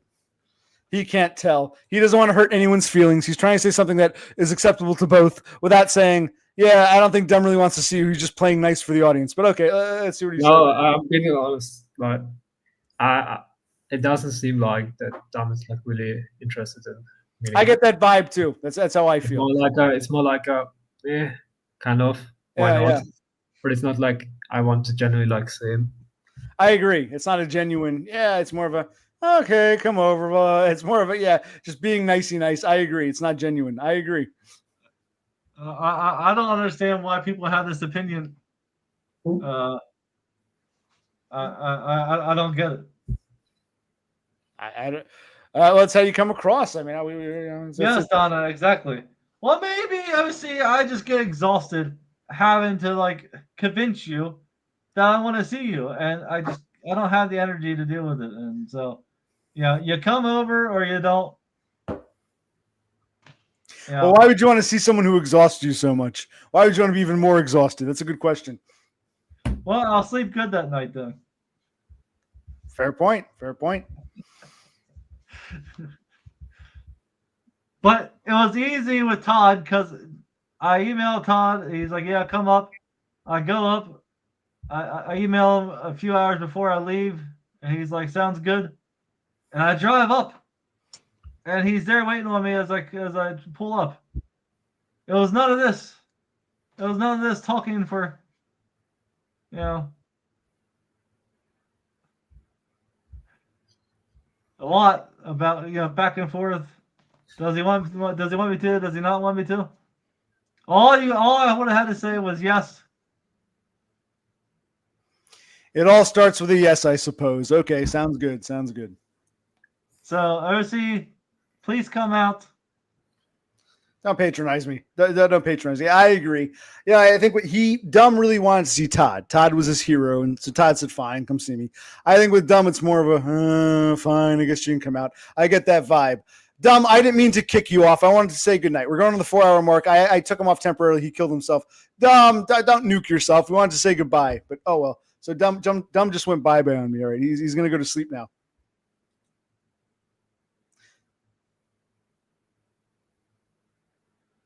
Okay, and we're staring at each other. Yeah, DUM I thought he'd at least say goodnight. He just took himself off. Okay, he's gone now.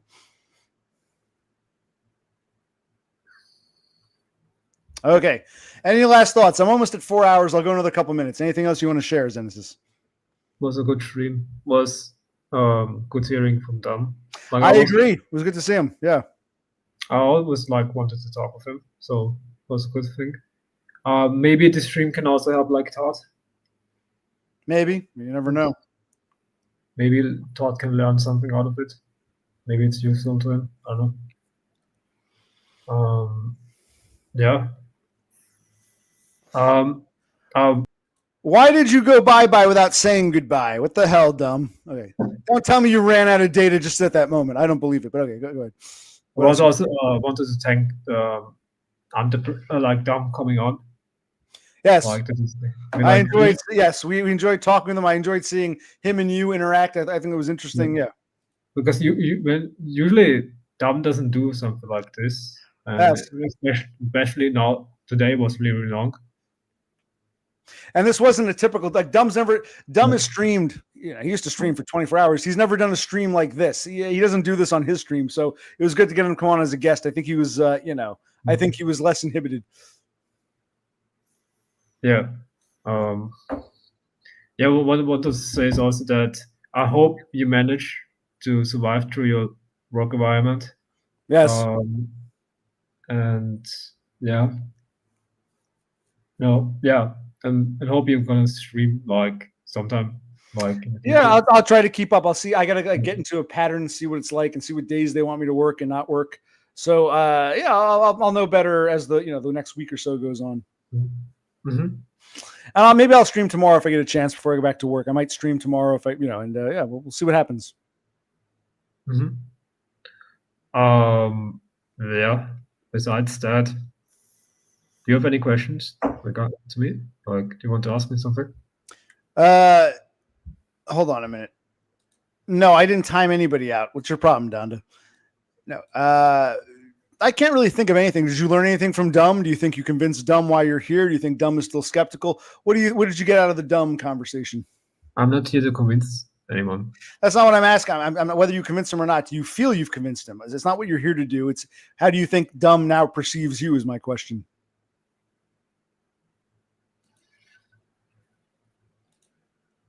I think he gets it, like where I'm coming from, kind of. But yeah, but it's I think also that we are completely like I think it's also incomprehensible, like because we are so different. We both like how we think about life itself. That we're like the complete opposite of each other. So. Right, I agree, and I would say this is not to knock Donna herself. I think because DUM now has a girlfriend, he's more apologetic for women. Like he was saying, I think women have it worse. If DUM didn't have Donna, he was still drunk and pissed and fat, he'd say, yeah, I agree with you 100%. I think he's trying to play nice because he's got a woman now, so he's got to say, I think women have it hard too. I think there's part of him playing disingenuous. What? Political. Yeah. Gender politics. Yeah, gender politics. Perfect. Yeah. Perfect example. I'm aware of that, and I'm not gonna knock down about it. I'm fully aware of it. So I know that it would be also way different, but if there would be no females on this stream like today, and it wouldn't be like this, it would give me probably like different answers. So yeah, and I'm not knocking him out. Like I get where he's coming from. I respect it. But he's got to play the gender politics because he's now in a relationship. Okay. Mm-hmm. Well, I think maybe women have it worse. Men can swing a wrench and have a Harley Davidson. I'm looking at him like, yeah. So I guess the gender politics. Yeah, he's got to play it. Yeah. Yeah. For me, it's like I just want to be honest because it's for me like extremely disrespectful, like neglecting the suffering of those unconventional looking guys. Mm-hmm. Like it's normal nowadays because you get this kind of like everywhere out of this space. So right. Yeah. Okay. Cool. All right, well, I'll probably spend about 4 hours. I'll say goodnight for now. I do want to try. I'm going to try to stream tomorrow. My last day before going back to work. So I'm going to try to stream. I can't promise anything. We'll try if you want to come on or if anyone wants to come on tomorrow. We'll try to do this tomorrow. Yeah. Oh, well, by the way, what do you think? Should I go see DUM? Forget about whether DUM is interested or not. I don't think he is either. Should I say fucking go see him, or is it man? What would you recommend me to do? What's your opinion? You can be honest. I'll do what I want anyway, but I want to know what your opinion is. Don't bother, or from your.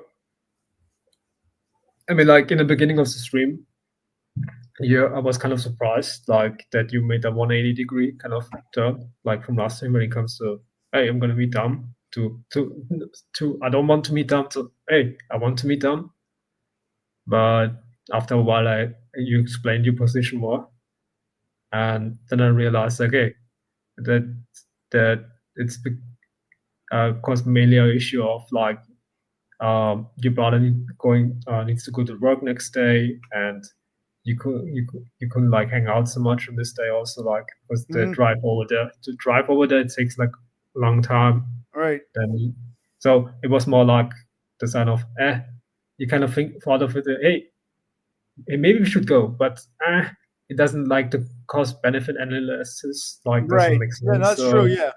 And this is what I'm like, yeah, maybe we shouldn't go. And I think there is a strive for you, like to see him, But to see him, it's almost the trip itself, the journey itself. Yeah, A thing. Yeah, not so much dumb, not so much the end result, but like the trip to say I did it there. I saw Dumb's house.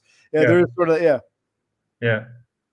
I think there is a part of me who wants to go there, but there's also another part which like kind of prevents you of going there because there's. Oh yeah, I saw that. Dumb said, "Why is there all this back and forth?" Because I never got a positive affirmative. Yeah, it'd be cool. I've always gotten this wishy-washy. Yeah, there's always been I can't fully believe Dumb. Like I don't fully trust that he wants to see me. I never got a full. Not that I want him to jump for joy. I never got that full blown. Yeah, sounds cool. It was just sort of like, oh yeah. So yeah, there's definitely that aspect to it. But was Dumb, I don't know, is Dumb naturally not always like this? Kind of. No, he was so excited to go see Todd. No, he's not always like this. Depends on who he's dealing with. I mean, yeah. I mean, I can only say like for most of his streams, he's like kind of like the same behavior-wise. I mean, like with Todd, yeah, it might be different. Like, but I only remember it mostly like from how his neutral behavior is like when he in his streams. Yeah, I get it, but I get where you're coming from because you saw it like how he reacts to Todd, like his reaction, emotional state wise, and you're thinking like, why do I not get this kind of reaction also? Like, no, I wouldn't expect the same sort of reaction. I would not expect the same sort of reaction. Just more of a, yeah, it sounds cool, man. Let's meet up. Or, I'm not really up for it. When he's like, yeah, I guess we can get together. We can meet somewhere near my parents. I can go cut their grass afterwards. It's like, well, if I'm going to be an afterthought, it's like either a yes or a no. But we've been over this. Yeah. Okay. We'll see what happens, and I'll try to stream again tomorrow if I get a chance. So I'll be back tomorrow, hopefully, and then before I go back to work, and I'll go from there. So thank you for joining. I'm glad you and Dumb got to interact with each other. It was interesting seeing two different people. I can sit back and just watch you guys interact. Yep. Right. So have a good night. You too. And for now, I'm going to say occupational click out.